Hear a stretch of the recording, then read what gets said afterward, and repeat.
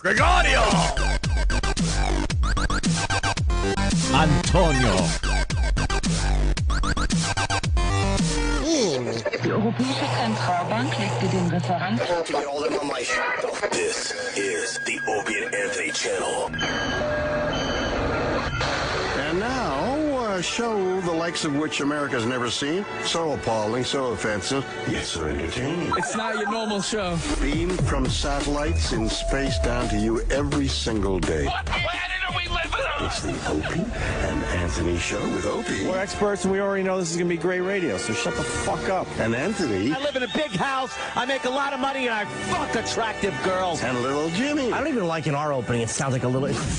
You did dang over there and don't listen to dang over there. Stop with that shit. And now, here they are. Why am I introducing these buffoons? I'm William Shatner, goddammit. But enough of this palaver. Let's get the show on the road.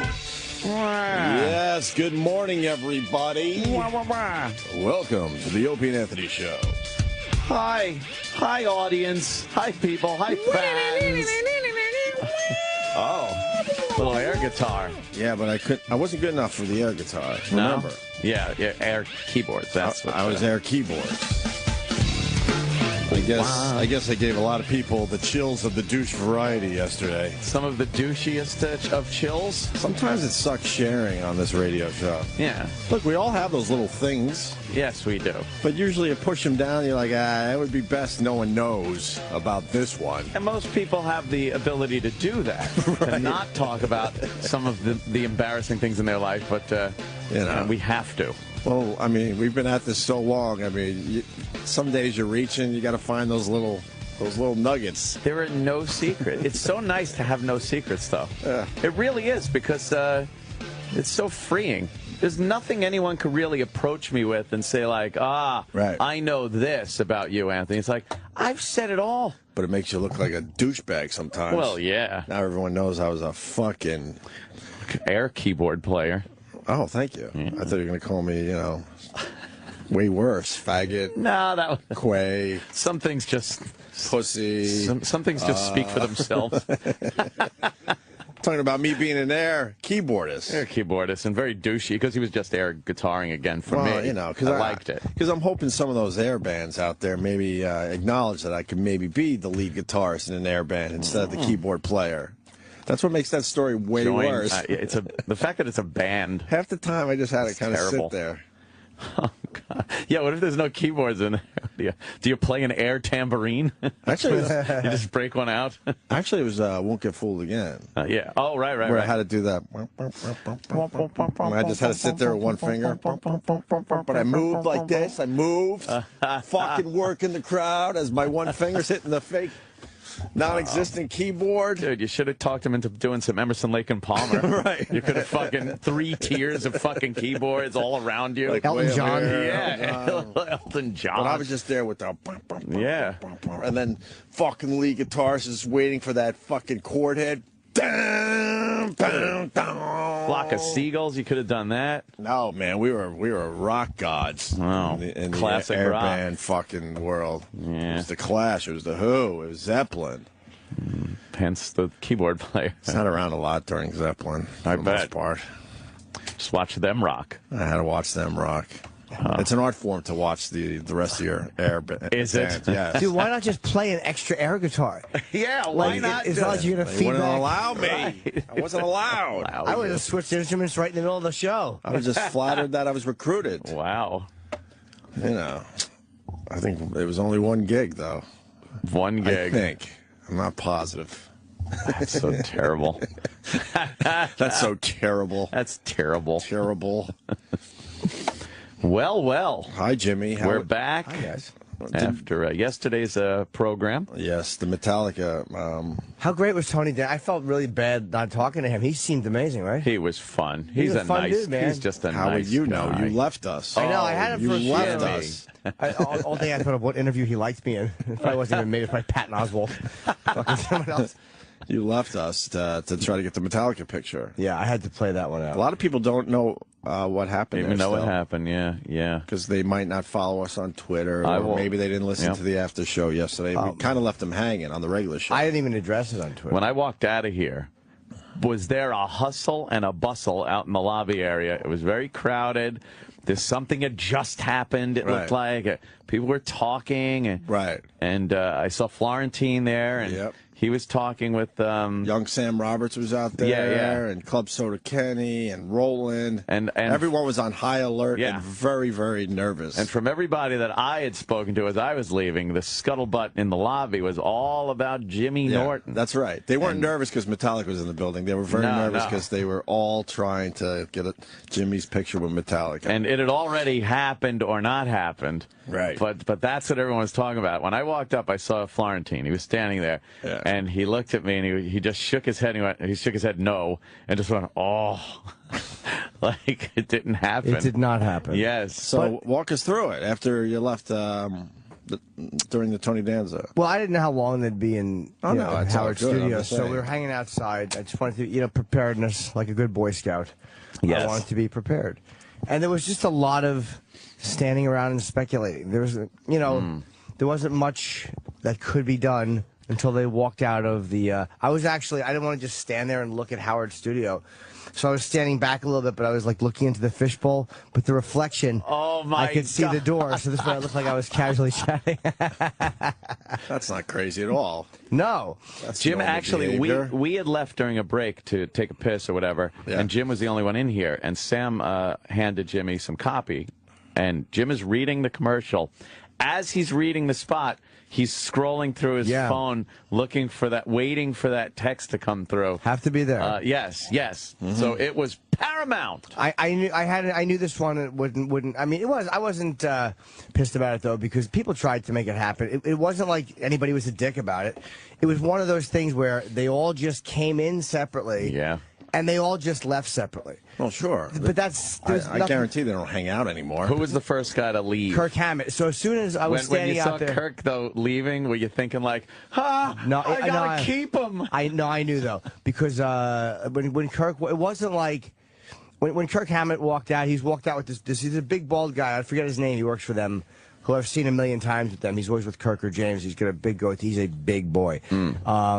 And when I saw him walking Kirk out, I knew they were going right down the elevator. He waved at people. Asshole. Yeah, but it was like, the guy's just leaving. And then, so I just said, fuck it, and I just went and got my stuff in here. And when I came out, James had just left, like, you just missed James. I'm like, I didn't care about seeing them individually. Right. And then I went to hop in the elevator, and Rob Trujillo got on the bassist. So I wound up talking to him, and he's just a great guy. So, I appreciated people trying, and what are you going to do? I didn't feel that bad because there's no way I could have. It was like no one was a dick about it. Right. It wasn't like they took a bunch of pictures and just didn't include little Jimmy. Yeah. Are you relieved today, though? Although now that it's over officially? I'll tell you what made me... Because you've been working on this for about 3 days. But I got the picture. Roland sent me the picture last night that we all took. Right. And it bummed me out that James wasn't there. It's so obvious it's a wasted picture. I saw mine. I'm like, without it, because it's a beautiful picture. Doesn't work, it's a fucking beautiful picture. Like, they took the series, whoever did photography, took beautiful fucking photos. I saw the Sam Roberts one. Let me see it. Lars' that's head. A perfect photo. I mean, of course, James is in there, but that's how you want a band photo. I tweeted it last night. Lars' head, he's turning into the bad guy from Tango and Cash. That big jaw guy. Yes. He really is. And only love for Sam Roberts in that picture. Yeah. I heard AIDS, you're a mutant. Yeah, plenty of love from the fans. Oh, that's nice. AIDS! And it's always, it always hurts when men don't find me attractive. Yes. Whenever men have a problem with your looks, your hair, your shoes, your clothes, anything. Oh, it really just busts me up. It's just a little creepy. Yeah. We had our own run-in with, not run-in, but oh boy, our James Hetfield sighting. Oh boy, when we went downstairs, me and Ope went downstairs, and there was a fan standing there, and he had some pictures and whatnot, and he goes, "Oh, guys, big fan, can I take a picture?" And he had a buddy with him, so he hands his buddy the camera. We were feeling good. Oh yeah, like, oh, look at us getting getting recognized, and someone wants our picture. Yeah. We stand there, ready to snap, and he goes, "There's James," and it goes, "Whoa," and runs off. he goes, "I gotta get James. I gotta get James," and he walks up to James. He's like, "James, could you just sign this?" And James is just like, not even acknowledging him, just walking. I don't like that at all, man, and I'll tell you why.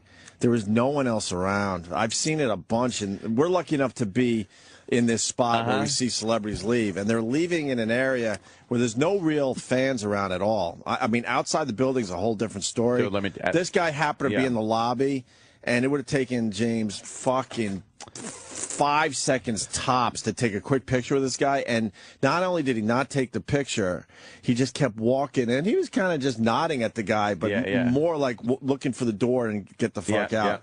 I saw Lady Gaga do that shit and a few others. It's like, I saw Miley Cyrus do that. Did you think because we leave with a lot of the celebrities because everyone's ending at the same time. That guy seemed like an eBay guy. That's what I was going to ask you. And he didn't seem like, because he had pictures in his hands, a folder. A folder? Yeah, they got a lot of those guys. Man, whatever. If we are lucky enough to be that famous, I don't give a fuck if someone makes a few bucks on eBay off our photograph. Yeah, I think a lot of those guys hate them. Like, I think they don't. I don't know. Yeah, I think they just hate them. Yeah, they hate them. He was looking for a picture though. So that's was he? Yeah, I heard signed. Someone told me he tried to get James to sign. I heard that story about James. I didn't hear about you guys. Then me and Ann are standing there. We watch him run after James a little, and then we're just like... And we're like, fuck this. Fuck this guy. We ain't waiting around. So he didn't get a James picture or signature, and he didn't get our picture. Right. Fuck him. We just left at that point. We're like, fuck, we're not waiting around now as he tries to get something off Hetfield. Waiting with our arms still out for him to come in there so they're around him. Look, a lot of celebrities do that. I don't like it. I've seen it with my own eyes, and, I'm sure they have their reasoning. Yeah. Their reasons, whatever, but... It's just, I don't know, man. I understand, like, if they're walking through like a busy area and they stop, that could be a problem because then everyone's like, oh fuck that, who's that? Oh fuck, I need a picture too. Then it becomes everyone starts swarming. But when you know it's only one or two guys and no one else is around, I don't see what the harm is really. I heard on the Sam Roberts after show yesterday that. Jim Florentine was on it, and Jim said every time the Howard area door opened, he saw were like flashes going off from people taking pictures with Metallica. But it might not have been Metallica. Like I'm sure they took band pictures. Yeah. But after that show ended, because I think Scott knows Lars pretty well, because Lars was the last one out, and then after James left, it was Trujillo left. And then Lars was still in there when I left.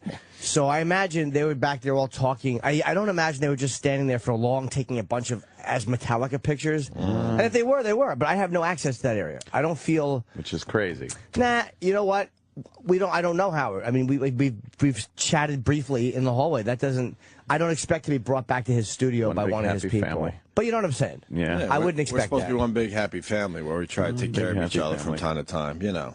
Yeah. Oh, that's right. It's all about him. And we're supposed to... It always will be. We're supposed to show that loyalty for the company, and we're told a lot of times, it's not good for the company if you lambast them or go off on this or do that. And it's like, okay, but there's nothing that is put on the other side.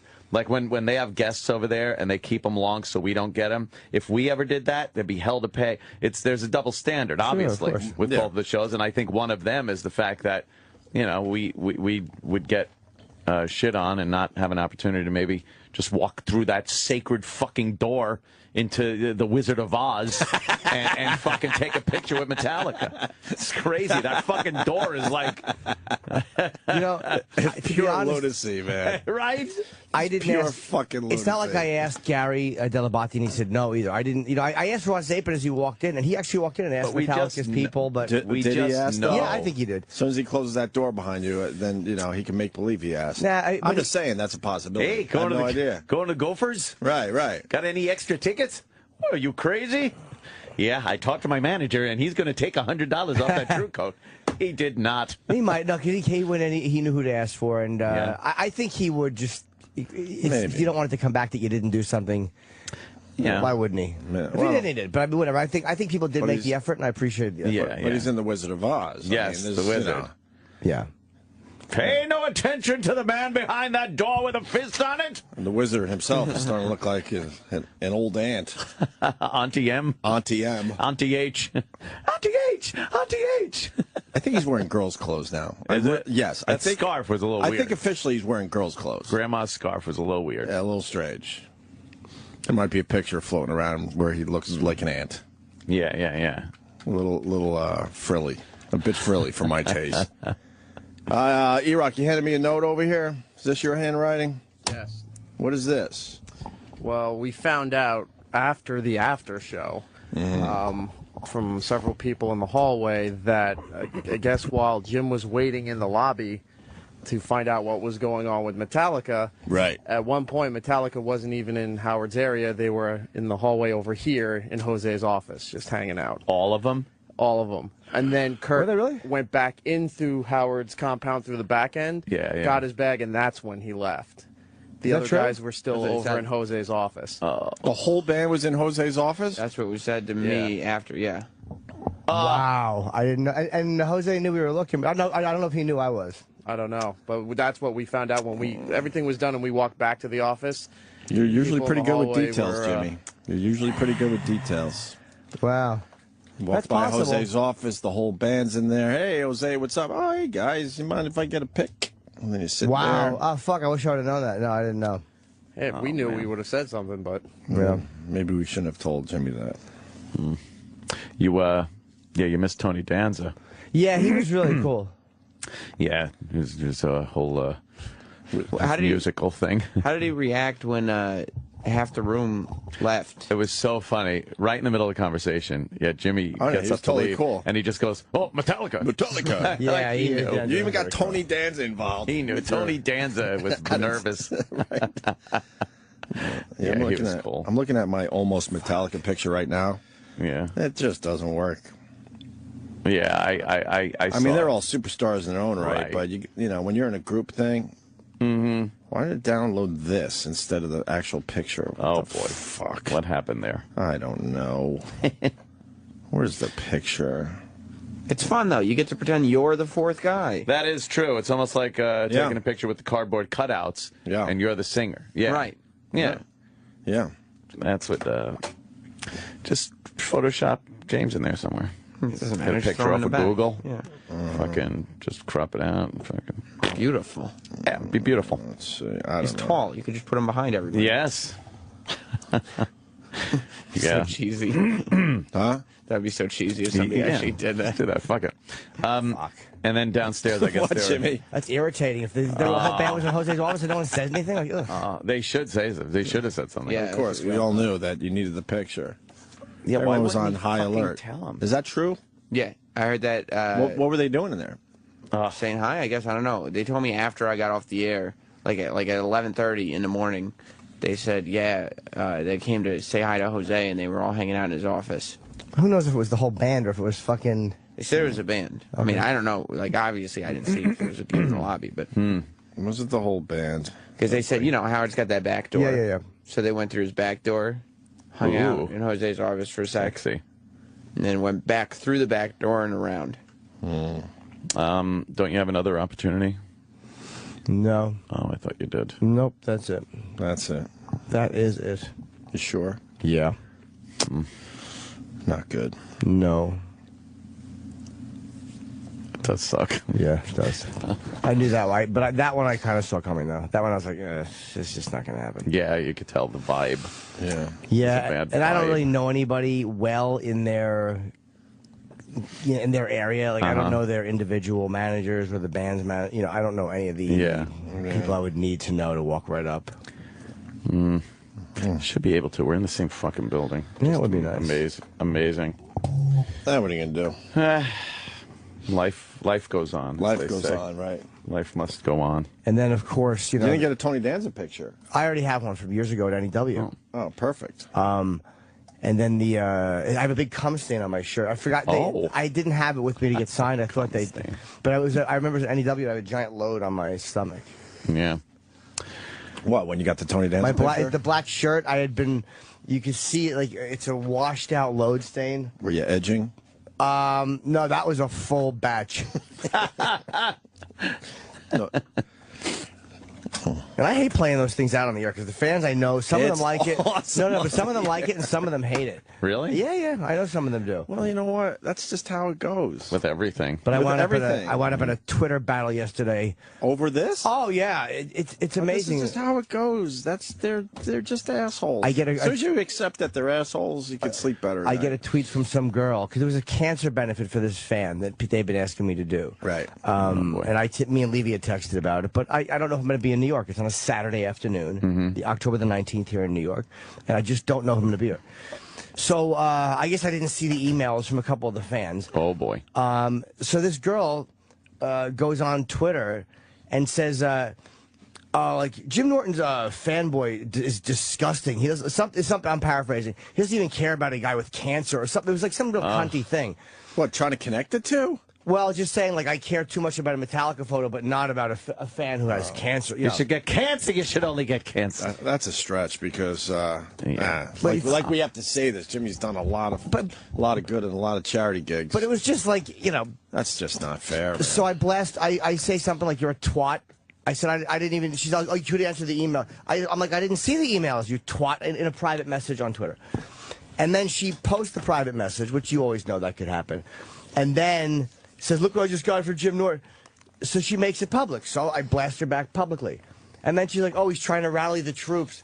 It's like, you fucking bitch. You blast me publicly. Then I send you a private message. Then you post it again publicly. And then I address you publicly. And now I'm trying to... Now you're trying to rally the troops. And then everyone's telling me, no, she's not a cunt. She's just worried about her friend. Really? And it's like, look, you white knights. She was shitty. And I blasted her for being shitty.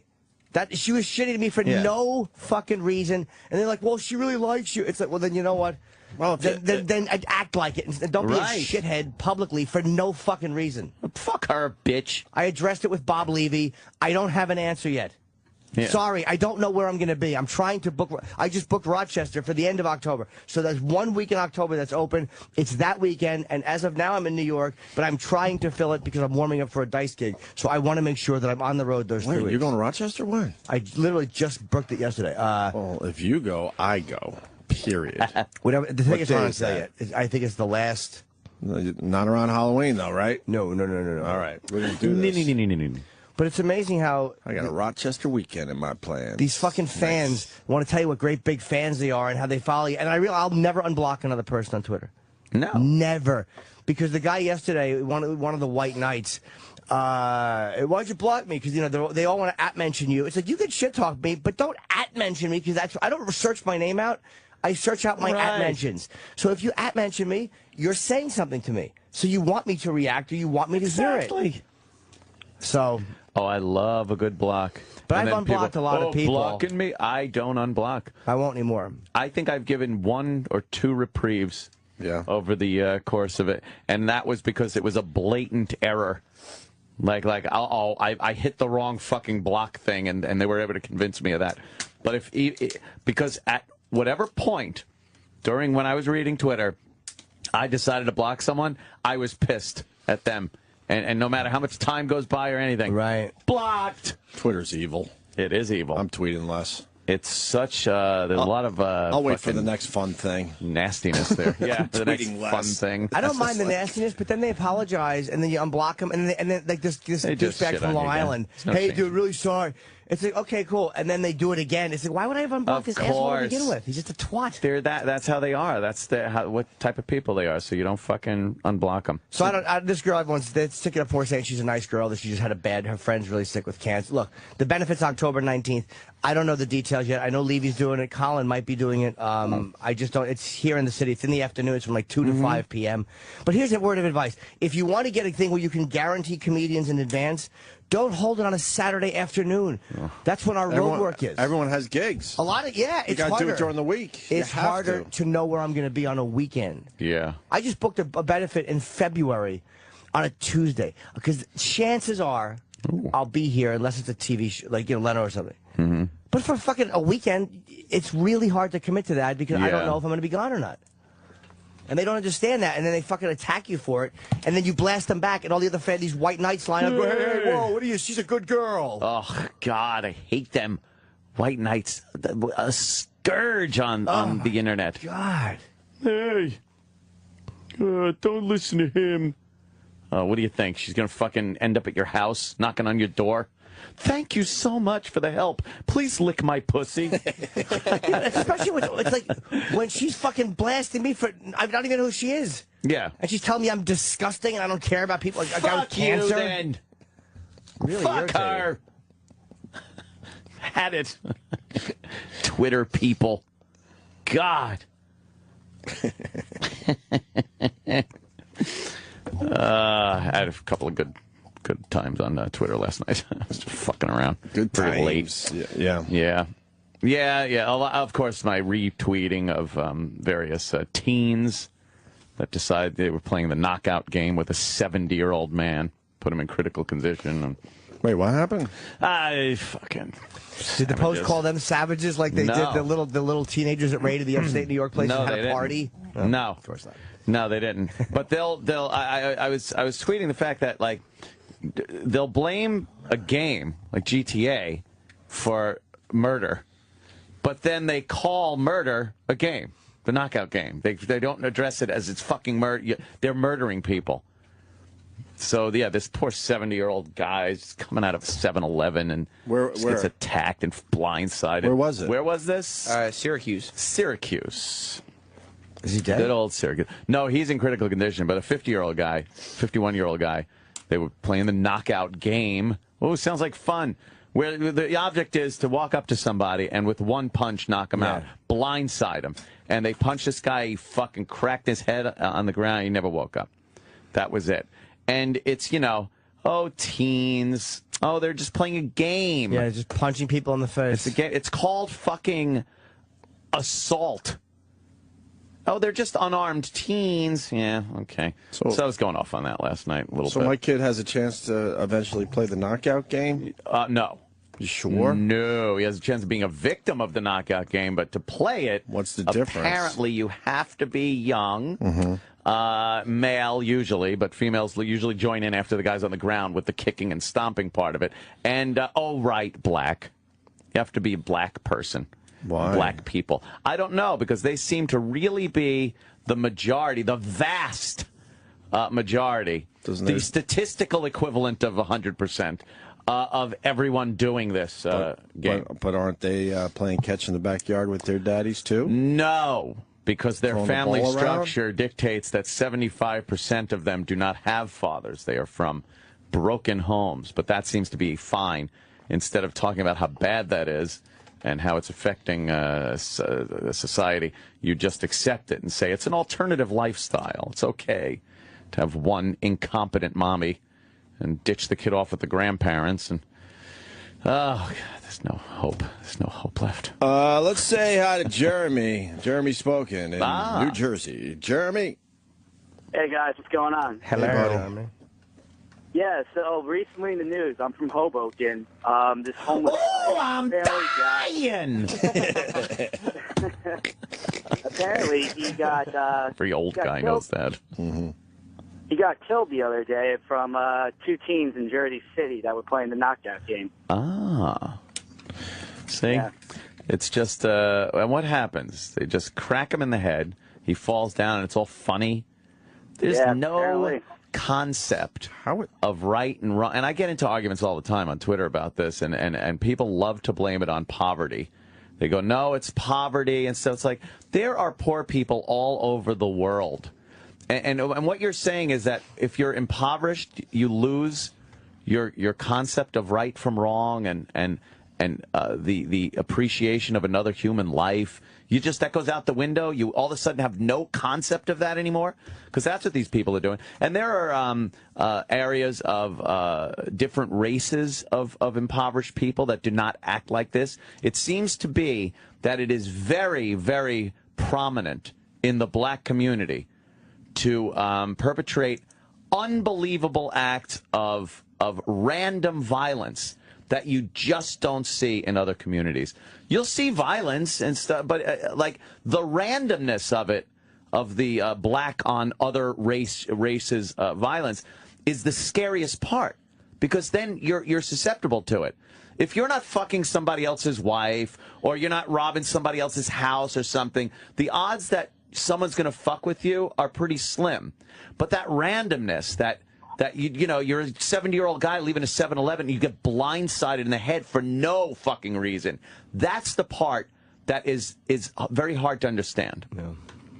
And to blame it on other things, I'm sorry. You're saying then, you're in essence saying that the black community is incapable of reason and incapable of right from wrong and knowing that there's a value to human life.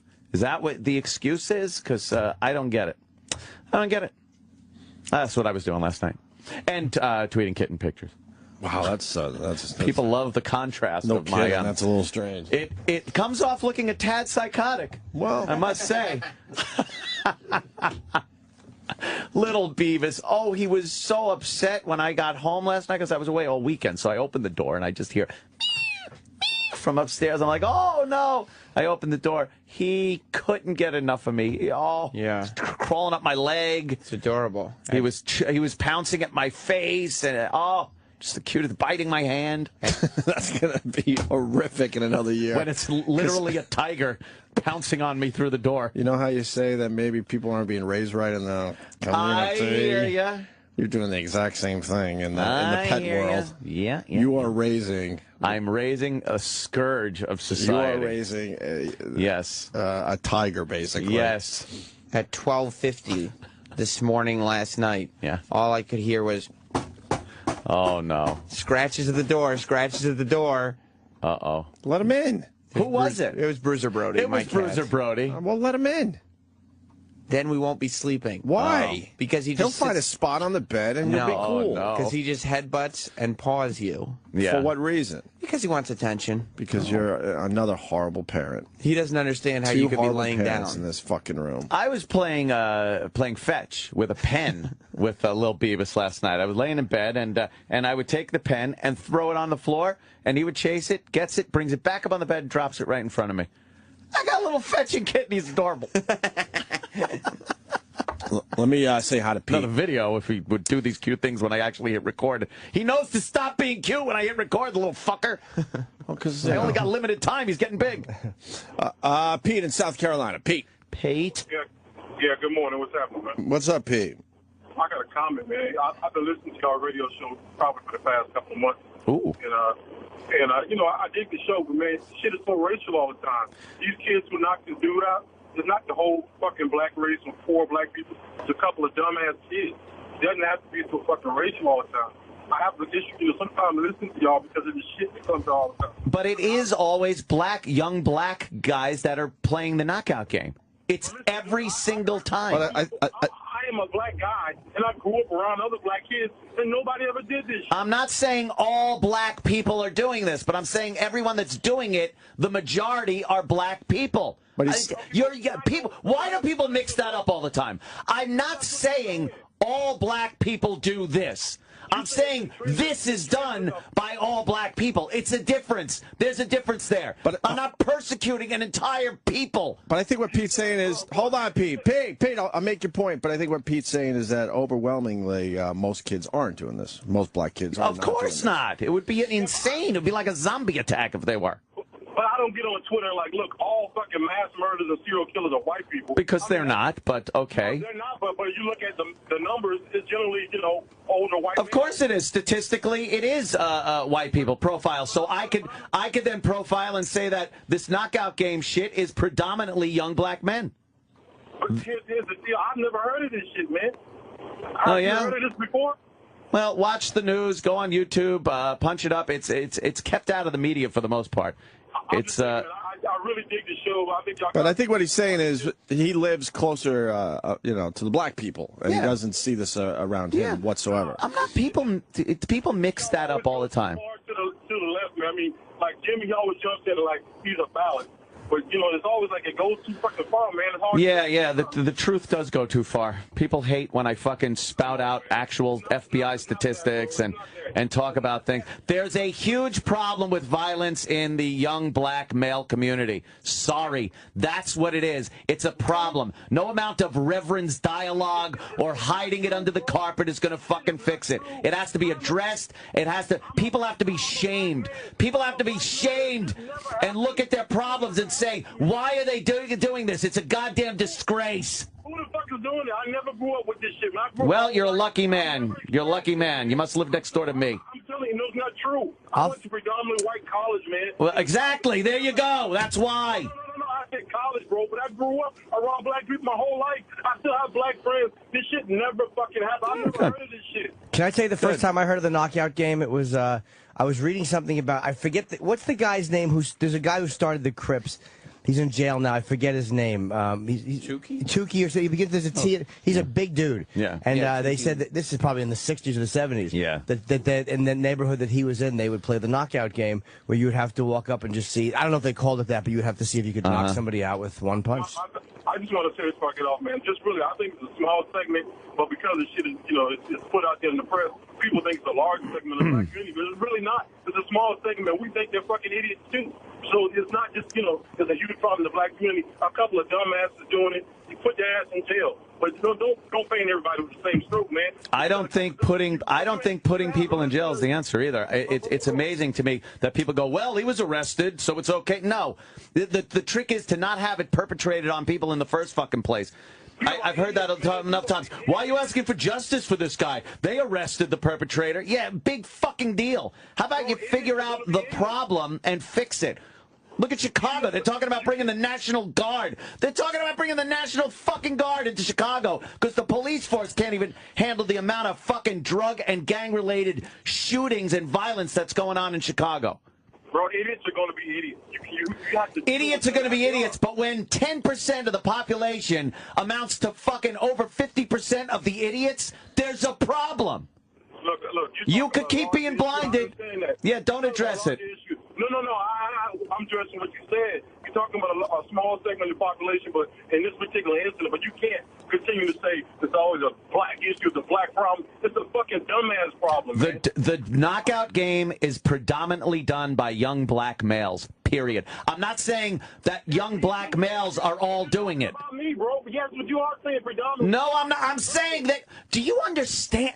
It's so hard to make people understand the simplest concept. I'm not saying that the majority of young black males are doing the knockout game. I'm saying of the people that do the knockout game, the majority are young black males. Do you understand what I just said?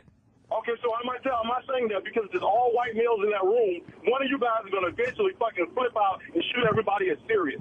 Come on, man, it's bullshit. You could probably say that about any radio show on this platform. No, but you can say that if somebody does go into a workplace and shoot it up, it will probably be a white middle-aged man. But you can't say that most white middle-aged men go to their workplace and shoot it up. See the difference? Holy fuckaroni! Bro, I'm going to continue to listen, man. Let's be fair. Of course you will. But I will say, too, if I had to be scared of someone, if I saw a black guy walking through this hallway, a young black guy in camouflage, right, or a 45-year-old white guy with a mustache and an army hat, I'd be much more worried about the 45-year-old white guy and the mustache and the army hat. In this setting? Yeah, sure. Because statistics show that you have more of a chance of being blown away by that. But if I'm out on the street in a shitty neighborhood and I see a couple of black guys across the street, I'll fucking stay on the other side of the street as I walk by. Now, they could be fucking Rhodes Scholars. I don't know. But statistically, I'm going to play the odds and not have any interaction with them. You know what one of the problems is, and this caller's kind of addressing it too, it's the fact that the press avoids certain things and they avoid certain truths, and they don't say it or they tiptoe. So when you say something bluntly, it sounds really offensive or it sounds racist. But, like, no one's offended if you say that most people who fucking shoot up the workplace are white. They are. Most guys, most school shootings, as far as random acts of I hate my mom and dad violence, young are white kids. guys, sure. Without a doubt. Yep. Whenever I hear about a school shooting, like where there's a bunch of kids killed, I've never once thought, oh God, that's a black kid. If it's one guy shot in the parking lot, maybe that's a black kid. But if it's fucking 30 people massacred, you almost always know it's a white kid. But So nobody's stepping up and saying, hey, here's a problem. Don't ignore the problem. But you know why? Because could you imagine a young white guy going into a school or a workplace or something and killing or shooting between 15 and 20 people every weekend? Could you imagine the fucking outrage? That's what's happening in Chicago alone. Add in Atlanta, New York City, Detroit. You're going to get a fuckload more. That happens every week in this country. If young white guys were shooting up schools at that rate, we'd be under martial fucking law. Bro, here's the deal. If that's going on, I'm all for it, man. It is going on. I don't want anybody getting shot, what color, what race. If there's a problem, address it. But if you don't address it... Well, I'm addressing it, but you don't want to hear it. If there's a problem, address it. There's a problem in the black community with young black men and violence. There's a problem. There. I addressed it. Now you'll tell me to shut up, and because that's how it works in this country. We address it. We need an open dialogue. We need to do this. All right, let me say it. You're racist. Fuck that. What a bunch of hypocritical fuckwads we are. See what it is here. You want to feel sorry for yourself, but here's the deal, man. It doesn't happen like that. There's a segment, but it doesn't happen like that. I'm not around people getting shot up every day. Thank God for that. You aren't either. I know. But I work in New York City, and I take precautions. I take precautions when I walk around New York City to stay in better areas. When I'm in an iffy area, I'm much more alert to my surroundings, and I will profile people based on statistics and keep myself safe in that way. Bro, I'm okay with that, but my thing is, your listeners are predominantly white, probably, right? When you say shit like you say, when you say things like you say, sometimes you kind of fuel a lot of shit that goes on, and I'm saying... I'm not fueling anything. I'm saying you're intelligent enough to understand it. No, I'm not. Here's the thing, it's a mob mentality that you create some... Mob mentality? You mean like when the knockout game's being played and then 5 or 8 more guys jump in and kick and fucking punch the guy that's on the ground? Yeah, like that mob mentality? What's the caller's name? I'm sorry, what's your name? My name is Pete, and the shit it's egregious. I don't like it either. Pete, you know, you fall into a trap, though, that people fall into. I can walk on. Like saying, like, hey, Ann, if you say that, or whatever it is a person says, you're creating this mentality, like, you understand it, but other people might not. Like, that's an arrogance that, like, the press has about themselves, or people like, well, I understand it, but the average guy won't. And it's like, I never look at it like that. Like, I never think that if I get it, but the people listening to us won't get it. Like, I just give them the same credit.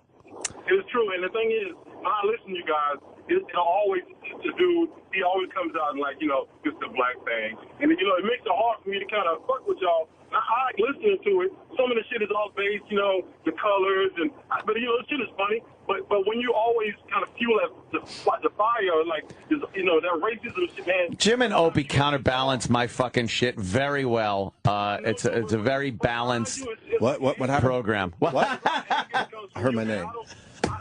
She comes from you in a different way, bro. And I'm just saying, it comes out. Yeah, because I'm trying to be as honest as I can possibly be, and I know a lot of times it's opinion, but a lot of times it's fact-based. And when I'm told that we need an open, honest dialogue, and then you try to have one, and you're fucking labeled with racist yeah, let's have an open dialogue as long as what you're saying doesn't offend me. Now we're just back to square one.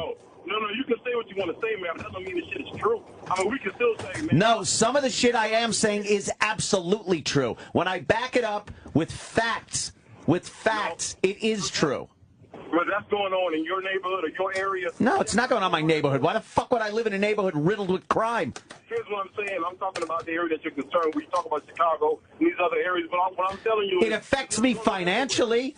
It affects me as far as how I can exercise my Second Amendment, so it does affect me.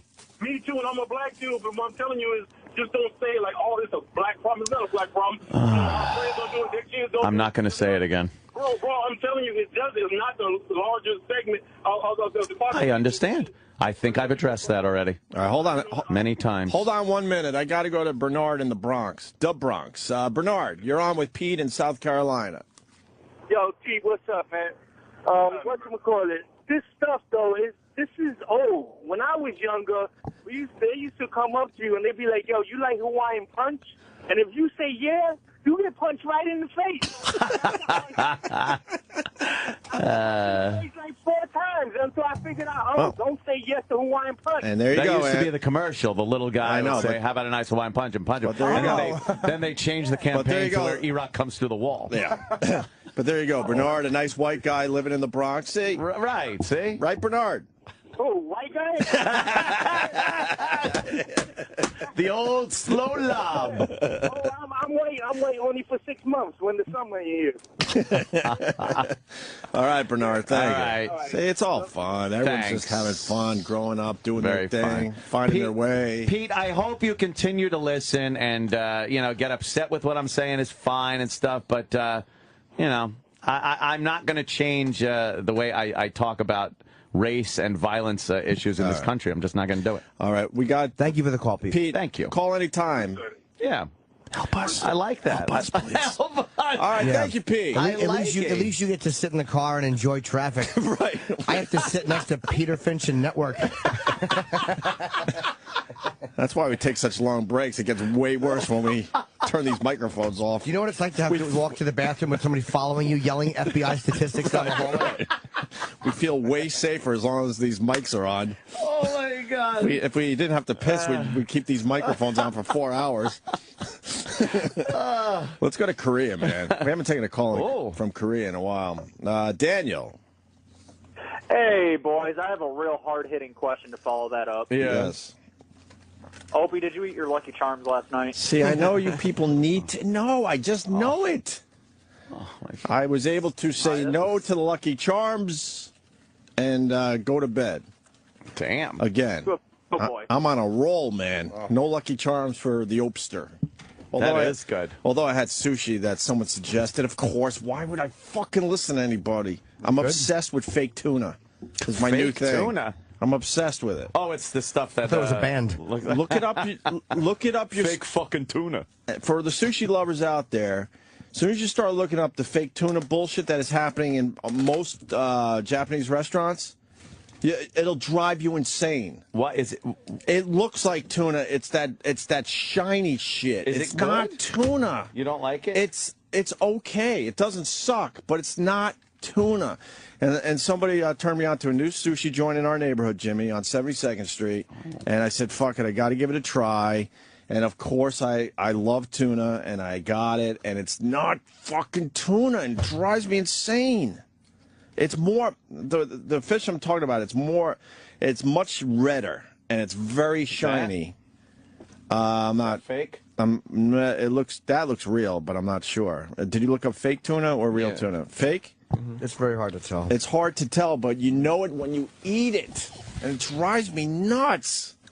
Damn. And most places, I read an article. It's up to like 70-75% of the places get away with giving you this, like, I call it. It might even be in the tuna family technically, but it's not tuna like people like tuna sushi. How could they do that?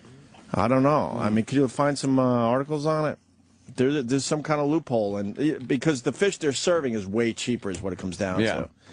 So they do that with the crab leg sushi. It's cooked, but it's supposed to be a crab leg, and a lot of times it's like some fucking fake fish. They dye it red on the outside. Oh, really? Yeah. So that's not fucking crab, but they can sell it like that. I don't know how. But there's enough sushi joints, so I try to find a place that actually serves tuna, and it's really hard to find. Really, really hard to find. They take that little thing and they take a skate or a ray, and they just pop out scallops. Oh, yeah. It's supposed to be scallops, and it's fucking... Yeah, and they call them scallops. Why? Because that's the shape they're in? Right. Or is it the thing you're eating? It's not a scallop, motherfucker. What do you got, Sam? They did a study in New York to find out who was selling fake fish. Right. Because apparently that's a big thing. Right. It's a huge thing. I didn't just pull this out of my ass. As soon as I discussed, because I started getting suspicious. I'm like, what? Wait a minute. It looks like tuna. What the fuck? It looks like tuna, but it just doesn't taste journalist. like tuna. Yeah. You know, it's not bad. It's okay. But when you eat tuna, you know it. I just love it. Anyway. But they did it through DNA tests and everything. DNA? Right. In New York, fish that was not really tuna was being passed off as tuna in 94%. There you go. You are not the tuna. There you go. What place did they list? Which places didn't do that? It's almost every place. That's the problem. 94%. See, that's higher than what I said. Yeah, 94%. What kind of fish is it instead, did they say? Well, I mean, they said, for example, when they did red snapper at sushi bars, they found 28 different distinct species being passed off as red snapper. Damn. Including 17 that weren't even in the snapper family. Oh. The snapper family. Yeah. What? You know it when you eat it. It's so frustrating to me because I really like sushi. And the fish they do serve is just okay. It doesn't suck, but you don't get the same experience. Do you know now that I know that, it drives me fucking You bad. probably got to pay a lot. Oh, fine. Tell me where. You just heard Sam, 94%. You can't even find places that are actually doing the right thing. Do you know how much fun it is, by the way, the different things that bother you guys this morning? The fucking, you are like, it's a problem in the black community, and then 20 seconds later, I hate fake tuna. We already went through. Damn Metallic, I couldn't get there. Oh, please. It's really, three completely different obsessions. I'm a bit of a simpleton. I'm the simpleton on the show. But look what I like. I'm obsessed. I couldn't get my photo taken with 4 guys who I've met already. Like it doesn't matter what it is. It's just different personalities. Tuna just makes me go, oh my God, I just fucking love it. And then I get this fake shit and I get so bummed out. I don't like the food that's fake because I had to paying for it. You want to eat what you're fucking paying for. It was fake last night. I knew it. I'm like, fuck, I knew this would be another place that has the fake shit. How about the place that we've eaten at? I don't want to say because in case it's fake. The place we've eaten at on the air. You and I have gone there to eat there once, and you weren't crazy. The one you really like? Yeah. No, they got the real stuff, but I don't like them for other reasons. They fancy up their shit. I don't mind a good. I just want a basic sushi. Gussy it up. Now we're getting way too deep. Don't give a fuck. Let me say hi to Andrew in Jersey. Yeah. By the way, the phone's equally ringing for a racist issue and fake tuna. And fake tuna. I feel good right now. Absolutely. They're digging it. But it's funny to hear like the tuna thing is an issue, the Metallica photo, and then you hear all this Kenya stuff. Like, come on, stop wasting time with that. This is the issue. Right. That Kenya thing just depresses the fuck out of me. Yeah. We're heading toward a society that we're not going to leave our houses. There's no fucking way. It's a dress rehearsal. Yeah. Could you imagine a fucking mall? I'm surprised it hasn't happened around here, to be very Christmas honest. time in this fucking. I've been saying that for years. Crazy. I'm shocked it hasn't happened here. I mean, that's why Fresh Direct and all these fucking businesses are doing really well. Yeah. People don't want to leave their houses anymore. You get a really nice flat screen TV with a really nice sound system. You get your food fucking delivered to your house. You're good. Well, look what it's happened getting scarier out Charles there. Bronson's fucking wife and daughter when he had the food delivered to the house. I hear you. I hear you. I kill rich cunt.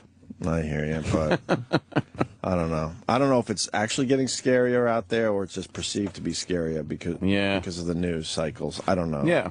Because some people is down. Some people will tell you that it is down, but it's hard to believe that sometimes. Let's say hi to Andrew. Andrew. Hey, I don't like the way you guys are generalizing all the fake tuna. I ain't never seen no fake tuna in my whole life. Bravo. Fake tuna is a burden. Bravo, Andrew. That's very funny. Bastards. Yeah. Oh, this guy, we got a food business guy. Mike in Jersey. Mike, help me out. What's going on out there? I know it's very, very suspicious. I know it's happening, but I don't even know what the name of the fish is that they're trying to pass off as tuna or high-quality tuna. A lot of it is yellowfin tuna. Okay, so what they do with yellowfin tuna is they treat it with the gas flushes. So it brings out the redness, CO2. Right. So, and I sell a lot of these places. So what they do is they use this tuna, but that is about $6 a pound. Whereas the real tuna, a number one fresh tuna, is probably $14 or $15. Right. Oh. Yeah, they're trying to save money. So that's the difference. So So while it is tuna, but it is a gas flush, it's a CO2 treated product. Is what it is. Yeah, because the thing looks beautiful. It's like, holy fuck. Yeah. Oh, that's a good piece of tuna. It looks unbelievable, but that's why it's so deceiving, because then you bite into it and it's just okay. So it's really yellowfin tuna? It's a lot of it is yellowfin tuna, and they gas flush. It's called gas flush or CO2 treated. That's what Jimmy does in here. He gas flushes us. Yeah, we're beat red. Holding our breath. At this point, we're beat red, just like the fake tuna. That's right. See, the jokes are still there, but it's just tuna. It's just tuna. Doesn't matter about the subject. We'll get to the jokes. There you go. Mike, wow, that gas shit is scary. They use that gas shit to bring out colors and everything. That's fucked up. All right. A lot of games played in the food business, guys. Well, I appreciate it. Thanks, Mike. Definitely get what you pay for. Well, I cross off another sushi joint in our neighborhood that's not fucking serving their good shit. Yeah. So frustrating. Want to take a break, although you already ate. I know. I have to eat this fast. It tastes like shit if you wait. Dude, I have no treats in my house right now. Congeals. No treats. No? You need some kind of treat. Decided to finally lose the baby weight, man. And my daughter's almost a year old. It was time. Yeah, huh? Have to fucking lose the baby weight. So you're not snacking? No snackety snacks? Oh, I want to. Of course you do. Of course I want to. Great thing. No ice cream in the freezer. This is exactly how I like it. I need a good ice cream sandwich every so often. I understand, but... Oh, boy. And I'm just waiting for my son to notice. He hasn't noticed yet. Oh, he's going to notice. Like, hey, what the fuck? But I'm waiting for him to bring it. I'm waiting for him to bring it up. Why I oughta... He finally has it and goes, what the fuck is going on here? And then we're like, all right. Where are the goodies? Because I'm the one eating all the kids' shit. So what's going on with this mall thing? Is there still hostages? Yeah, it's like... I don't know. They've been going days on this thing. I guess the Kenyan fucking response team kind of sucks. I don't know if they suck. It's a pretty tough spot. They're killing everybody they can. And I mean, the Kenyan police or army, whatever. Yeah. Well, they were asking people too. Are you Muslim? Oh, yep. Putting a gun at your head, and then they would ask you a question like, "What would if you said yes?" Of course, in that situation, you know to say yes. They say, "Well, who was Muhammad's mother?" And if you don't know the answer, they assume you're lying, and they shoot you. You say the chick that's on my dick. And then they shoot you. Well, could you tell us who Muhammad's mother is so we're safe out there? Or some other question, I'm sure. Like they would just Do you ask even know the answer to that? No, I don't. But I'd be sure that they would ask you to say a Muslim prayer or whatever. Yeah, yeah. But they were just targeting non-Muslims. So you can't say that the killers were Muslim because you never want to jump to conclusions. But I think we can say that it was they weren't non-Muslims. Right. So they're just, it's just another fucking... So as humans, we've just decided that we just need to destroy this planet, right? Well, there's... We just decided we just have to. We just have to do that. I mean, we've been doing it for a long time, but the group right now that's just killing people based on religion is that group. Yeah, it's amazing. Unbelievable. They are But they're saying there might have been a couple Americans involved, Oh, yeah, from Minnesota, from the Somali Americans. Yeah, from Somalian ethnicity. From saying a couple might have been Americans. They're saying they were about 18 or 19 years old. They're pretty certain about that, actually. But religion is so, and it's all religion is so, you can't question religion. And I know that that's one of the founding principles of our country. But why can't you ridicule it? Like, why isn't Catholicism, all of it? Why don't we look at people's religion and judge their intelligence or judge their ability to be reasonable? Like you have the freedom to practice it. That's fine. No one's going to infringe on that. But boy, you can sure say, "Wow, that's stupid." Yeah, but you can't though, and it's like no. Not that you should be judged on it, but why can't you in a debate go, "Yeah, well, you're a Christian. You actually think a guy fucking kicked a rock out after he was dead." Oh man! Like, why can't you bring up that stuff? Why is that such a fucking? I hate to say sacred cow. Yeah. As far as being critiqued. I'm just glad I was born Catholic because I don't think the Opster would have put up numbers if he had to walk around Geneseo with payas or anything. Yeah. How do you get things done looking like that? That's a tough one. I'm not even making fun of the religion. I'm just looking at I'm making fun of how people look when they walk around. I'm like, when you're growing up, it's tough enough to try to get girls, and then you got the the curly fries on the side of your head, and then you got the big fucking tall hat. It's like, how do you get anything done that way? As far as girls go, by only getting chicks that are in the same fucking religious sect. But that's tough too. Yeah, I went across the board. Yeah, no Muslims though. Maybe one. The Opster might have had one. You ever go to a Jewish singles I had a few Jewish broads. Did you? Oh, yeah. Yeah. Their nipples were always a little strange. Really? Yeah. Yeah. Never noticed. No, I didn't either. Well, maybe it was the one I was with. She had big hands, but the nipples almost looked like they weren't there. Oh, the inverted they were nipples? they were just so light. Everything was so really? light. It was a little strange. I was looking at Twitter last night, and I saw this way to execute people. That was just insane. What? It's in the old days. Right. And this is an old, like, fucking... where the fuck did they do this? Like fucking the Ottoman Empire or something? I don't know. They would tie That was people. the ventriloquist was killing people? I don't... Yeah, this is Otto. Of course. They would load up a cannon, and then they would tie you with like the middle of your back against the muzzle of the cannon. Oh boy! They tie your arms back, or actually not even tie your arms back. They tie your waist right to the cannon wheels, right, and then blast it. And there was this description from a witness.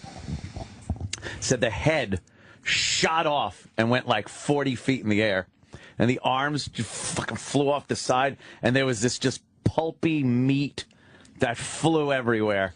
Yeah, sounds fast. It does sound fast. And you gotta think people probably behaved. Yeah, I would gather. I think back then too, you were kind of forced to see that shit. Yeah, yeah. To put in your mind, like, how about you not, Well, one guy do anything wrong? Actually, one guy was put to death because he had kind of gone with a boy. You know, this guy goes with a boy, and they did things, and they actually killed both of them. But they tied him up to the old cannon and blasted it. Wow. Oh, there were some descriptions that were just like written in oldie time speak. So maybe things are getting better out there. I don't know. They ought to bring that one back. They had mass executions where they have like 20 cannons lined up in a row and 20 guys, and just vroom, and fucking like meat would just fly. One guy was talking about pieces of a stomach and a liver, and they'd come down on fire sometimes. These were actual, and heads just fucking actual flying. descriptions from eyewitnesses? Yeah. Wow. Crazy shit. See, I think the weird shit, like, now who has to clean up all that stuff? You can't just have it laying around. Yeah. Or did they just blast it into an open field and let some pigs go? No, I would think you'd have to like clean it up. It's pretty human disgusting. remains. They didn't understand human remains back then. No. If you're doing that, yeah, they probably didn't care that there were human remains laying there. Right. If you're going to blow someone up with a cannon. I watched a gem last night. 2 guys executed by a cartel. One got shot in the head painlessly. It was really weird. 2 guys kneeling in a field.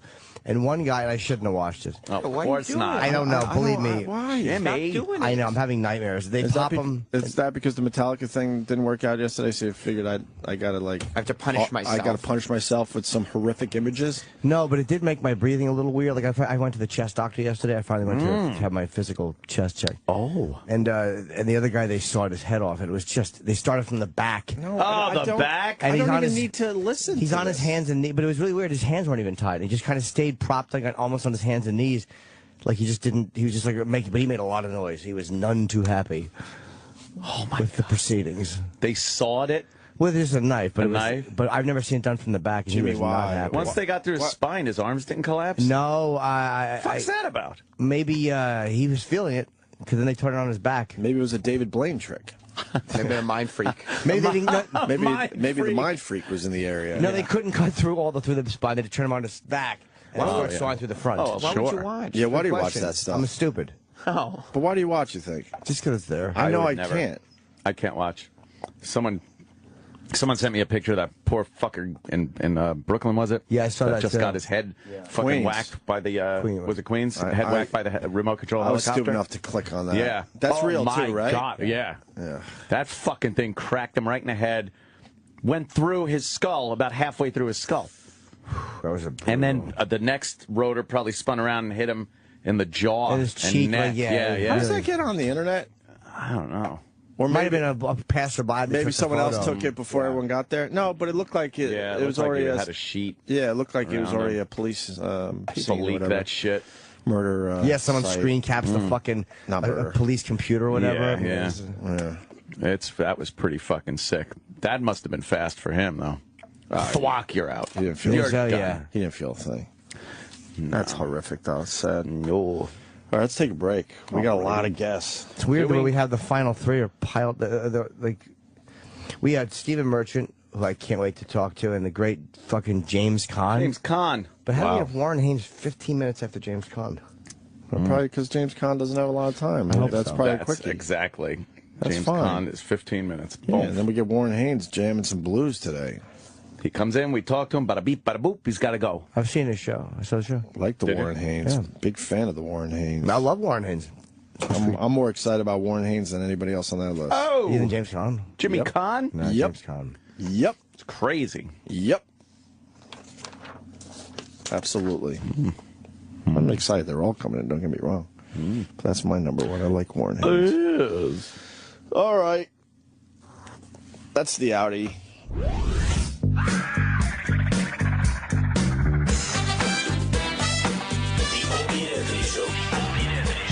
Continues in moments. One baby to another says I'm lucky to meet you.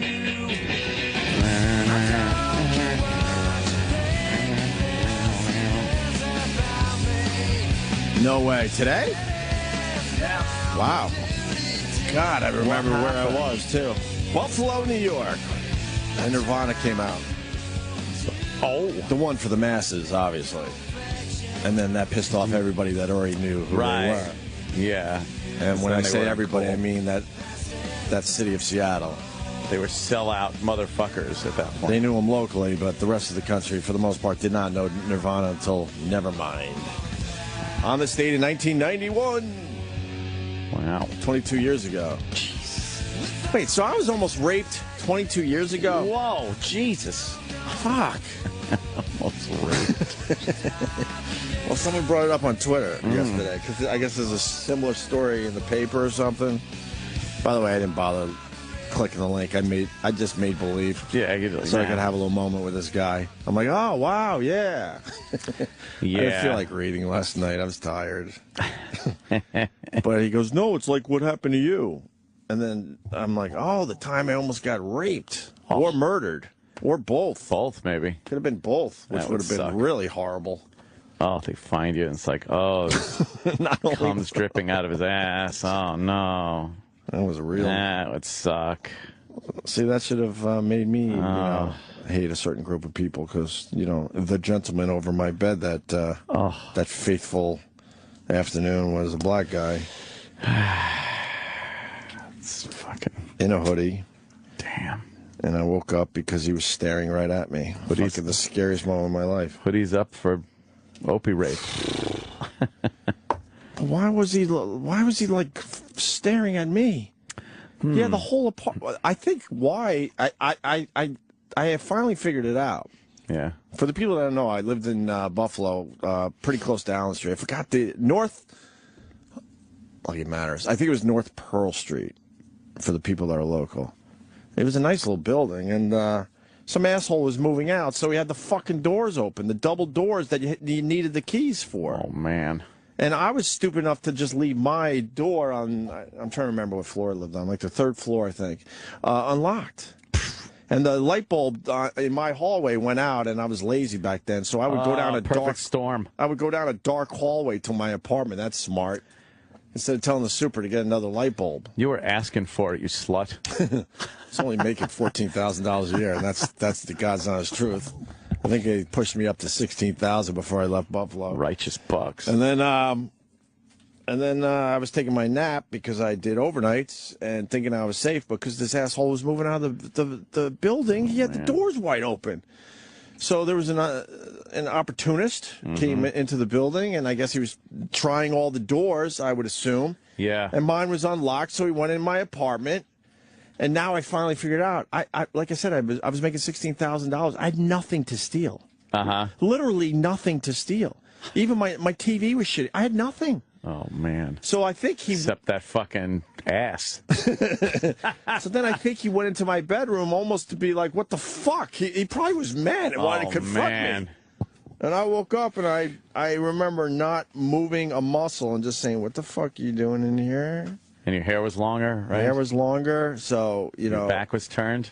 No, I woke right up to see eyes in my face. I was thinking he probably thought he had, like, Juliana Moore laying there and fucking turn your head and holy shit. So maybe he was looking to see if I was a chick. Yeah. Yeah, maybe. Oh, man. Because, you know, as the story goes, he didn't take one fucking thing in my apartment. And I always put my wallet and my car keys right at the door on some dumb, horrible, just lame-ass shelf from Home Depot or whatever the fuck. And I remember jumping up, not chasing him out of the apartment, but going, what the fuck? And hey. now being brave because I know he was on the run. So now I'm brave to chase him, of course. Yeah. And as I'm running out of my apartment, I'm like, holy fuck, he's got my car keys. I thought he was going to steal my car. And that was even shitty. That was a piece of shit. But it turned out I never took my keys and my wallet out of my jeans or what I think in my jeans, and they were just laying in my pants on the floor. Oh. The only reason I'm saying all this again was because someone brought it up on Twitter. That would have been... and then I think there was some kind of rapist in the area, so I guess I might have, you know, had almost a conversation with the local rapist. Anyway. That would have been brutal. Jesus. The point, bring it all right around, Nirvana.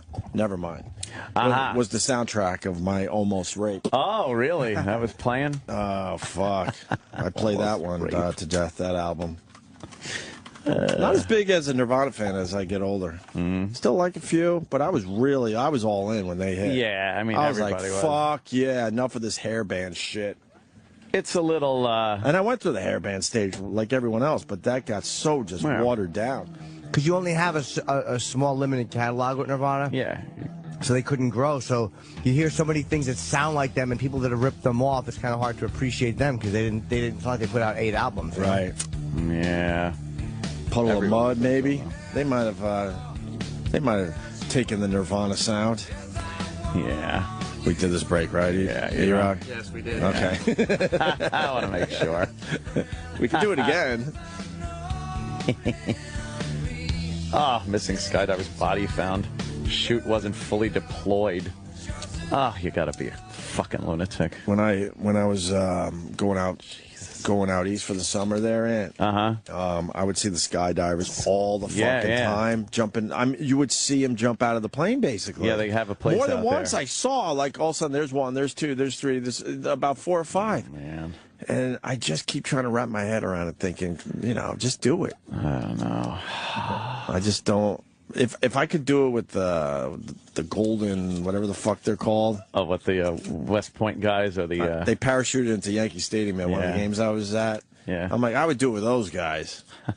But not just some guy that's trying to get a business going on Long Island. Some Yahoo. And I'm sure they're good. I don't know. Strapped to their fucking ass to dick. Fuck.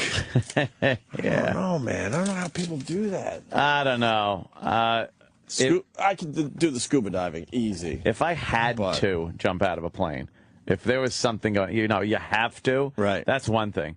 But to want to, just to do it, no, I won't. Thank you. Thank you very much. I don't know what the upside is. It's that much of a thrill. I hear it's quite the thrill, everything, but you're standing there, the door's wide open on the side of the plane, and I just can imagine how much I would shake.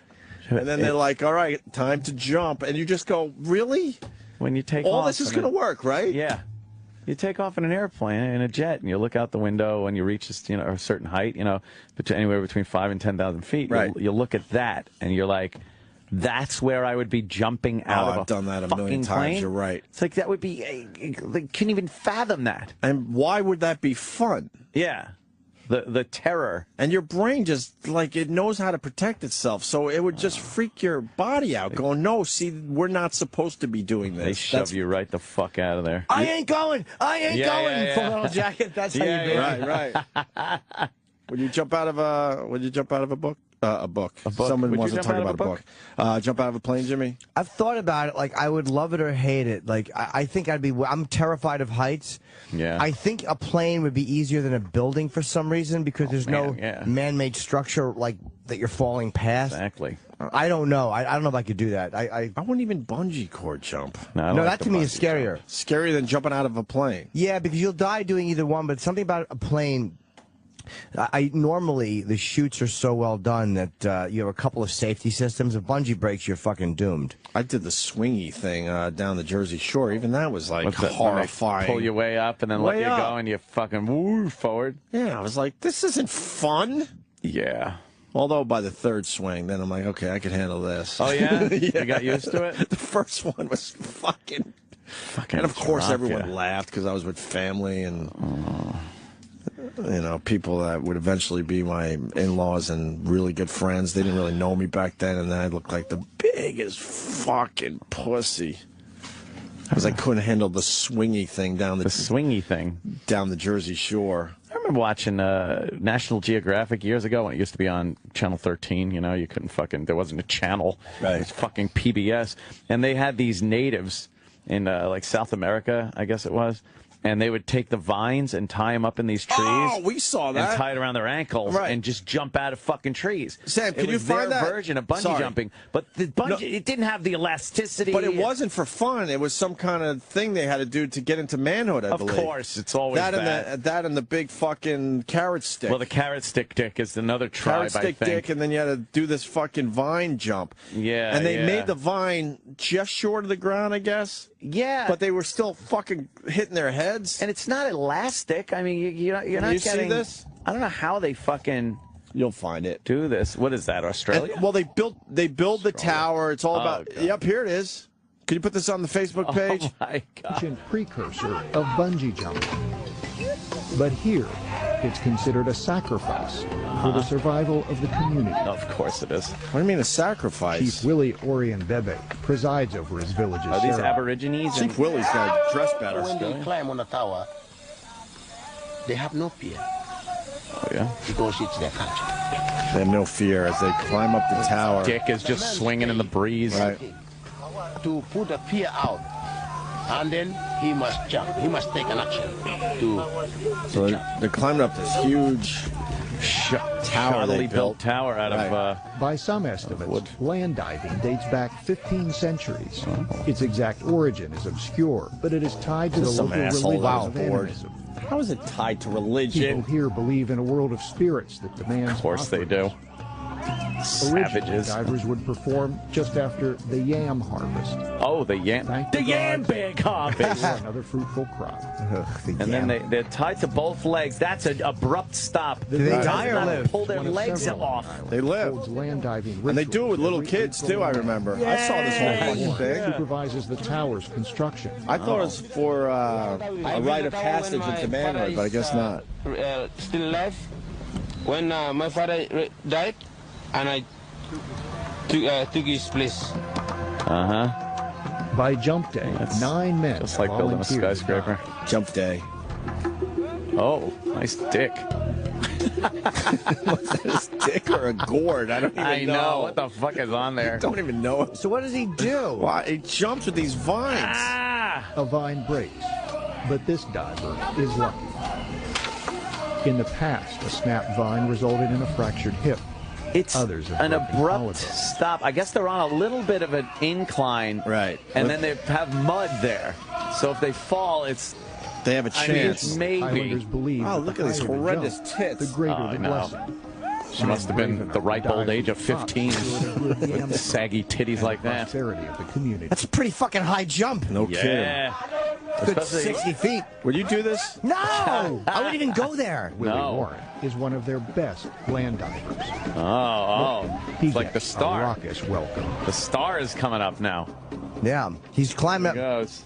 They tie the vines to jump out as far as he can to avoid impaling himself on the towers. Oh, that's good. Why wouldn't they build it where you can't impale yourself? Right? He urges on the singers, summoning support. And all their fucking dicks hanging out. Why would they do that? Their dicks are wrapped tight. You're going to impale yourself, dope. Oh, what an idiot. He's good cheeks. There he goes. He's jumping and... Oh! Oh! Did he fall? Something break? I don't know. This is the dumbest thing ever. Proves why he is a land dive champion. No, he's fine. No, he's strong enough to spring back on his feet. An accomplishment few can match. Wow. And then it's a performance touches worthy his of the dick. gods. They all grab their dick once they hit the ground. I don't know what the fuck the deal is. Want to make sure their gourd didn't come off. Right. They're very shy people walking around with nothing but a gourd on their dick. You gotta be a man, like a real man, to just walk around with your dick wrapped and that's it. That's crazy. Imagine just go to work one day and it's like, what? Right. I've decided to wear natural Ungafuwuhu attire today to work. Yeah, you can't fire me. This is my right. This is my new culture I'm adopting. The gourd dick and fucking vine up my asshole. Yeah. Can we do that bit? Who wants to come in here? Who wants to come in dressed like the Valbatba tribe? Right. We could all move to Peckatown. Just say it's part of your. Just say it's part of your new religion, man. They can't touch that shit. Right. Yeah. Come in. Everybody's got to be nice. They can't comment on it. I skydived 3 times on Long Island. It was fantastic. Carl did this on Idiot Abroad. Oh, I think I did see it on Idiot Abroad. Oh, right. I love Idiot Abroad. Yeah. I'm a little behind, though. I think I missed the last season. Yeah. They're up to 3 seasons now, right? Yeah, he's great. I got to do a little on demand and catch up on that one. I skydived, but going over a building is terrifying.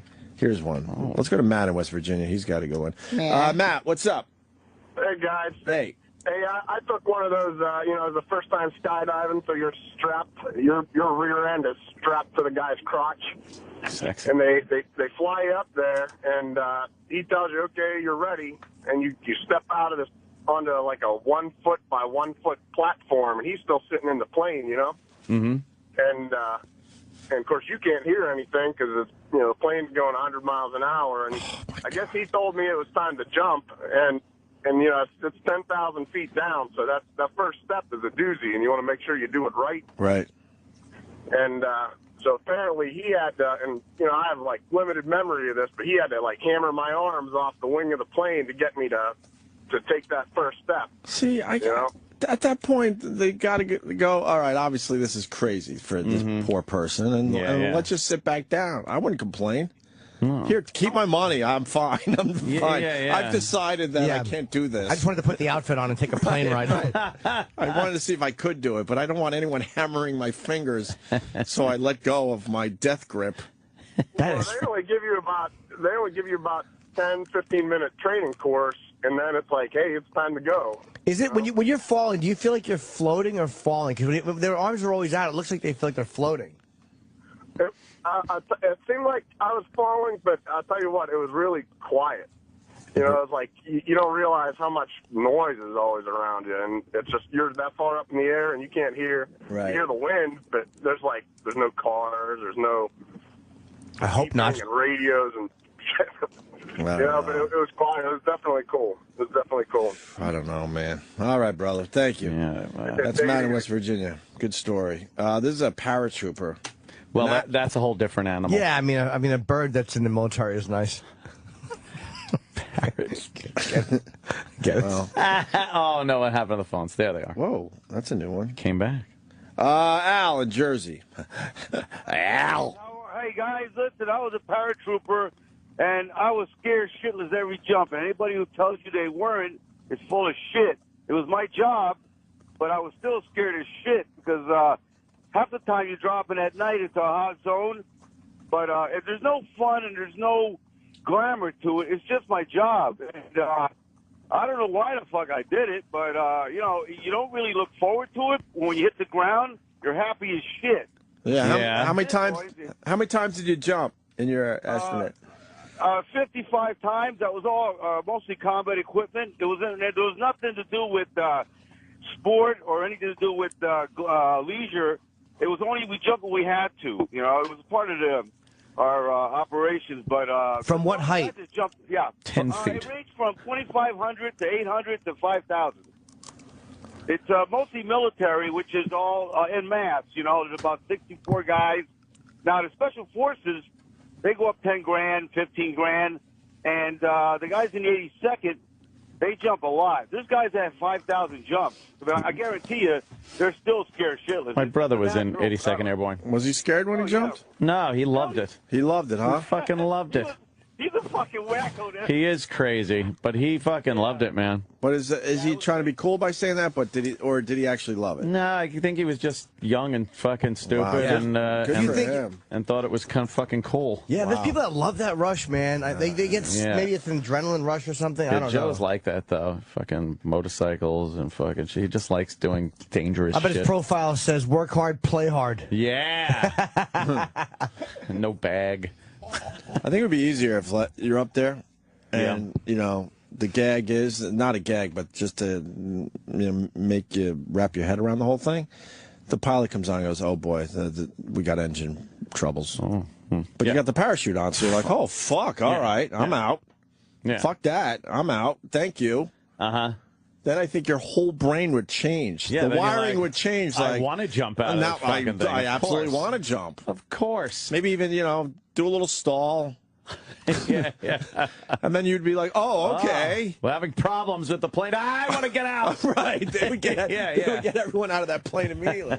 Because I bet you half the time they're like, oh, fuck, we got to deal with 6 brand new people. And this should take minutes, but of course we got to spend another fucking hour up here before everyone's brave enough. Jump, you shithead.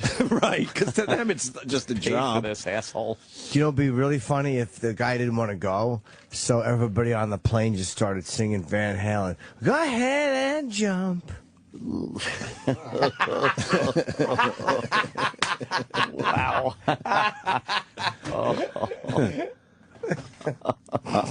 You think that's a good one? No. Oh. Yeah, Tony and Dallas did the bungee jump. This is why I don't bungee jump. Go ahead, Tony. You were just flying a bomber. My brain was saying, okay, I'm going to jump. Ooh. The guy told me, do not jump first, with your feet first. And my brain said, yeah, no problem. And it got up there, and as soon as I went to jump, my body just said, let's just walk off this thing. Right. And I walked right off, and, man, I had a chiropractic appointment after that. Wait, why if you jump feet first, you hurt your back? Because then, you're going to twist so much more when you run out of the bungee. Oh, the bungee. I'm sorry. Okay. You know what I mean? Yeah, the bungee, you're all tied up on your ankles there, so. I'm thinking it was a plane. I can't imagine that your body comes out of a bungee jump nicely. Oh, no. It didn't this way, but I can't imagine either way, so. All right. All right, boys. Thank you, Tony. Go Cowboys, right? I am so happy the Giants stink this year. Man, do I not pay any attention to football. 0-3, they got their asses handed to them, too. 38-zip. When was that? This past Sunday. Oh. Did someone play last night? Yeah. Monday Night Football. I think it was Denver kicking Oakland's ass. Yeah? Yep. Who's the big, good fucking rocking team this year? Denver. Denver? Denver's all right, yeah. Is that who bandwagon I should jump on? Just say I'm a Denver fan? I'm a Broncos fan. I bleed Bronco orange. Denver.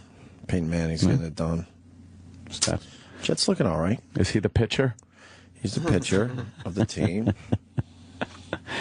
We got to get into this NFL thing. Yeah, well, I don't think we're big enough. I misunderstood. We haven't talked about the kids jumping into that house and partying. I'm fucking confused by that story. Well, they're the ones that post called savages. Oh, really? Oh, right. Yeah. But now the guy whose house it was in is speaking up, and now he's a weirdo. Oh, yeah. What are the basics of this story? And is this like a trend with kids, too? I don't know if it's a trend. I mean, I guess it always has been, but he's saying that he was out of town during Labor Day, right? Right. And so a bunch of kids broke into his house and had a party there. And they found out about his house, I guess, because he was trying to, at some point, have a get-together at his house for veterans. And the kids would go and meet the veterans, and I don't know where that ties into this story at all. They were aware there'd be no one there, I think. There's some details that are a little confusing, but the kids get in the house and start partying, and then they start tweeting pictures and stuff. Correct. Like, look what we're doing. But now, his neighbor is saying that the house was in foreclosure. That guy hasn't lived there in months. Right. And that part of him trying to get the damages is just to get him, because his house was already all fucked up. Ah. I see. Gotcha. Yeah. All right. So then, Heisenberg's. So then Heisenberg's house. Brian Holloway used to play for the Patriots, I guess. When? I don't know. He's doing his interviews in his Patriots jersey. Oh, boy. Yeah, there's some weird shit going on with this story. Fuck. I gotta hold on one second. Lars is on. It opens on every IMAX screen in America on Friday, and we've been working on it for about 3 or 4 years. It's on Morning sort Joe. of a hybrid between a concert film Why and does it still a sound like dramatic that? film. It's a set against the background of a concert, and there's a dramatic story that sort of weaves its way through. There's a runner, or roadie, as some people call him. They all call him roadies. Played by the wonderful actor Dane DeHaan, who is sent on an errand for the band, and then things go terribly wrong. Is this like from Kiss there. in Central Park with the fucking... It wasn't Central Park. It was in California. Oh, what was they it met called? the Phantom of the Park. Oh, the Phantom of the Park. But Right. I think of Purple Rain as kind of a. I mean, it's a similar thing. Oh my God! You know, yeah, I mean, the wall. Compared to Purple Rain. He's equating. Is Lars went back to the wall. Yeah, like the wall, Purple maybe. Rain to a degree. We use the last. Is it like waltz, My the band, Bodyguard? Which is a sort of a cinematic film.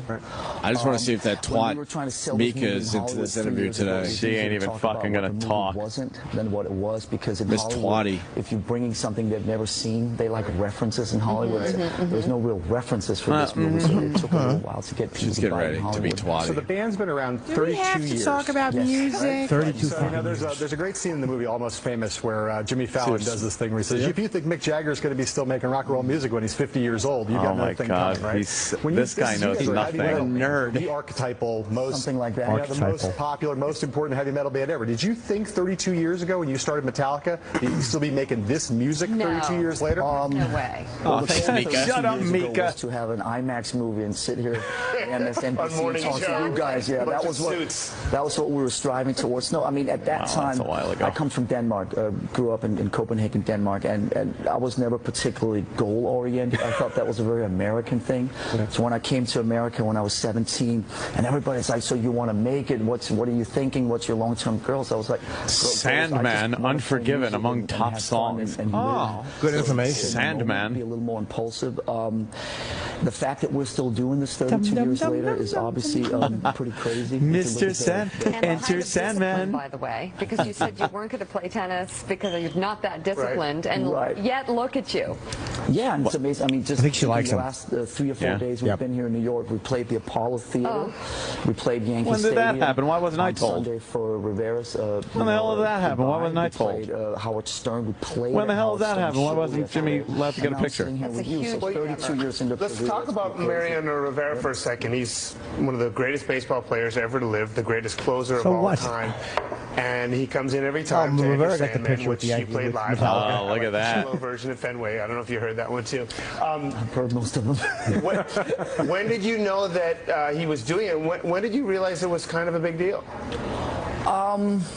Well, it's been on our radar. I mean, he's been doing it for about 15 years. No, I know, but like, take it back to when somebody's brought it to your attention, and this is so uncomfortable. It's not like this is Metallica's big break. They get to play for Mariano. Lars left before the game. He didn't watch the game. We've been aware of that a couple, 2-3 months ago. I tried to sue him, actually. I don't like people using our music without permission. Would you like to be part of it? Obviously, at the All-Star game out at the Met Stadium, that was a big moment when he walked in and had the whole stadium to himself, and the song played in its entirety for 5 minutes. So it's been pretty cool to be associated with that. We're very proud of that. When you think back on the long arc of this career, like what are you proudest of in terms of the what's the music that right now, if you were avoiding a photo with that annoying twerk, fucking over Jim's day, considered somewhat relevant. Oh yeah. Every time I teased you coming on the show, people started, "Oh my God!" Mika's a big metal fan. Yeah, she's inserting herself with nothing to say. Yeah. Well, she's a little more. She's a metal fan. A big stainless steel dildo she uses. Like even fast. Norwegian death metal. Don't believe a word he says. All right, Lars Ulrich, thank you so much. Thank it's you for great to having have. Look at that, huh? She probably also knows how south the Russell Brand interview went, so she's got to mind her P's and Q's. Yes, with these rock and rollers. Yeah. These young upstarts. So make her look like a fool again. Again. All right, so expatriate Brian Holloway. Yes. So he finally went on Fox News to explain what the fuck's going on, I guess. And then this interview's weird. So weird. Yeah. What do you mean? Well, like weird? He's a weirdo? He is a weird dude. Right. Yeah, so like I still don't understand this story fully. Yeah, it's so weird.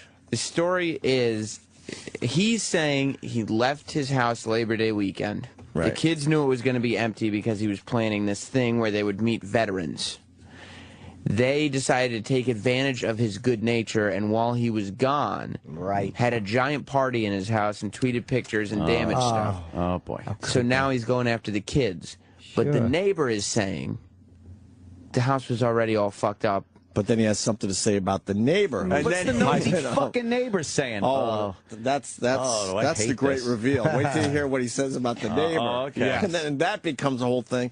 And then they just want him fucking off their air. Well, he won't stop talking. But he won't stop talking. Oh, that's cool. He's on it's a really strange story. He's on the satellite. It's a satellite interview, and he acknowledges In halfway. space? No. Oh, I thought he was in space on a satellite. Not in the same state. Oh, okay. He acknowledges halfway through that he can hear them. Halfway through. But he refuses to stop any of his answers for their questions. He's got a story to tell. Yeah, and he won't even start the interview unless he's allowed to do certain things. Listen to the way he starts the interview. Let's just try this out and see if it works. He's a weirdo.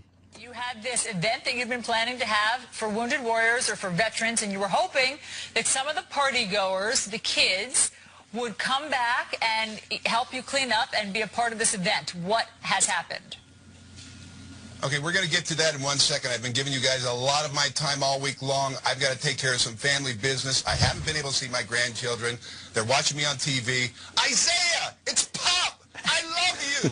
Who are you today? Leonardo, Donatello, Raphael, Melania? Talking to Uriah. Gonna get you. I can't wait to see you. As soon as I finish up, Pop will come play. Okay? All right. Ooh. Thanks, I gotta Well done, Brian. We like that you sent that little douche. television telegraph to your grandchild there. Sure. You got to say hi. We'll bill you. Yeah. Waste of everyone's time, this Your guy fucking is. voicemail over television. Just dummy. shouting at the kid, like how? Yeah. And then, like you can't just say, "Want to say hi to the grandkids?" Yeah.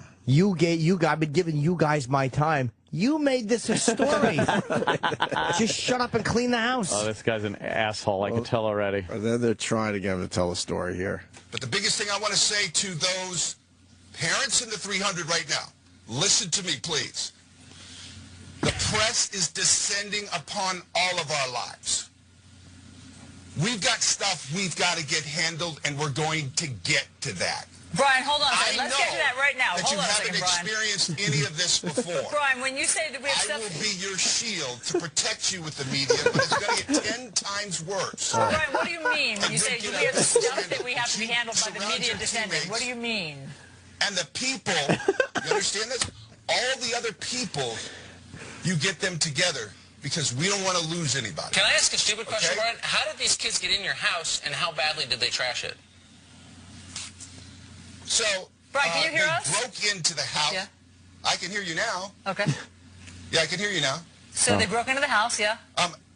They broke in the house. They probably did about $20,000 to $30,000 with damage. I'm still assessing that. Still assessing damage.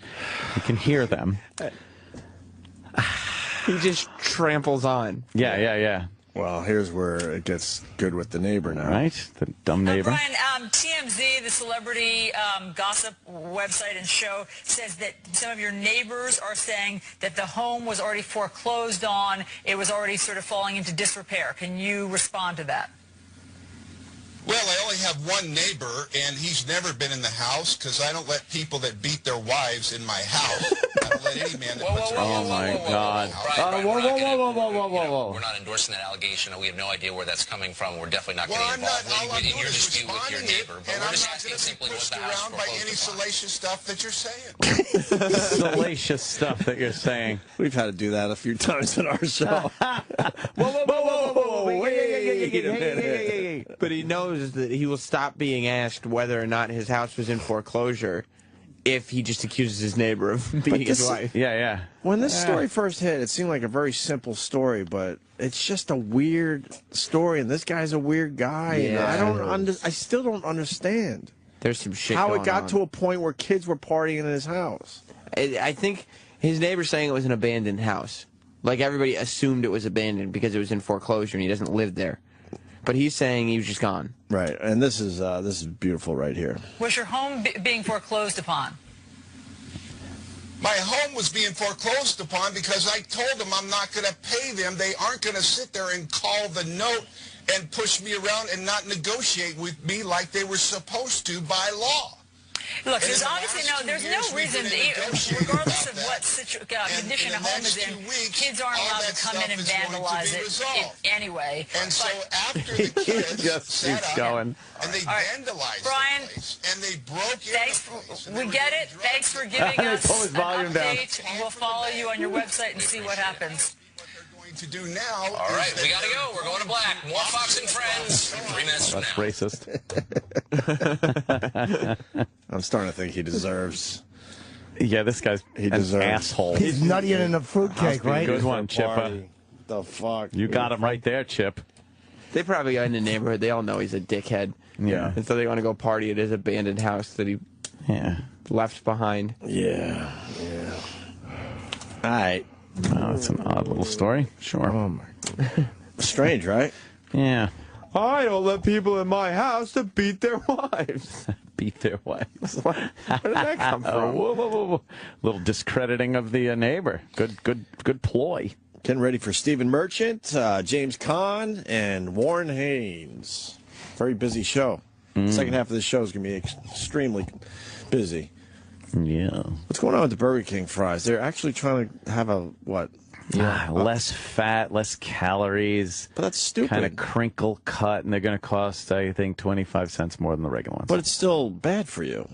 Called Satis Fries. Satis Fries. Satis Fries. And you can tell it's different because it's crinkle cut. Right. But it's still going to be horrendous for you. Oh, no, it's so much more healthy. But if you have something that's horrendous, and then you say, well, here's a healthier version of the horrendous food, it's still horrendous. It's still horrendous. 20% fewer calories. Wow. All right, well, how many calories in regular Burger King fries? 350. 350. So 20% of that is what? Well, you go 70, so you go, what, 280? 270. Will contain 270 calories. 270 What calories? size? Small? I don't know. Regular, I guess. Whatevs. Oh, no, small. Yeah, you're right. Small. Whatevs is right. So it's still 270 calories. For small. That's for the small. That's for the French fries alone. And you got to be a pussy to order small fries. Of course. Yeah. Thanks, Chip. Good one, Chip. So what would a large be? Like 400 calories, give or take? Yeah, sure. So most people get the large, better, healthier fries. That it's a joke, is what I'm getting at here. So now you got 400 calories in the better French fries. That doesn't count the shake, the burger, and everything else you're eating that day. So it's still a horrendous meal for you. So what are they doing? It's all the same ingredients, but they're adjusting the proportions of different ingredients for the batter to block out more oil. See, it's a marketing scheme. I'm sure Burger King and some of these fast food restaurants see that their numbers are dipping slightly. Yeah. Because people are trying to eat better. So if you say that the food is healthier, but it's not actually healthy, you're going to get them back. Yeah, the ER you add at the end. It's a IER, a little healthier. Yeah. That's all you got to do, add that. But it's not healthy. It's kind of like semantics, like you were talking about earlier today. Yeah. It doesn't mean it's healthy. I don't think if you're going to Burger King in the first place, you're even thinking about eating right. So, but they're trying to get some of us that are. Yeah, they're trying to fake people out. Dude, I would eat Burger King every day. Of course I would. It's delicious. But I just can't do that. Yes. But some of the people will be tricked and go, what, French fries that are healthier? But it's still not healthy. And can you imagine going to the cash register and being like, I'll have an order of fries? No, make that Satis Fries. Satis Fries. Coming right up. Matter of fact, make that Satis Fries. I got a McDonald's, I think, in my that. neighborhood. McDonald's, Burger King, McDonald's. I think it's McDonald's. McDonald's. And they're trying to make it look like a Starbucks. Anyone else have these in their really? neighborhood? You mean a McCafe? Is that what they're called? Hey, the Irish deserve to eat too. They got that. McCafe. They're trying to get people to hang out with their laptops in McDonald's now. They got little lamps. Yep. With brown, like really just nice brown tables where you can just sit there, put your laptop out. Kind of like that Starbucks feel. McDonald's is so delicious. Oh, it's We all fucking know amazing. it. We know that. Fucking quarter pounder with cheese. Oh, nice big fries. I like to dip some in the mustard and then some in the barbecue. In the cum. No, I don't dip fries in cum. You don't? No, I wouldn't. Make it too salty. Are you sad that you just got a Tony Danza book signed yesterday after all that? No, I would. I'm annoyed that I didn't have my Tony Danza photo. But I would rather. I wish I would have talked to him, but I had to play that one out. He was great. We feel bad he didn't sign the cover because I know you like. I don't care. He had to leave really quick too. The cover. It was signed. like he got up. Were we still on the air when he left? Yeah, we didn't even get pictures. We didn't even get a chance to take pictures with him. I would have liked a picture. He's a with very him, cool. I've seen him in our thing. Yeah, I know. He's a very cool dude. Bring it out. Yeah. Probably I must be didn't left I didn't alone. even have a book to get it signed. Yeah, we got I yours. kind of though. wanted to. He signed mine, Thoughts and Prayers. Did he really? Yeah, Thoughts and Prayers. It's funny. His little catchphrase. Yeah, we talked a little bit about that and stuff. How long was he on for? Thoughts and prayers. Well, he did a good half hour. Oh, probably. okay. Yeah. He's a strong. You shake his hand though. He's got like a man's grip. Like he's probably can still throw quite a punch, Danza. For all those boxing years, he's in perfect shape. Yeah. Let me see the Thoughts and Prayers. That's funny. Next time we'll get the. We felt bad because the cover. No, I don't care. Thoughts and prayers. This one I got to display all my. They never books. fucking sign it. To Jim. Thoughts and prayers. I think I have the picture today because Dugal never makes a mistake. I think I sent it in wrong. Let me show you the picture I have with Dan, which I wanted to get signed. Oh man. Yeah, it would have been good. Yeah. This is from when he stopped in. Stopped in here? At WNEW. Do you remember we had him on briefly? Yes, he was in the... No. Yeah, like he was in the area or something. We called him in. Really? Yeah. Oh, yeah. This one I don't remember. He wasn't booked to be on the show or anything. I had... Did he come with Joe Piscopo? I know, right? It was one of those They're hanging together back then. Yeah. I don't remember Tony Danza ever being on our show. Let me see what he looked like back then. Oh, yeah, he looks... Look at the cum on my shirt. That is really cum on your... Oh, God, yeah. Yeah. I'll never forget that. You got to tweet that. Yeah, I will. That's funny. Oh, shit. Oh, so was that... man. Oh, that picture wasn't here yesterday. Can you see the lightness? Can you see how light that is? There is a blow. I used to blow loads on my shirt and wipe them off of my shirt. And then you know wear what, the though? shirt? He might have signed it over the jizz, so Right. you're almost lucky to... You would have had to tell him, don't sign it over that, and then explain why, and it would have been embarrassing. I don't think you care. Really? I dated one girl and we had an argument about Tony Danza. She started a fight because she said, she said we talked about it. Like, yeah, he just kind of looks like he'd be, kind of dumb but hung like a horse. And I got insecure. I'm like, what would you like me better if my dick was? I was such a baby about it. I'm like, what's wrong with me? He goes, no, I'll take the dumb. She's satisfied with your dumb. Aw. Well, you I know. I was daily at the picture. You want me to sign the picture? You told me you did the impression? Because I'll sign the picture if you want. Why would you sign the picture? Because it looked just like the book. Oh, did you sign the book? Oh, that's hilarious. That was a damn good one. Oh, Jimmy. That's funny. It was odd when Opie said, let me see the signature. I didn't know how to get into it. What, he just left without signing anything? Yeah, he was in a rush. And then we panicked. We're like, oh, fuck, we didn't get you. We didn't get it. I'll go Anthony sign it. I just scribbled in it. Oh, Jimmy. Oh, that's We should have let that go for a little longer. I don't know. What are you going to do with it? That's fine either way. Aw. Thoughts and prayers. Thoughts and prayers, I'm doing a musical. He literally... Singing and dancing. He walked out as we were still in the air. Dancing Danza. He's very cool. He'll absolutely come back, though. He had a good time. Yeah, that was very funny. We were scared to do it yesterday with the whole Metallica thing going down, but... Yeah. Boy. Yeah. Oh. Yeah, he was fun. Yeah. Were you going to get a picture with James Caan? Yes. I know. I have my Godfather things to be signed. One Godfather thing. Oh, wow. Nice. What do you got? The, I'll show you. It's, the back. Come in with like a garbage can lid. Can you sign this? I have this Godfather Nice. Funny. DVD collection, but the back of it's got like all tape on it, so maybe Oh, I'll just... no, yeah, that's that's going not to good. decrease the value. Yeah, look, there's tape on it. Maybe I I'll have just to get him to display sign it. one of these things in here. Yeah, I would go out and get another. Does he have one with his face Godfather. on it? No, but it just doesn't matter.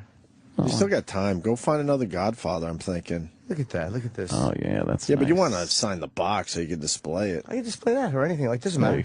I don't know. You want the cool Godfather logo, I think. Do we have anyone that can go get us a Godfather? I think you need to get a Godfather. All right. Yeah. I mean, you got the time, you know. So we. Who can go get Yeah, us we got time. We got about an hour from right now. So Jimmy needs a new Godfather DVD set. One of I'm our telling you. interns. Where's this DVD? Yeah. Whatever they are. Yeah, Where can they get them in New it's York? unacceptable. He can't sign that, Jimmy. Well, this will be good because the intern that we have here is the one who thought raspberries were strawberries. All right, Oh, so that's this should good. get done. She's not here today. He's going to get Jay Moore in Mafia and bring it. All right, E-Rock, can you send him out for the Godfather? Yeah, see, it has to be done, and we got plenty of time. Oh, yeah, that's Let's all do this crappy. right today. Yeah. It's all sticky with I'm glad I paper saw or that. something. Yeah, Let's make up we're for all yesterday. glad. Yes, let's get it done right today. Or you could just color in that white part with a Sharpie. No. Cheesy. Why would somebody put? Was that from the price or something? It might have been. Yeah, Why this would is. they I do don't that? even know if they did it. Well, make sure the God. people that whoever goes and gets you a new one, that it's like shrink wrapped, pristine. Yes. Who the fudge knows? Another dumb story. I think it's the New York Thruway, I believe. This is how they're trying to encourage people not to text. They're setting up texting zones in rest areas. All right. Is that the dumbest idea ever? Yeah. Yeah, so people can pull over because Pull driving over, and they're going to texting have is very- Wi-Fi, so you got a nice Wi-Fi connection. But who the fuck is going to stop just so they could not do what they could do in their car? Right. Some people don't text to drive, though. A lot of people I know with kids won't do it. Like, my friend, like Noam, is like, no, I put my phone away because he's afraid he's going to, hit a pole with his kid in the car. I got way better after having kids. So, and of course, because the Samsung, you can't feel the fucking letters. The BlackBerry was beautiful for that. It's so dangerous. You really knew what the keyboard was all about. That's where Siri's got to come in and be better. Like the voice recognition stuff's got to be better. But do you think people are going to stop texting because there's an area off the thruway where they could go? I know. And then they were interviewing someone this morning. They said the Wi-Fi isn't even set up. Yeah. Guys, Great. we've blown each other there in 2 weeks. What are you doing? We're just texting. Meet me over here. I'll suck your dick. They said the Wi-Fi is weak. Yeah. So it's not even set up properly. I don't know. Hey, Godfather, the Wi-Fi's weak. I can't even get a connection. Yeah, so I don't think people are going to... Who's going to get off the road? I hate getting off the road. When you want to get somewhere, that's the worst. Depends on where you're going. Like, if you're on your way to prison, you're probably like, let's pull off and hang out for a little while. Yeah, I got to text again. Yeah, I can't stand driving because I'm obsessed with making good time, making that good time when you drive. And then you have to stop for gas or to get something to eat or bathroom break or something like that. And then you're on the road and you're passing people again that you passed like a while ago, and it's like, I lost so much ground. It's okay if you pass, regular cars, but it's always like that thing that's going about 30 miles an hour and basically is hauling a house that you passed an hour ago. And all of a sudden you're passing that again. That's what really bums you out. I don't know. Yeah, fucking... BlackBerry's done, huh? Oh, I hope so. They fucking... They did their last-ditch effort here. They're just that last phone going... was the Hail Mary. Yeah. Well, now they're restructuring for just corporate use, period. So now they want to be the official communication device of the corporations, and they've already lost that battle. But you've already seen the changeover to iPhones. Yeah. I don't know if is iPhone's the number one in the corporate. BlackBerry's probably still number one, but iPhone certainly is catching up quickly. I've never seen a company ruin something. Oh, did they have it? They fucking stink. Stop with the buttons. We're gonna keep it so people can feel the button. Tactile. Fuck your buttons. Did you like the clicky screen that was like a button? Oh, that was half button, half screen. That was the beginning. That was the absolute beginning of the end. The world decided a while ago they don't need the buttons anymore. Fuck the That's buttons. obvious. but not BlackBerry. They refuse to see the signs. I heard the guy who runs it was arrogant, and good. That's what you get. How many employees are losing their jobs? Was it 45,000 or 4,000? What was the number again? It was about 45,000. Yeah, but they're going 45,000. private now. I've never seen a company that had like the fucking lead like that. They fuck were- it up. they were the phone. XM. Oh, that's right. They were the phone, man. I was all in with BlackBerry. Remember the Pebble? I loved it. The All right, Pebble. well, the Pebble might not have been a good idea. I don't know. It's cute. I liked your StarTAC. I had That thing StarTAC. rocked at the time. That like was the Boston, phone. right? Phone Oh, to yeah. have. Yeah, that's when I was trying to get a phone. And you weren't But allowed. my ex-wife told me I wasn't allowed to have a fucking cell phone. You could have a car phone if you want. I love this. But I don't want you to have a phone that you could carry around. Why? Well, I know why, because I'd be texting girls and probably sleeping with them. That's why. Did you ever tell her, shut the fuck up, I'm getting one? No, that would have caused an argument. That's So why I just sat and drank. That's why Anthony. That's why Anthony should be allowed to do whatever the fuck he wants. Because I've been there with him. I saw it. It was uncomfortable for everybody. You can have a car phone. So I have the little Piggly Wiggly antenna on the fucking window. But then I look like an asshole because I'm pulling out my StarTAC. Oh, yeah, yeah. Oh, she probably got in your ex's ear, too. Why do you let him have one of those? You know what that means. That means he's cheating. Oh, God. Does it? She was that what that fucking means? awful. What a fucking what an albatross around my fucking neck that was. Piece of shit. Oh, Would you say God. hi to her if you saw her today? No. No. Did you hate that you had to give her that money? Yes. I love the yes. It's annoying, right? Oh, it's terrible. All that money. Oh, man, she blew through it anyway. So fuck her. Oh, cool. Fuck her running. I've had it. Good thing I don't have to deal with that. No cell phone. You don't need. What do you need a cell phone for? Oh, wow. I don't know. It's fucking, 1999, I guess it was. Whatever it was. Yeah. 2000. No. Wasn't it in Boston? She said no. Oh, yeah, maybe. No, because Well, then I didn't get. It was definitely Boston. But I didn't get a cell phone until fucking 99. Did everyone have them in 94, though? I don't remember. I was late. When I got my Late to the party? Yeah, when I got my StarTAC, people already had pretty much not most, but a lot of people around me had cell phones already. Yeah, oh yeah, I was late too. I remember the first girl I texted. It was a girl Florentine was dating, her sister, and it was the first text I ever sent. I was probably 31 or 32 years old. Ooh. Wow, really? Yeah. Was a cock picture attached? No, there was no camera phones back then. Yeah. Oh God, there was none. It was a until, flipperoo. pretty recently. Remember when they put the they were able, you could take pictures with your phone, so the front was like that monochrome little tiny postage stamp screen, Right. So you could see the picture you're taking. Yep. And then you'd have to open up and look at the other screen. Wow. Yeah. Yeah. There was That's like, not that long ago. That's dude, crazy. I know. It's like you look at some of the old phones and. You know what I advancements. miss? And I think it was the stupid Pebble. After you were done with a phone call or a text or whatever, that snap. Yeah. When I you used snap to your love phone that. shut. I always had a folding phone. I never had. But it would just snap because it was Like the magnets Nokia. or whatever, and it just felt good, like, and then put it back in your you could pocket. just funk. And then you weren't fucking ass dialing people. Oh God, like they were with the Nokias and stuff, where it was just fucking phone and constantly. You'd answer the phone and you just cars, ding, ding, the blinker thing, ding, ding, ding, ding, ding. Yeah. Like, but then you can't hang up, but you don't want to listen. Because you want to hear if they're going to bash you or not. But that was the scary part. What did they say about me? Yeah. It was always Nambla. It was always a risk. You're so right. It was such a risk. Or when you realize you ass dialed, and then you're like, "Oh fuck! Did I say anything? What did I say? Fuck!" Right? Yeah. Went both ways. What did I say? God, you realize people just have boring lives, though, when you hear someone's ass dial. Yeah, like you said, the blinker's a perfect It's nothing. example. Oh, they're just at a light right now, waiting. I want to hear some just fucking heinous stuff. Yeah. Right. Fucking beeping horns, some racial epithets. Yeah, we got to bury that body. Yes, that too, sure. Some good info. You want to hear the I know guy. I know. Those was the old days.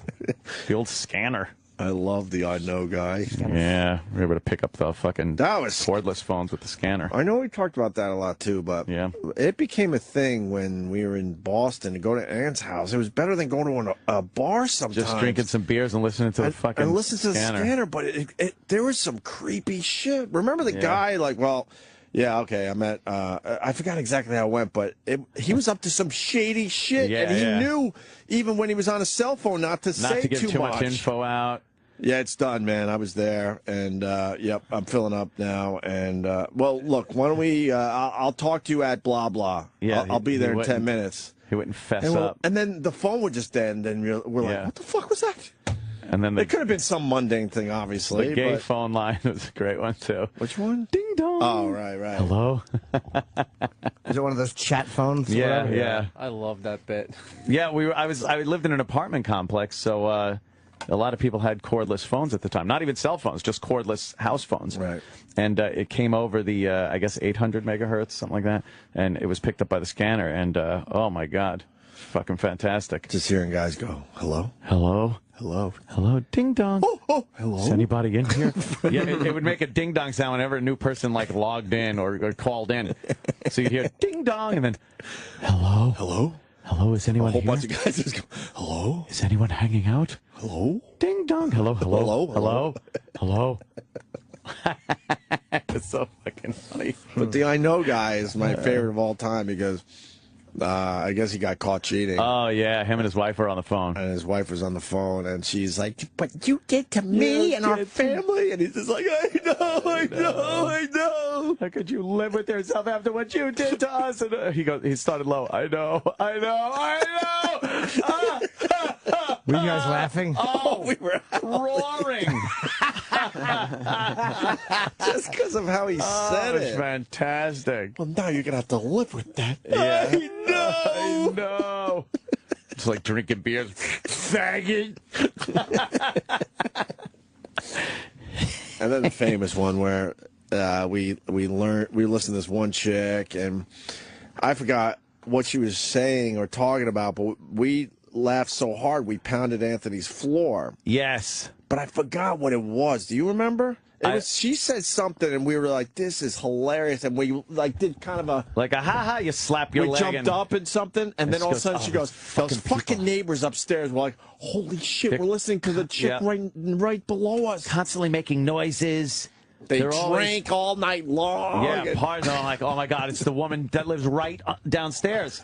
So we went out on the patio and started throwing little things like pebbles, planter and stuff on the balcony. So we started taking pebbles out of that and throwing them at her sliding glass door. She goes, I don't know, there's somebody outside my sliding glass door. Wow. She was horrified. Yeah. And we got her laid because then all of a sudden the guy's like, you want me to come over? You want me to come over? Yes, please. Come over. We're like, fuck, man. And then we saw the guy arrive. It was the weirdest shit. Yeah, that was pretty fucking strange. Yeah. I think we had Jay, didn't he actually said, this is getting a little too boring, so he actually went outside, went around your whole apartment complex to be in front of her apartment and threw, something way heavier? We did have Jay throw. Okay, I thought so. Something. Yeah. I forgot what it was. Not to break the window, but just to really put it over the top. Should have thrown a fucking rock through the window on fire. Guy who takes it too far. Fucking raped or killed everyone. All right, dude. Have some fun. Jesus, dude. Right, it's just a stupid Saturday night. We had nothing planned. Yeah, really. We're going to go out with the girls, that's for sure. Night out with the girls. What the fuck are you looking at? I think someone did a pretty good job with their Godfather DVD. So you don't need a new one. You were working on it that whole time. Yeah, that's good.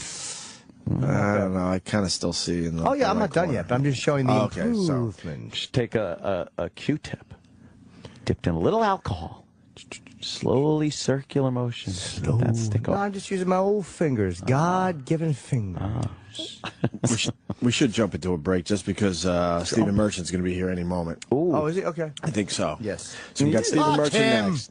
Right into James Caan, right into Warren Haynes. Hopefully. Playing a couple songs for us. The Opie and Anthony Show continues. In moments.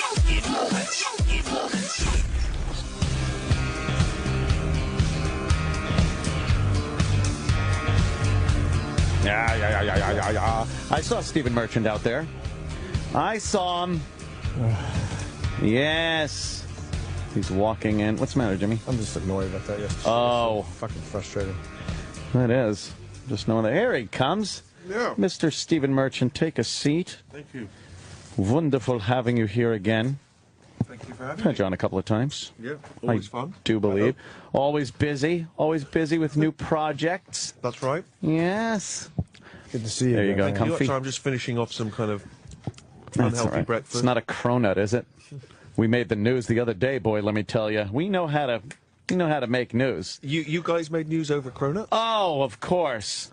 I'm not sure it was national news, but go on. Damn it. Yeah, it wasn't exactly the big headline, but like no matter what we do, nobody gives a shit. But then Hugh Jackman's here and he eats a cronut and everybody fucking goes batshit over it. Yeah. Oh, it's a great radio show that is. Yeah, Hugh Jackman came in and then apparently the cronut guy was here, and he gave Hugh Jackman a cronut, and Hugh Jackman loved it.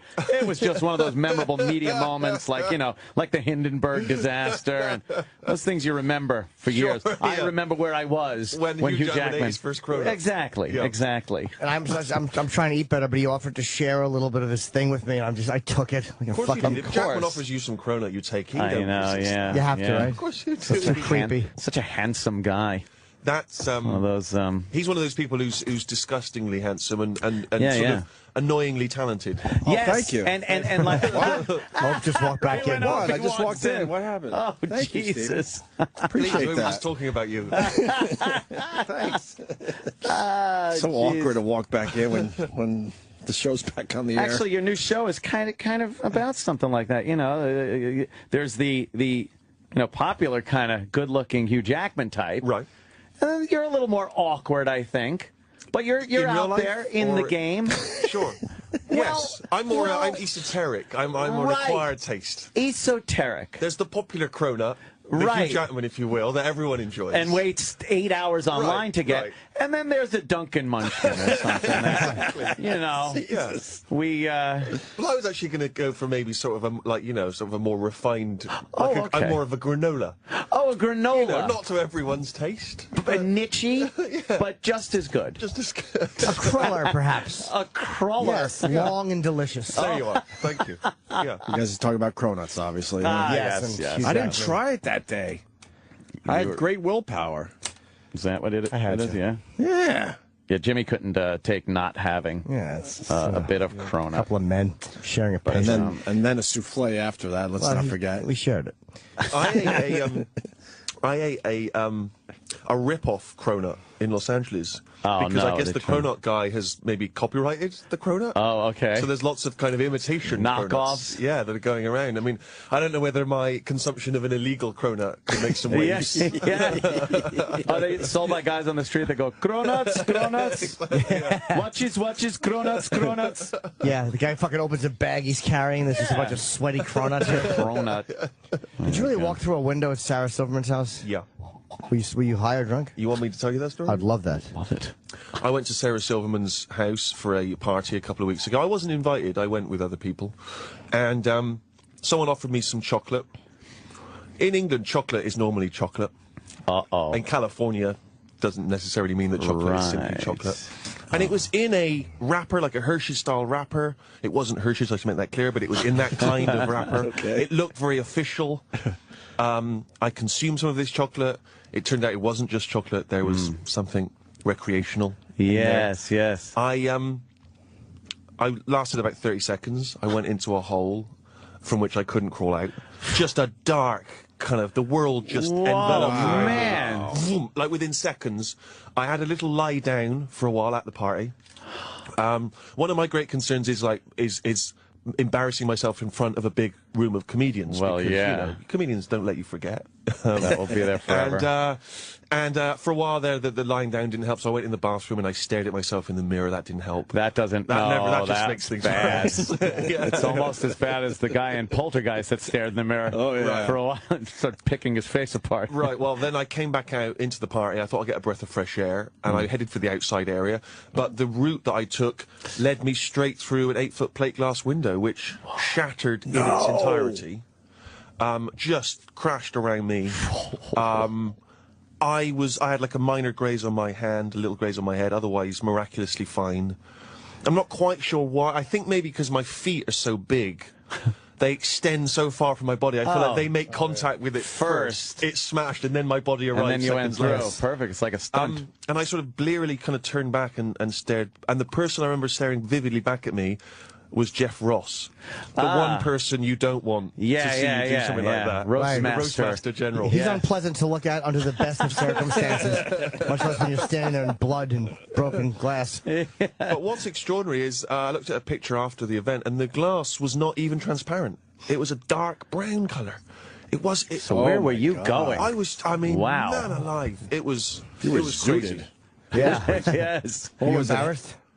I wasn't even, not only the next day. At that moment, I didn't know what to do. I had no sense Where you just of go what... like, oh, that's not a door. Yeah, I just had I couldn't compute, like, what you do after that. But what was in the chocolate? Did you figure it out? Was it hash? Was it pot? Hash, but I you got to think it was hash, right? Probably hash. More wild than that. It seemed very... Maybe you hate to think you Somali's. do that just on hash. Yeah. It's like, it better have been fucking LSD. Exactly. Maybe a little Molly action in there. Oh, maybe, huh? Some Molly's. I sent Sarah an email the next day that said, thanks for a great party, I had a lot of fun. By the way, I don't know if you noticed, but I walked through a glass window. My big fear was that she was going to charge me for it. Oh, man. But she said it was insured. Oh, it was insured. Okay. That was nice. Oh, there you go. Wow, that's a great got story. A story, too. It was insane. Yeah. Well, thank God you weren't hurt. And now we all know Sarah Silverman's a drug addict. That's kind of cool, God, too. no one said that. No? Huh? Now, of course, Hello Ladies is your show. This your new show. Yeah. And please, what is it? Tell us a little about it. Well, I did a stand-up tour. I remember maybe the last time I was here, I was doing a stand-up show here in New York. And that also was called Hello Ladies. And it was mainly stories of my ill-fated romancing. Right. And then I did the show in Los Angeles, and HBO said, do you want to think about it as a sitcom? And I said yes, and then that's what we did. Great idea, And so it's basically me, not myself, but me as a kind of nerdy web designer trying to score with the women of LA. As a fantasy of the kind of being part of the beautiful world of beautiful people. How much of yourself, though? None? Oh, no, a percentage. Yeah, a percentage of me, yeah. The cool guy part. Sure, yeah. Well, it's like it's bits of me from across the years. You know what I mean? There's a little bit of the 15-year-old me, and there's a bit of the 25-year-old me, and there's a little bit of the 38-year-old me in there. The younger you, as big an asshole as all of us think the younger our own selves were, very embarrassing. Yes, I mean, I feel like I'm still exacting revenge on him for being a loser.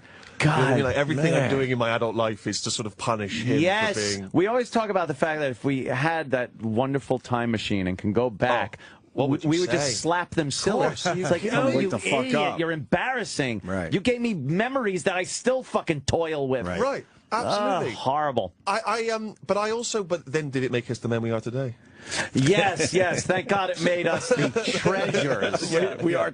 We're national treasures at this point. Stable treasures we are this very day. I remember I think I was probably 16 years old. My mother was working at a disco. You know, and your mother was working at a disco? She was working at a disco. What was she doing? She was a cocktail waitress. She was pretty hot and everything. Yeah. So she was, That's a creepy thing to say. It is very creepy, but I knew the score. I wasn't fucking her. I just knew she was kind of hot. Her choice, by the way.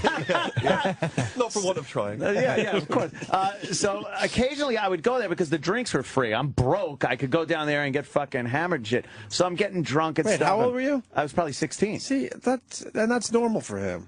I can't imagine trying to find drinks at 16 at a disco. That was great. Served by your mother. Thank you. But to him, this is a normal thing that we all did. Yeah, all the waitresses, though, knew me. You know, I was Rose's kid, so I would go in there and get hammered. And I remember one time I went a little too far, got really drunk, and the coat check girl was like fucking, like, I thought she was adorable and stuff. And she had to be maybe mid-20s, and I'm 16.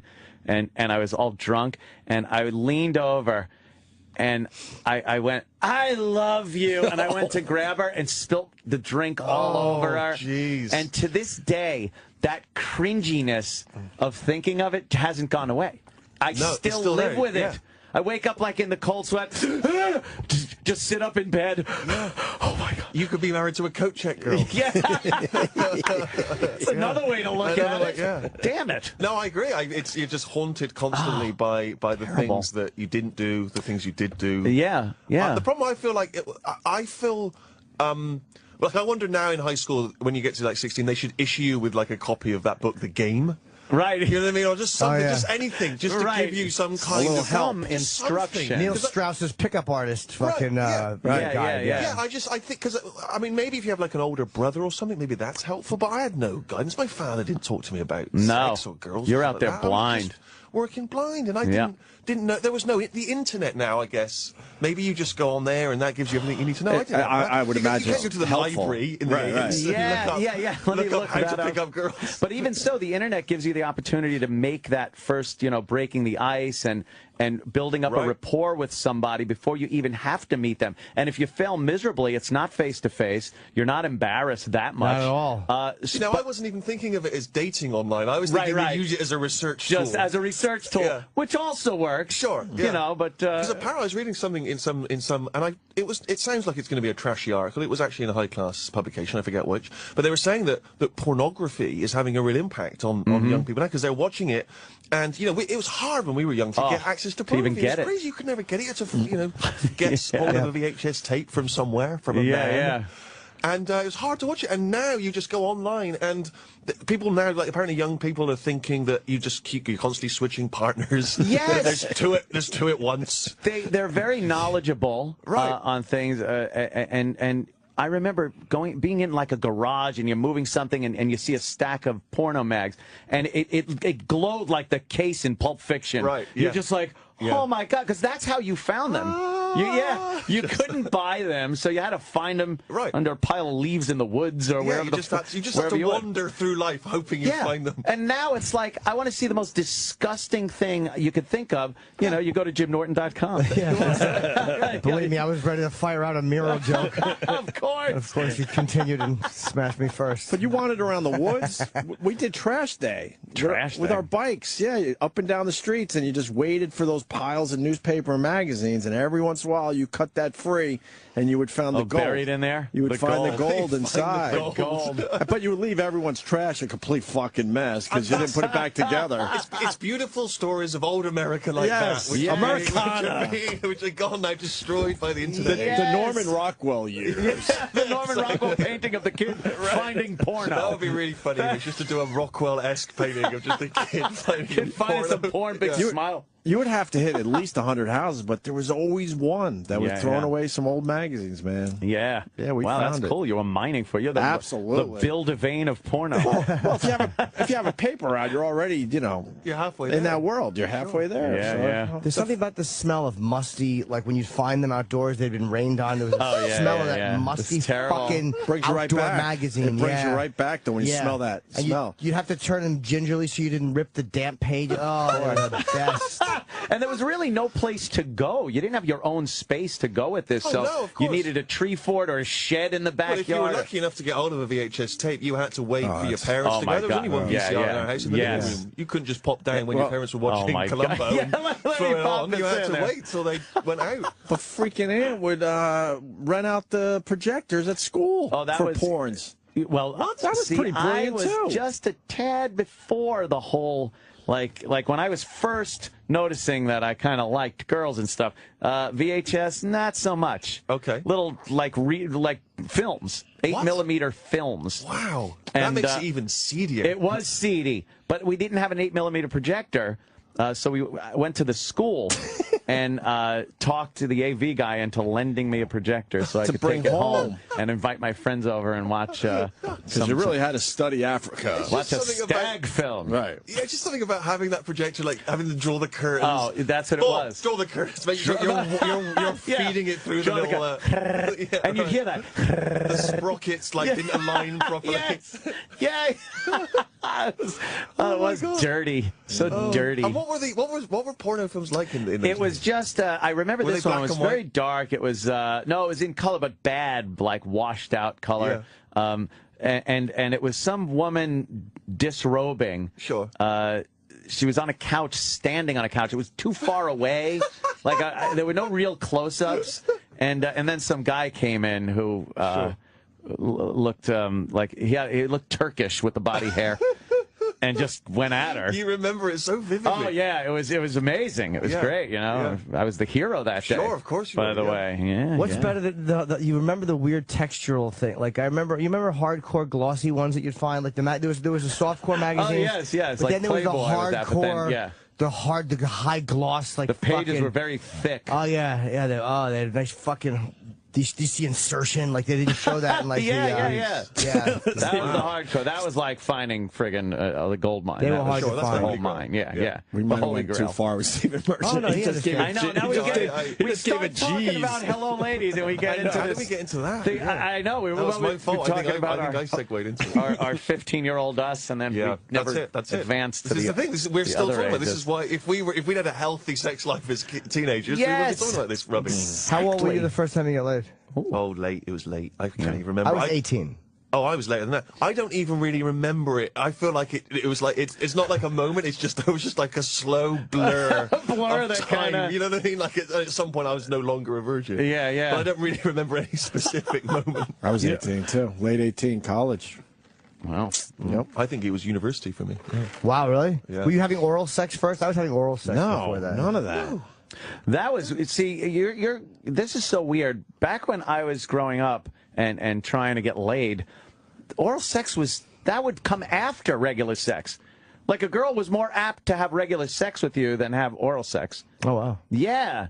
Yeah, weird, right? Well, now the it's oral like, sex, this is, oh, he's taking me out tonight. Might as well. I had no opinion of any of this. No, it was all just a weird, mysterious thing. Believe me, I don't want to sound like I have some great sexual prowess back then. Oh, yeah. It was a big mystery. No, it wasn't with you. His father got him his first lay. Oh, you're one of those creepy ones. Well, I didn't know. But he was young. He was like 14. Yeah, like you didn't know. 13 or 14. Well, she would be over the house all the time. But then, like, this girl, Buzz. Her name was Buzz. Yes. She went to the moon with Neil Armstrong. This is such a creepy story. Buzz. Your father was bringing her around? Well, the worst thing that could possibly happen in my father's head was that his son would be a faggot. Right. So, lo and behold. Turns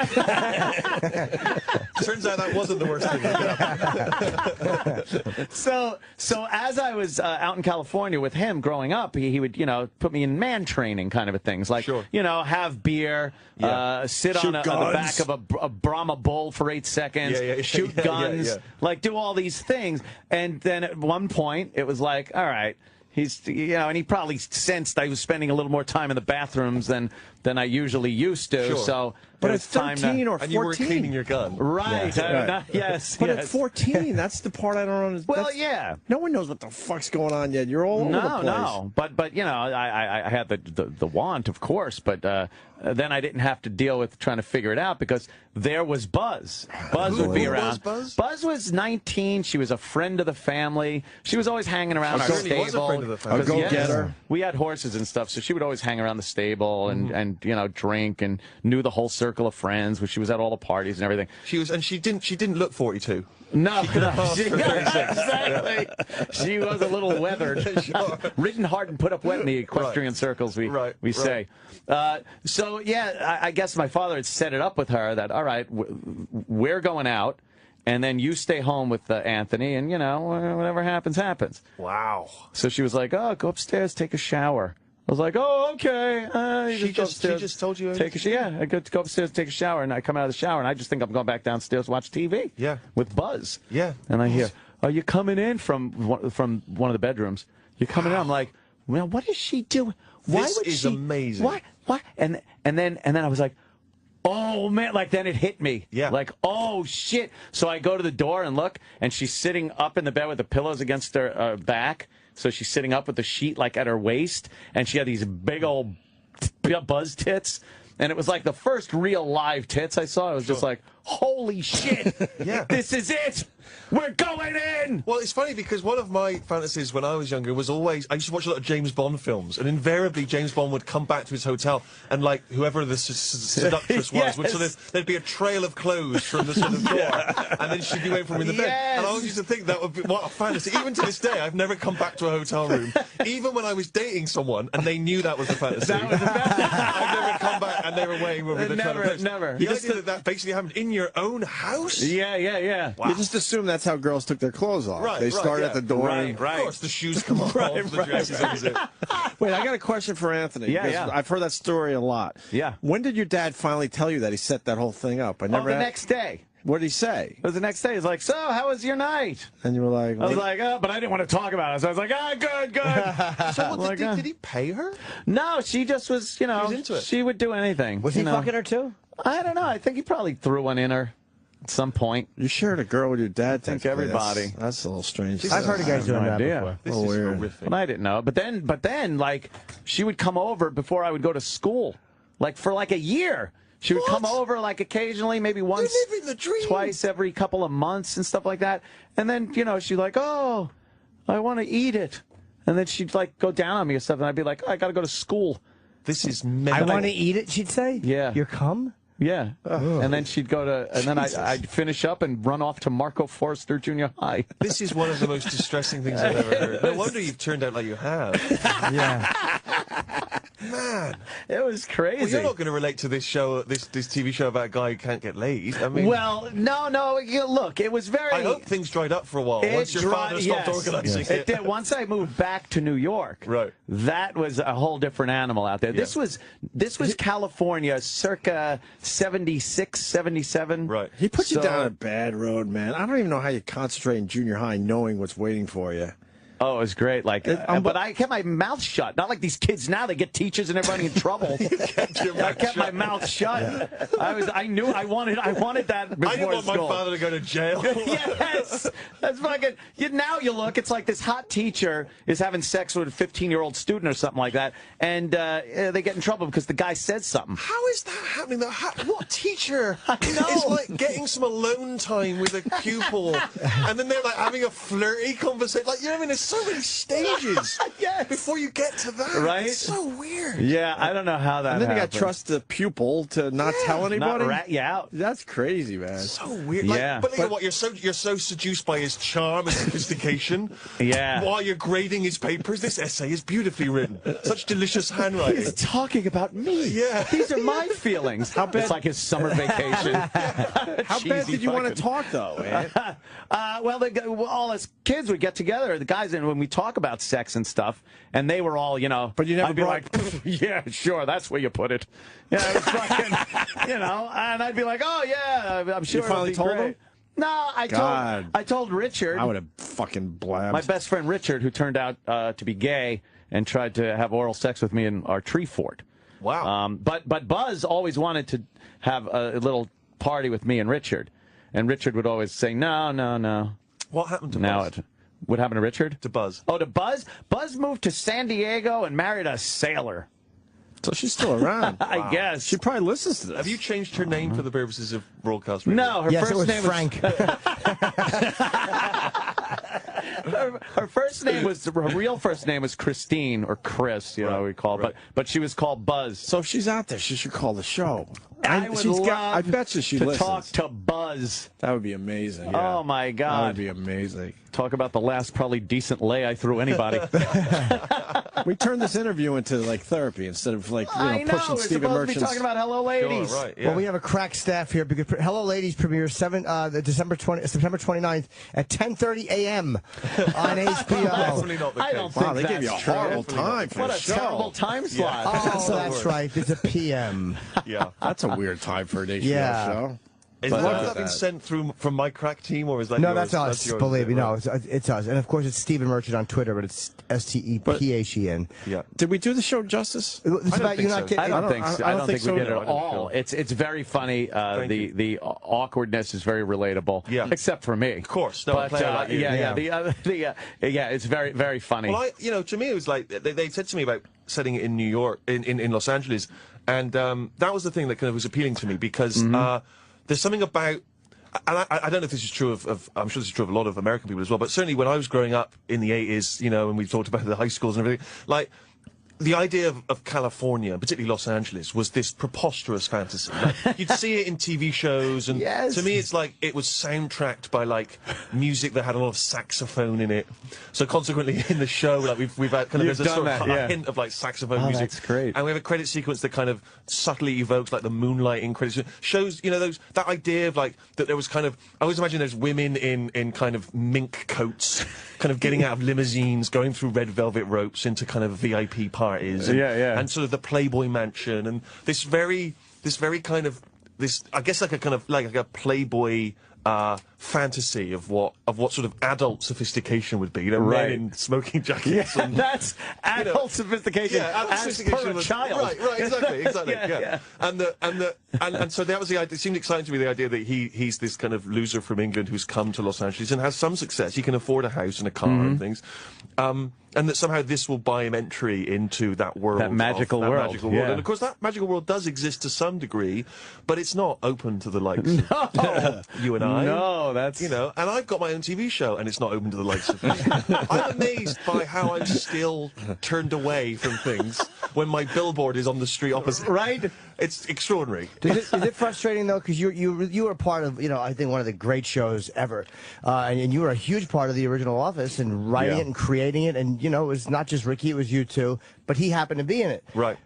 Is that ever frustrating where you look at, like, fuck, man, like, he gets all this accolades from it, and they don't understand that I was also a big part of that? I never felt frustrated that I didn't get enough accolades, because for people like you who knew about the show and were fans of the show, then they knew my involvement. It was more that doormen at clubs and, you know, cocktail waitresses didn't know who I was. That was what frustrated me. I remember going to Los Angeles around the time we won a Golden Globe for the show, and it was very exciting. And I remember someone put me on a list that week for a club, and I was on the list, and I went to the club, and I said I'm on the list, and the guy went, which list? And I went, how many lists are there? They went, there's 2. I said, could you check both? He went, no, I ain't got time. Oh, shit. Right. And I just stood there like a lemon, just stood up by this rope, and I couldn't persuade the guy to check the lists. And other glamorous people were coming through, and in the end, I just had to like sheepishly walk away. And even when I'm on the list, I'm not on the list. God. What do you do at that point? What do you? It's like, hey, have you ever seen the original British version of The Office? Yeah. Well, I was one of the writers. Like it's sort of it's too. Yes. Yeah, too many list. steps. Yeah. The list of people that were in the doesn't work. Exactly, Oh, very cool. Well, Steven has to leave, but the show is Hello Ladies on HBO.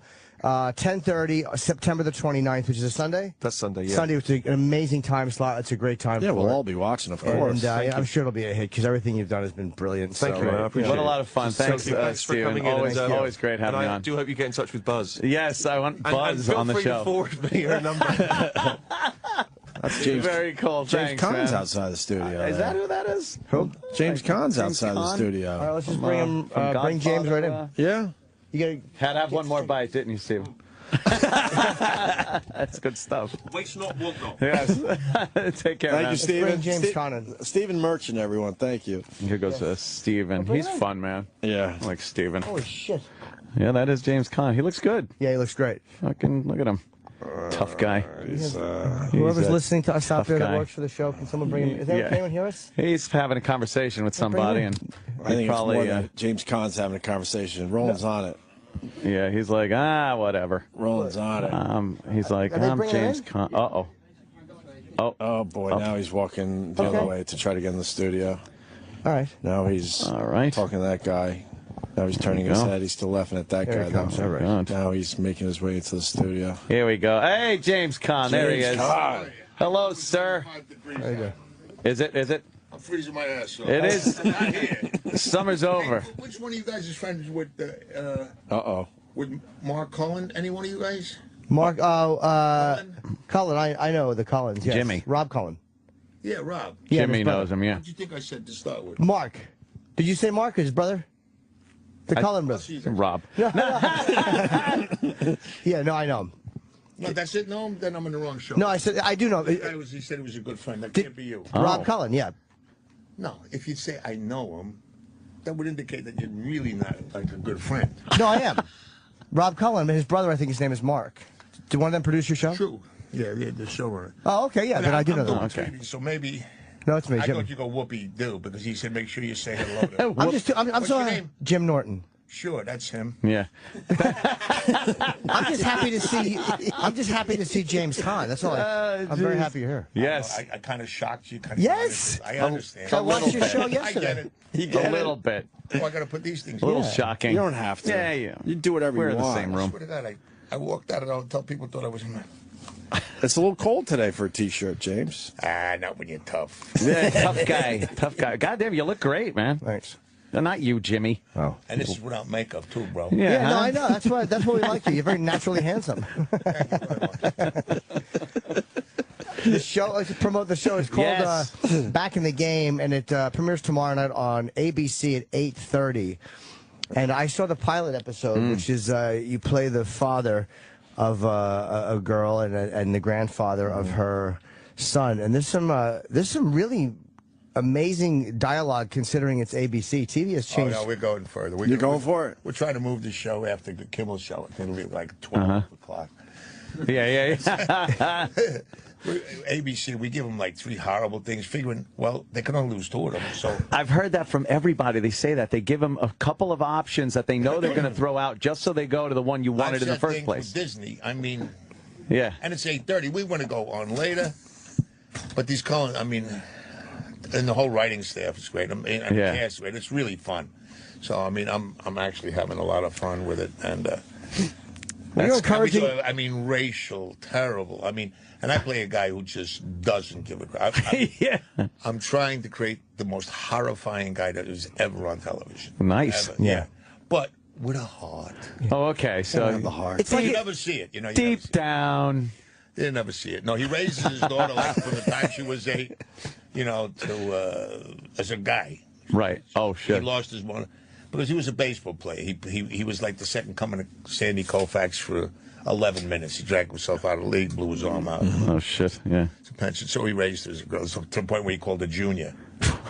That's healthy. And there's a couple lines. What do you? And then she's forced to come live with me. She hates me. Well, after she gets divorced with her husband, from her husband, as opposed to an elephant,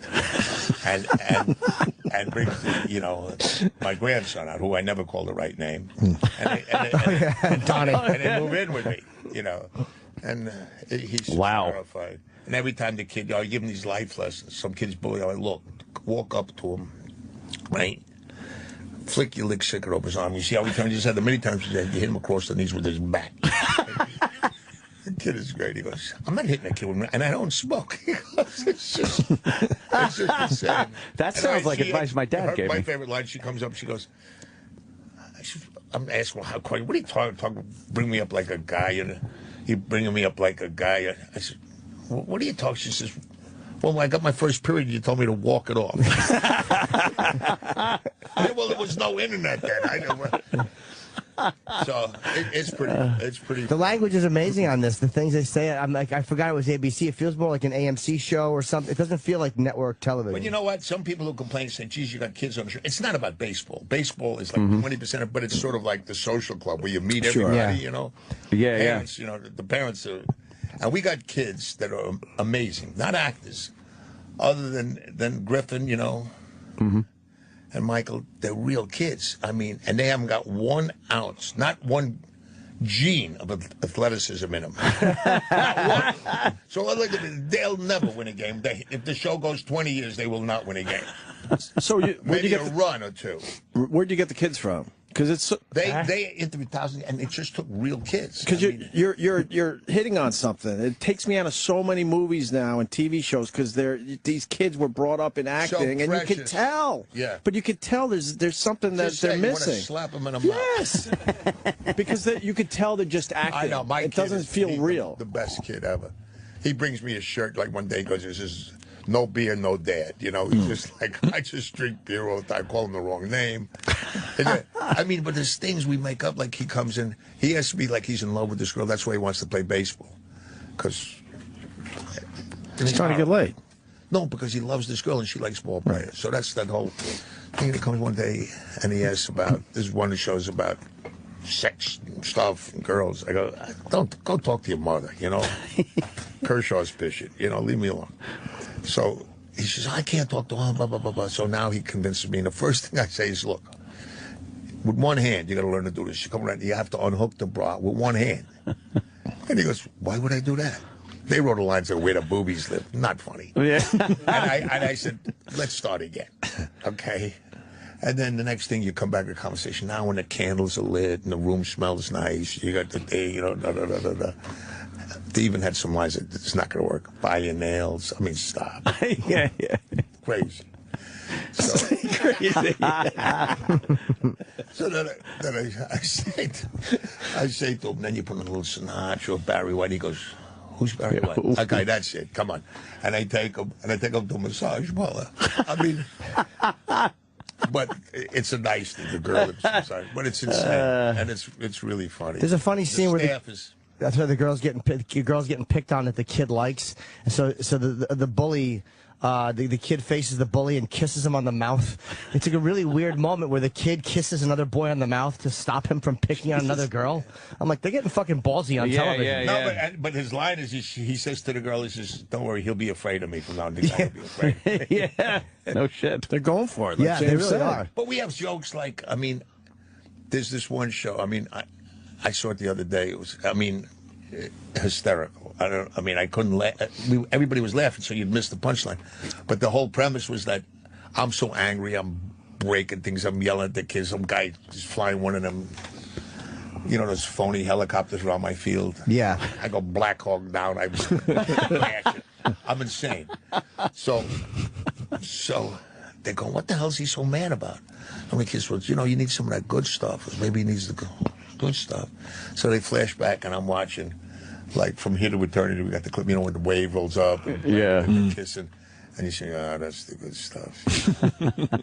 So now they decide, we got to get them a date. So they go online, and then they send the kids out, like in a shopping mall, you know, like if they're wearing rings, forget it. If they have a cat, something, go for them, whatever, all these stupid things.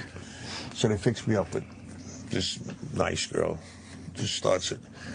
And she tells me, come on, you got to be there. You got to meet Dottie, like, you know, in a half hour. I says, no, I'm blowing that off. Kurt's like pitching, and I got to finish this salmon jerky before it expires, you know. And I got a silver toothpick that I use because I save a ton of money on toothpicks. She says, do you wash it? I says, what am I, give myself something? Why do you think before? I mean, it's just really... So anyway, the upshot is I have this dinner, and my daughter introduced me. You know, this is Dottie Sanchez, and she's got a 20-year-old that lives over there, a 21-year-old, and she has a dog, this cute little dog she calls Kevin Klein, and da-da-da. And then the woman says, yes, you know, when he was little, a little puppy, he had such a cute little face, I thought I'd call him Kevin Klein. I haven't said a word, and I just look at her, I go, and goodbye. And I get So I get this lush hooker. I bring her home.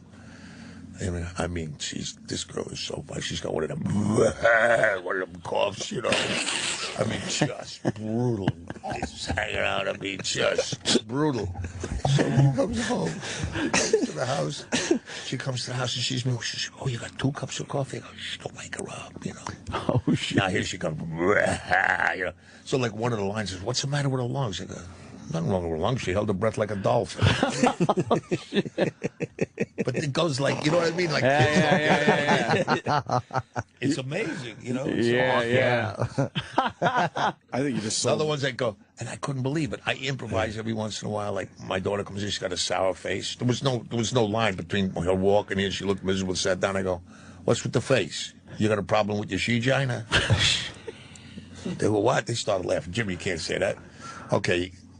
You got a problem with your lady gina? I think it's the gina part. I went like this. Inner walls? No. They left they left she gina in because it was they did. Yeah, they thought, okay, that's not so bad. Right. Good for you. Not better than inner walls. Right.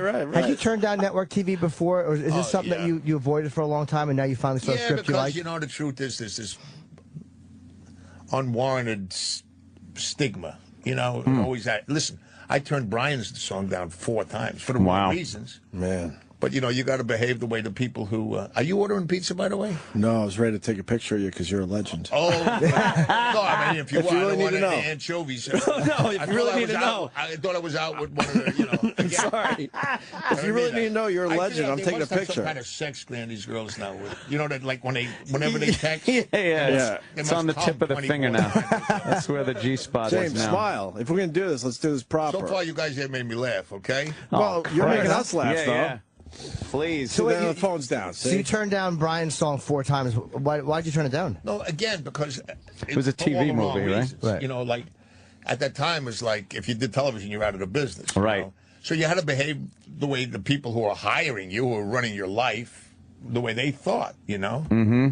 But then I'm so sick that I literally thought after 3 or 4 times that we're going to Rensselaer, we're going to work out. And I thought I was better than the back they had. I had a guy named Don Shai. And in my mind, I said, you know, I played a little of machine, but very little. Mm. So I really thought I could make the team. And I was in the middle of every scrimmage. Oh, the producers were going crazy. Those guys killed me. Something about it. I said, hey, after my 12 hits, 10 hits, I go, listen, I'm an actor. Leave me alone. Yeah, exactly. Like, you know, phone, you know, butt kiss. I mean, just boom. Wow. But the same with this, you know, and my son started yelling at me. What are you? And the truth is, the pictures today, I mean, I've lost my ability to fight prehistoric monsters and jump from building to building, what have you. You know, I just, my birth certificate is not so good. There's not the stigma on television anymore I don't get either. the girl, I accept that. So, you know, I'm not putting on any funny costumes. They don't look that good anymore. So, I mean, what's left are basically, you know, anything that I like. I did one with a great director named Guillaume Canet, who's married, all lives with, but they're French. You never know the difference. Yeah. But Marianne Coutier, who's just brilliant, you know. And Zoe Saldana, Clive Owen, Billy Crudup. I mean, a great cast. So that was one. But the other 3 or 4 that I was forced to do, they asked me what the name of it was, and I said, what was the name of that picture? I called The Rent. Every one of them was called The Rent. I mean, just to make the money. I really, like, you know, the integrity that you try to hang on to, you know, there's a point. I got 4 wives and 5 kids. I got to Jesus Christ. When you did The Godfather and you started shooting, and obviously that changed your life. How did Brando treat you? We got along great. Oh, you did? Oh, yeah. Yeah. Before and after. I'd say anything and he'd laugh. I mean, it was just...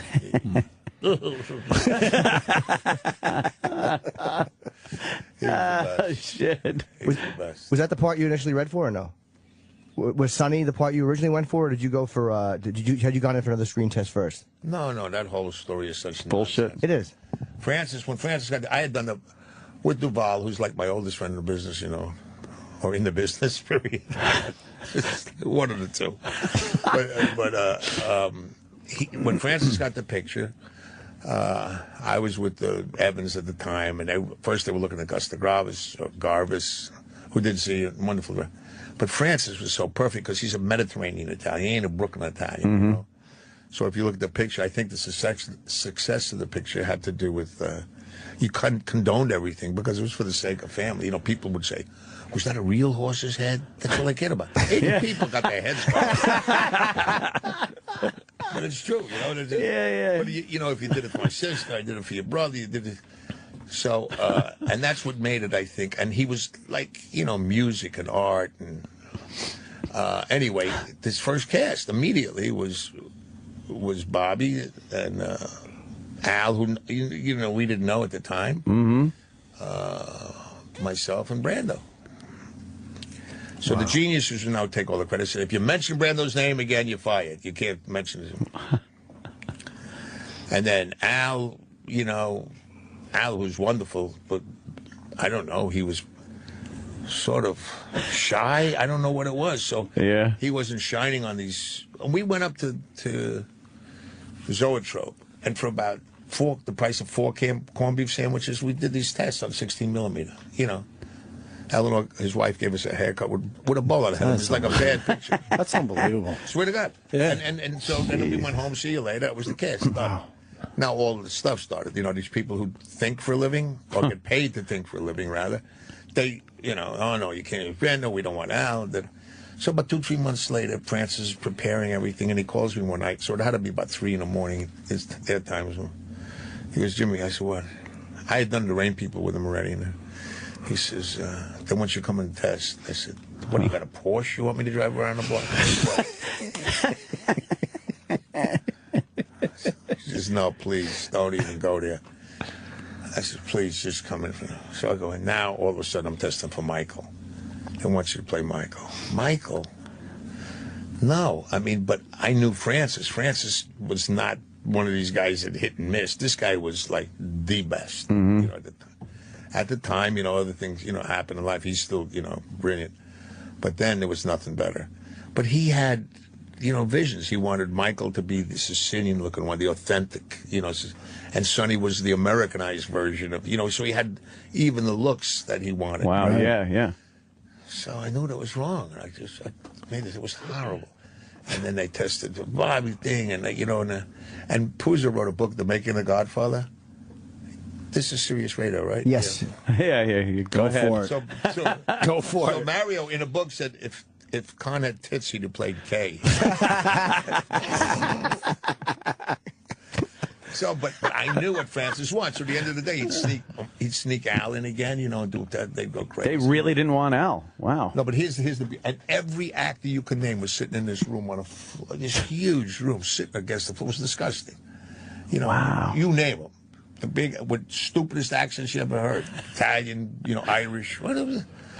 Didn't matter. They were all there. And after this all day at 10, poor Francis. And I go home. And then at one point they had this Carmen Caridi going to play me. I was going to play Michael. I was nauseous. Yeah. I go home, and then Ruddy and the girl that was one of the runners of Paramount at the time. Oh gosh. Anyway, senior moment. They came into the, and I said, stick this picture up your ass. All right. Wow. And Yeah. Bobby says, I'm throwing him out of the 30-story window. I'm going. And I jumped on a train. I was in such a hurry. I'm not testing again. Jumped on a train and went and did this 10-day part that they made part of the deal. Jimmy, would you do this before you come to do The Godfather? So I did this picture in Chicago. And then that night they called back and everything was set. Wow. So basically my point is they spent, at the time now, $450,000, which is like $40 million today. Yeah. That's a whole movie budget. On tests. And they wound up with the same cast they had for the four that Columbia they started. When they started. Right. Columbia sandwiches. That's like a General Electric product. Progress is our most important product, you know. When did you know the movie was going to be a masterpiece? When did you realize, holy crap, we got something? Never? No, look, I mean... Because you never know officially. You could have a great cast and all that. Answer. Right. I knew, and which to me is a huge ingredient, you know, like that we all liked each other. I knew I was really good people. And we laughed, you know, and that's, I don't care. You can go to movies and I'm not one guy that says, like any other guy, I either get moved, I don't get moved, I have a good time, I don't sit there and analyze it. But you can always tell inadvertently that these people are liking each other. I don't care what the subject matter is, somehow it comes off the screen. So we had that. I had great actors with me. The head of every department, this is all Francis is doing. Like Dean Tavaleros was nobody. He became like, one of the great set there. Walter Murch became the sound guy in the business. Gordy Willis, became the. So every one of these departments had Dick Smith, who's like a genius, with special effect, makeup, special effect. All these people were put together by Francis, And they wound up being like amazing the top in their field. artists. Wow. Yeah. Wow. That's the talent, being able to just identify that's the point, that. He, And how old was he was Francis smart at the enough to time get me, to be able to butt heads with a 33? studio like that? 33, and he's making a masterpiece. It's amazing. Yeah. What was Luca like as a person, the guy who played Luca? Because I'm hoping he wasn't really like that guy. Oh, yeah. Was he really Oh, yeah. My friend who introduced me to him was here with me today. But he was, one of the great. I got so many great stories with Luca. He was the big, scariest son of a gun. Yeah. But when he's on a set, he was like a little girl, Really? And he talked like this, very almost he had feminine moves. Really? So, and this is genius of Francis. It's a good story, and and you got a long, boring show. So Absolutely. Believe me, until you walked in, it was 3 hours of mediocrity. We need you to stay till tomorrow. So Lenny comes in. Now, he weighs about 350, about 6'3".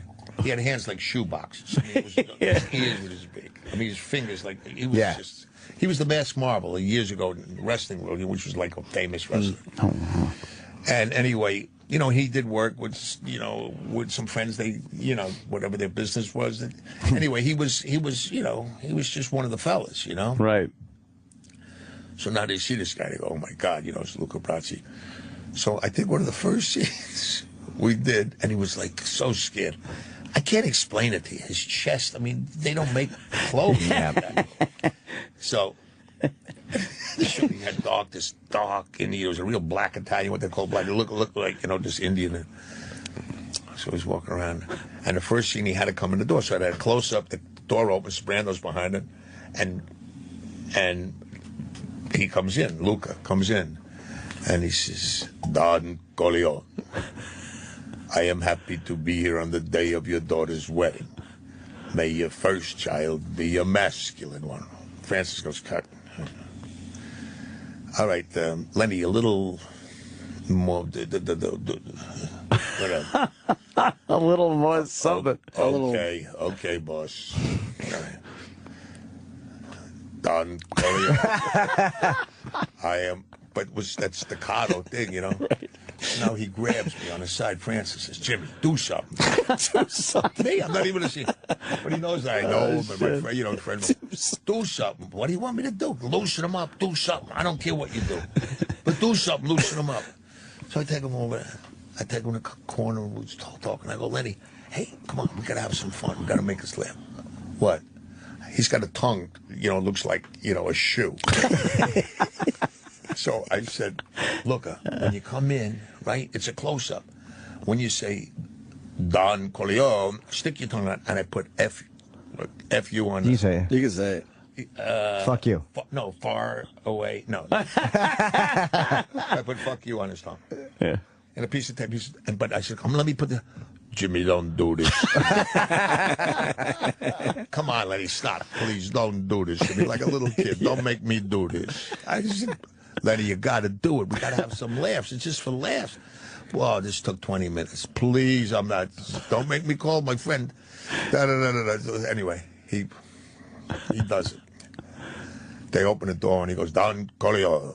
Well, everybody laughed. Brando laughed. Everybody laughed. So Lenny felt pretty good. Okay, let's do it again, right?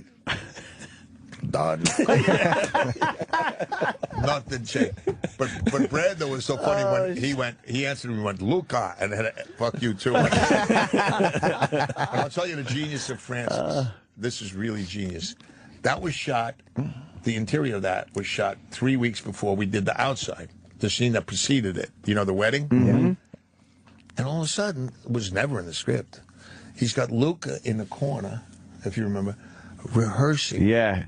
So it was perfect. You know, it was like, to make that Don Corleone, I am honored to be. So he had to add that, obviously. Now he put that in, and it was great. So it was now it was justifies how he sounded. Yeah, it was a rehearsed in the speech room, that he was nervous, you know.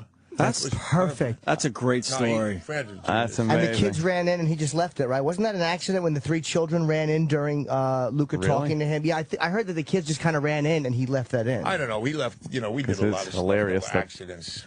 That was hilarious because he practiced so much and then the kids screw it all up for him. On your daughter's wedding, for your daughter's wedding. He fucking stumbled. No, but that was all perfect. Oh, but it all great. became perfect because you see him studying. Of course. Like, it brings it together. Yeah. That's right. It's brilliant. Yeah, he really was. He did not give a smooth delivery. Looking down at the paper, he had one thing to say. He's going to look at the paper. Just a killer. That's what he was supposed to be. He was a piece of work. Yeah. He was in The Jerk with Steve Martin. He played... I think he played Iron Balls McGinty. Steve Martin kicks him in the balls, and he's got a fucking metal balls, and Steve Martin hurts his foot. They were all such iconic characters that everybody from The Godfather, when you saw them after that, you'd know, that's the guy from The Godfather. Right. No, Lenny was, I mean, off camera. I told the story last night. It's one of my favorite. We were all, a bunch of us, from... the city pals, all my good friends, and we we decided to go with the, one of my friends who liked to, throw parties and this and that. Benny Goodman was playing in the Rainbow Grill, right? The whole band. And that's a small place, so you can imagine what the tariff was. It was, like, stupid. So Lenny was notoriously one of the cheapest guys. He never had more than $20 in his pocket. I saw somebody give him $10,000. He'd send $980 home to his wife, right? So he only had $20. So we go up to the Rainbow Grill. There's six of us at the table. And we're just having drinks, but it was a dinner show. But how do you pay Benny Goodman's band, So everybody's in tuxedos from Park Avenue paying. I don't know what happened. So all we had was a couple drinks, with this and Benny Goodman. It was great and this and that. And my friend, who always grabs the bill, you can't get the bill, he grabs the bill, he says, give me the bill, and he grabs the bill, and he never says anything, but this was so ridiculous. He says to me, he says, Jesus, he said, well, these are phone numbers. He says, what, we buy this freaking place? So and then with that, Lenny overheard, he goes, I'll take care of it. Oh, no. And we both looked like, this is impossible. These not, especially after guys said, these are tough. What'd you say? He says, my friend says, just to see what would happen. He goes, yeah, God, yeah. So now Lenny's sitting, and he had a glass full of ice, and there was like 7, 8 guys behind us with 3, 4 women. This huge table. Took the ice, just threw it over his shoulder, right in the middle of the table. There we go. He says, hey, you dirty this and that, you never. And it took Lenny about a half hour to get up. He went, ooh. He stood up like that. He had 2 guys like holding him off the ground like this. Here come the manager, running over. Said, please, what are you doing? And then he says, whispers to him, you want this to happen every Saturday night? Give me the bill. He goes back and he says, come on, I took care of it. Wow, what a great story. Fucking horrified people in real life. Yeah. It's the real deal. No, he was funny. He was a good guy. We're being told you got to go. You got a lot of You're press. a busy man. We could talk to you all day. Busy man today? I'd like to sit here. Yeah, really? The rest of the crap ain't that interesting. Who wouldn't? I'm really comfortable. Great, man. The show is, and I saw the pilot. It was very funny, and the dialogue. It's very hard to believe that it's actually on network TV. It's but really, again, it's really good to hear that they're going for it. I'm not surprised the Cullen brothers are involved with this. I did not know they were until James came in. No, but Rob, there are saner people locked up than I know. He's just mad, and the staff is great. Maggie and my cast is just unbelievable. Ben and the kid and the girl that plays Lulu is unbelievable. So I mean, it's really nice. The kids are great, and I like getting up in the morning, and that's worth a lot of money. Yeah, and I'll just say unlike you guys who sit together every day. Just miserable. The show opens with you bashing a car window with a baseball bat. No, it opens. Oh, they do the freeze throw. Yeah. That's how the show opens, and it's just a very interesting opening to a sitcom. And it's called Back in the Game, and it premieres tomorrow night, Wednesday night, 8:30 on ABC or 7:30, wherever you live. You know what time 8:30 is here. It's all based on New York. Let's be honest. Of course. And it's fucking James Caan. It's great. And again, the Cullen brothers, very fucking funny guys. So I'm very happy they're involved. Mark's married, so he's got to be.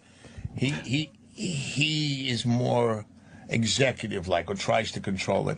And when we first got together, and they wrote it for me, they said, right. And all I remember Mark saying, now I have 2 of them. James Caan, what was a pleasure, blast, man. Thanks so much. Well, thanks, guys. Great time. Thank you. I want you to come do my radio show. Oh, where's that? Not yet. I'm happy. All right, we'll do that. we'll do it for sure. The great James Caan, everyone.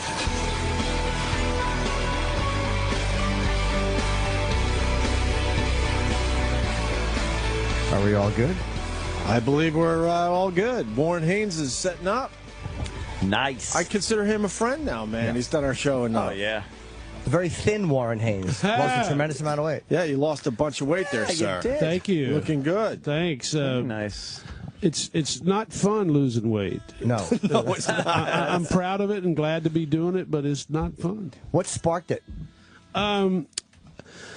I'd been the same amount overweight for years, And then one day I realized I started to gain weight, and I was like, I can't do that. I've been comfortably overweight for a long time, but when it starts gaining, I said no. Plus, I have a 2-year-old son, and I got to be around to chase him around. So. Do you find yourself looking at yourself? I find myself looking at myself naked in the mirror a lot more. No, because I lost weight, and I'm like, I just find myself standing in front of the mirror nude. Well, I don't think I've quite reached that point. I'm hoping for that. What are you craving that you're not touching? What's the one thing? I'm not doing any bread and no chocolate. And I'm a big chocoholic. Right. But you know, I'm getting used to it.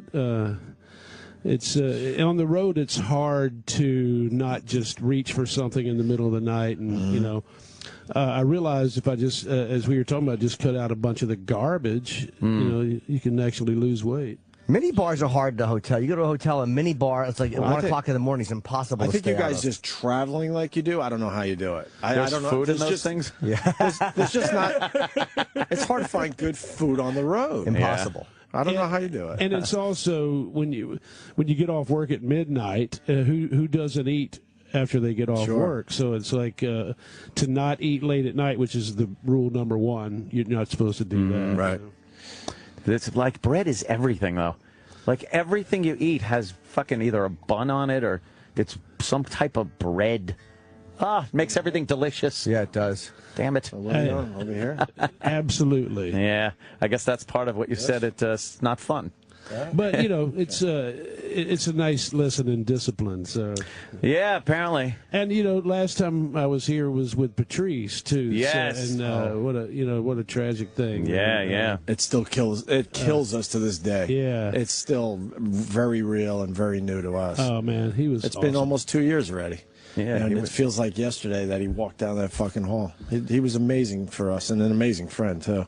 And you guys did a little blues number last time. We did, yeah. That thing was unbelievable how great that was. Yeah. Just off the cuff. Howlin' Wolf. Yep. Going down slow. And how almost like prophetic, you know, it was like... right.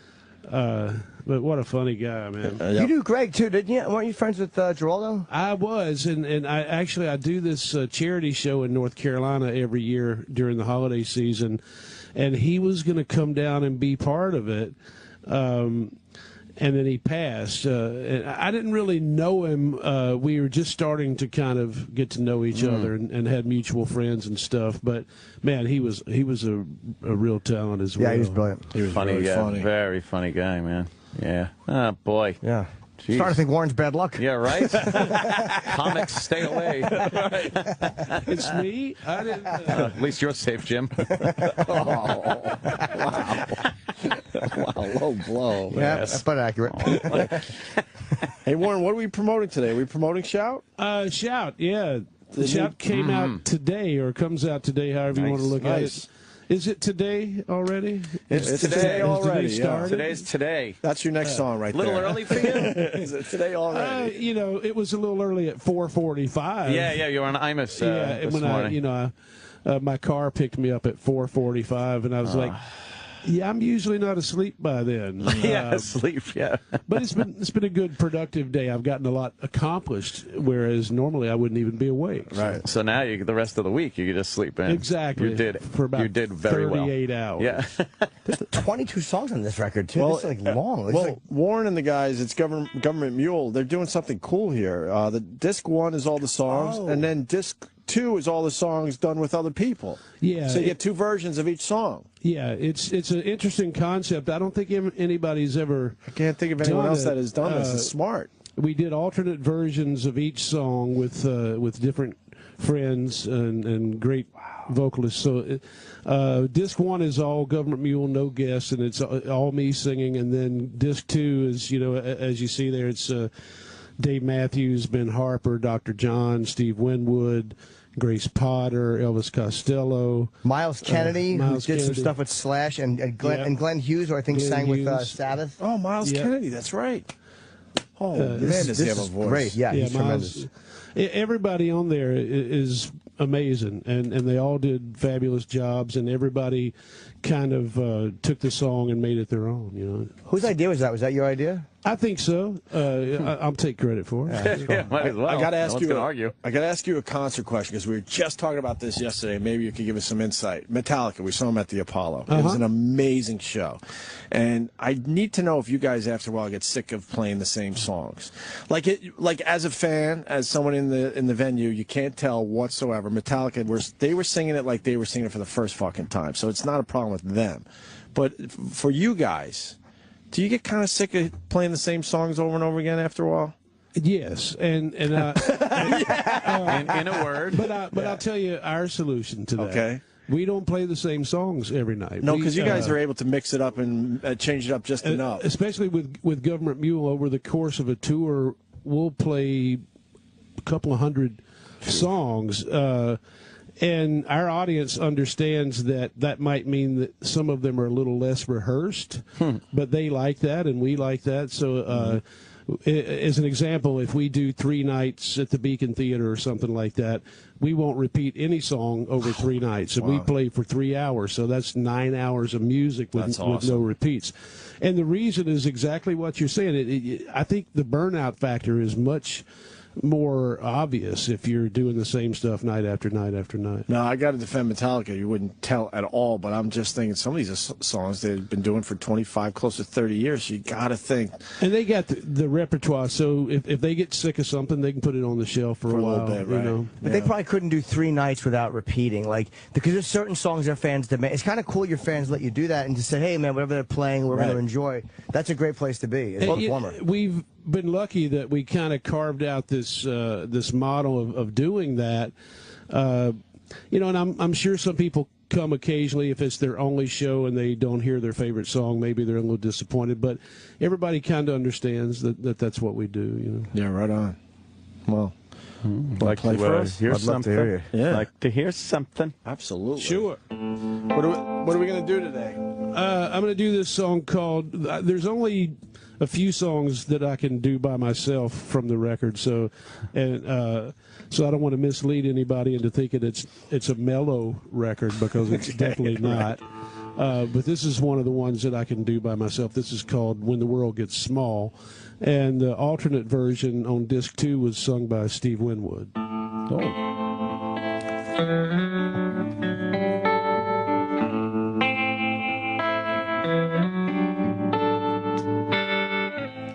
When the world gets small, I feel like it's closing in. Through it all, there's you, my friend.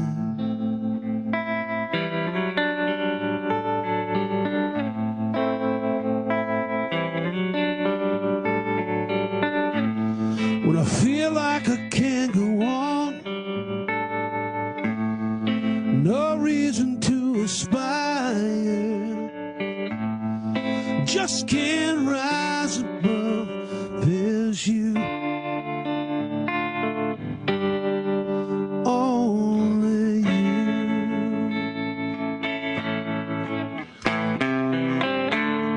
The voices of 1,000 years ringing in my head, yours is the only one that cuts through it all.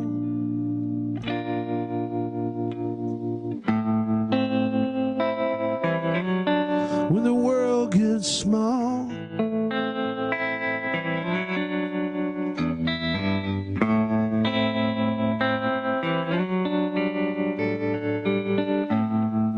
traffic on the highway, even more in my head, makes me long for another time and place.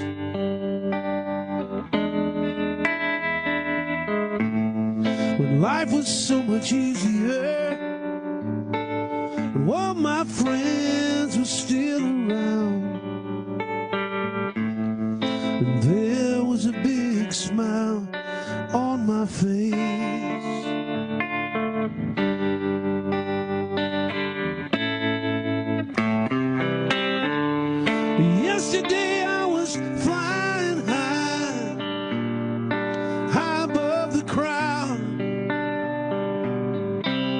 but I know I'm gonna need a place to fall.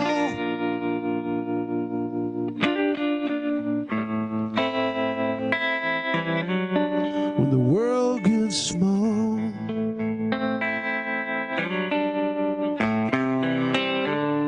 and dreams I'm flying still high above the mountain, but I know I'm gonna need a place to fall.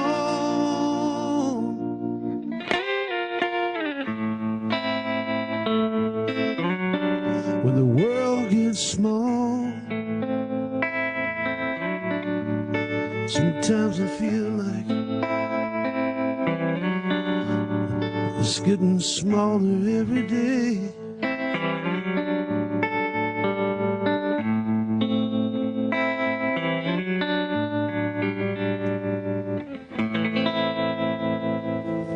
Jesus. Wow. You gotta be kidding me. You've done that a few times, huh? Meaning saying it's unbelievable. Thank you. Warren Haynes, When the World Gets Small, off the Government Mule CD called Shout. Tremendous. That was really fucking good. Wow. What a great sound on the guitar. Holy shit. That is a great sounding guitar. It sounds really fucking cool. What do those pedals do? Oh.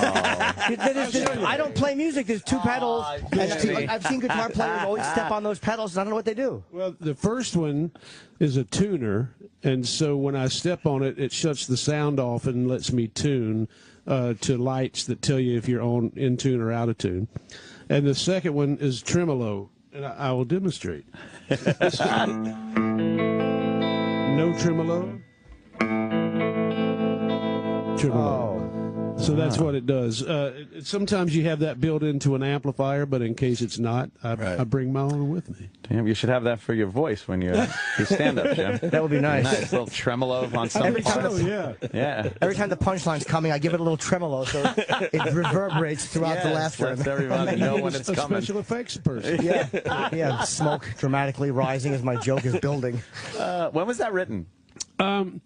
About 3 years ago. 3 years. That's actually one of the oldest songs on the new record.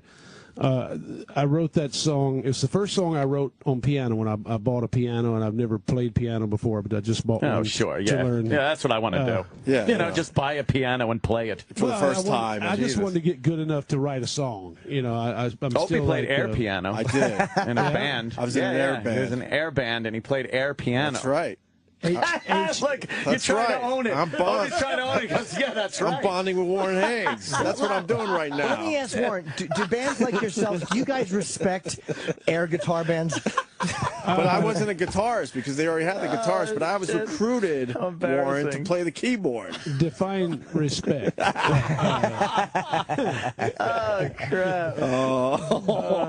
I was 18. Give me a break, please. Okay, no. What were you doing at 18? Probably playing a real guitar and getting chicks. I have heard, though, people say that people that play guitar are terrible at the air guitar game, at the the Guitar Hero, at like Guitar Hero and stuff. Yeah. I've heard that if you play, it makes you worse. Because you know how to play a real guitar, and it's nothing like it. Yeah, apparently. I have heard that. So, so why did you wait 3 years to put that song out? That's a beautiful song. You would think if you come up with something like that, you would want it out there immediately. Well, the last Government Mule record was 4 years ago. Wow. And it's in between then I did a solo record, and that song didn't really fit into that. Okay. So I kind of saved it for this record, and it was great because I'm glad that I did, because it worked out that I was able to get Steve Winwood to sing the other version, and he just crushed it.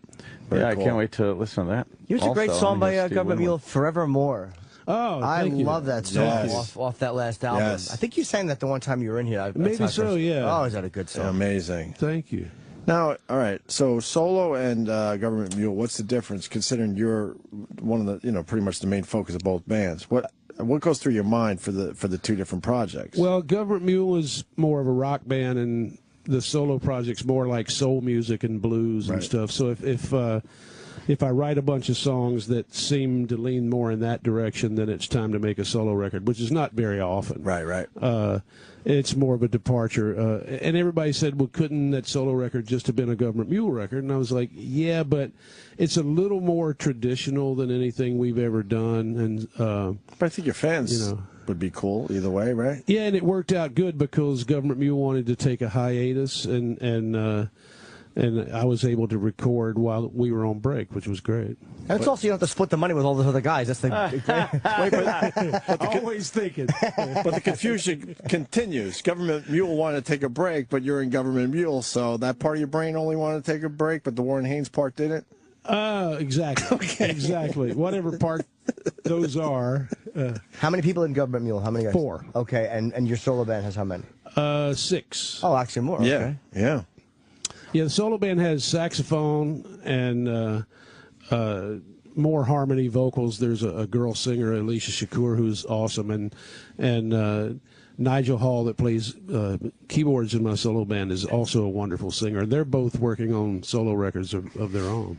Nice. When you write a song, and do you get hit with, like, are you in the shower or do you wake? Because I heard Phil Spector woke up and wrote, to know him is to love him, because that was written on his father's tombstone, and he just woke up and he had dreamt that song. I mean, do you work like that, or will you actually sit down and go, I need to write a song? Actually, that's more often than not. I write when I'm really tired, late at night, 3 o'clock in the morning or something. I get an idea, and if I'm awake already, I start working on it, and if I'm not, I make myself get up, because that's when I probably do most of my writing.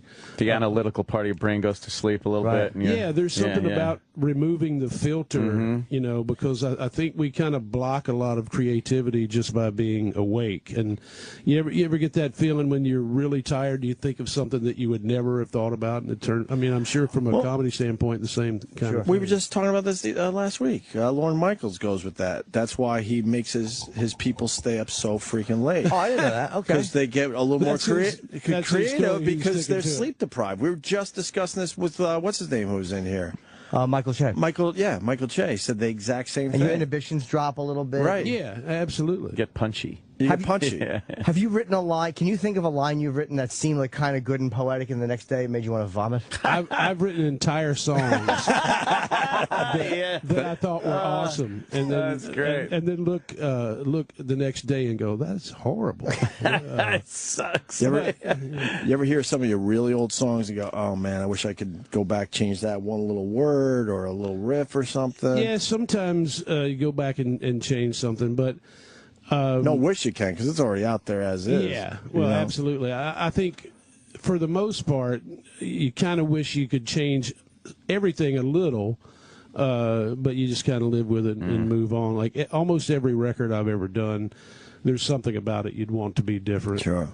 Why not? Yeah, like anything else. What are you going to do, right? Could you play another one, or is it too early for you? I could do another one. Sure. Yeah? What do you want to play? Anything you want. How about there's a song called Captured on the new CD, which is the alternate version of that was done by Jim James from My Morning Jacket.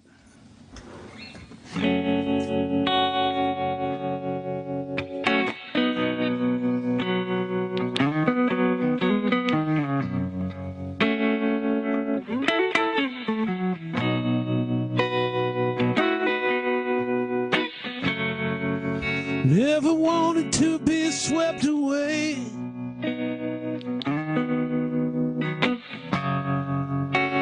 I thought I might lose myself.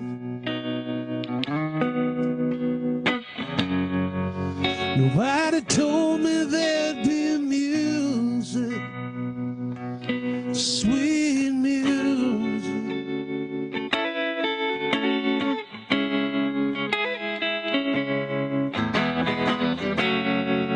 And I got that sinking feeling. And though I try to brace myself,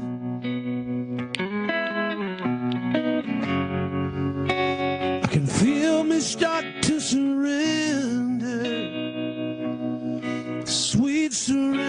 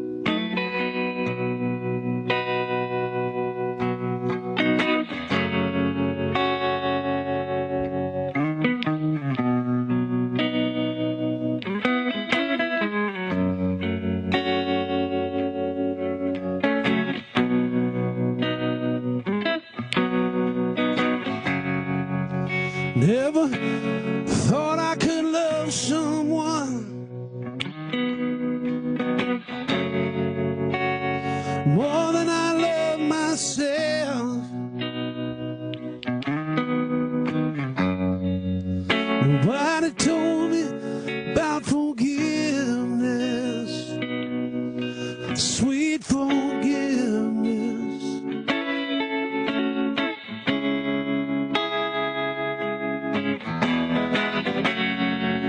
And now we're waving our flag in the air.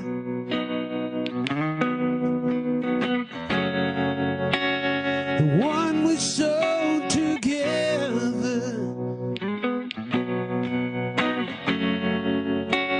We're planting our seeds in the ground. Roots are growing.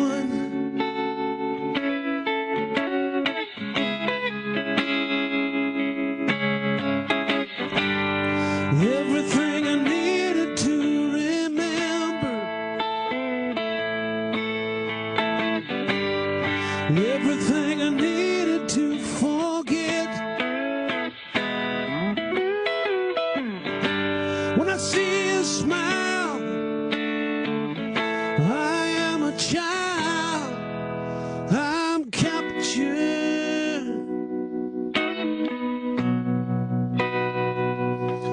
Whoa, I'm captured.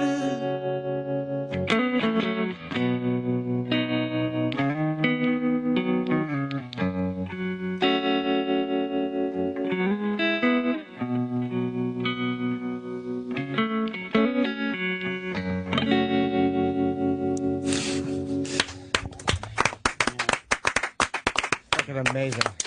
Yeah, that's amazing. You gotta be honest. Sometimes when people play it here in live in here, fiddle around with your phone a little. You do. That's just fucking like wow. Yeah. Yeah, yeah. I'm gonna write that shit in a Valentine's Day card. I'm gonna get a blank card and I'm gonna write that shit down. Where do you think I got it? Oh my God. That'd be the worst, wouldn't it? If you woke up one day and realized, oh, did I steal that from a Hallmark card? Yeah. Well, you realize you got it from a Limerick or something. You're like, I knew that man from Nantucket line was wrong. I gotta say, after hearing you perform the 2 songs off Shout, the new Government Mule CD record, whatever people want to call it these days, I've always loved your voice. It's gonna be tough to hear these songs with the other guy. It's even cool. though it's a great concept. It's very cool because you get 2 interpretations, right? Which I think, at a minimum, you get a better understanding of the songs themselves. Because when you hear like Elvis Costello sing "Funny Little Tragedy" and my version of it, they're completely different.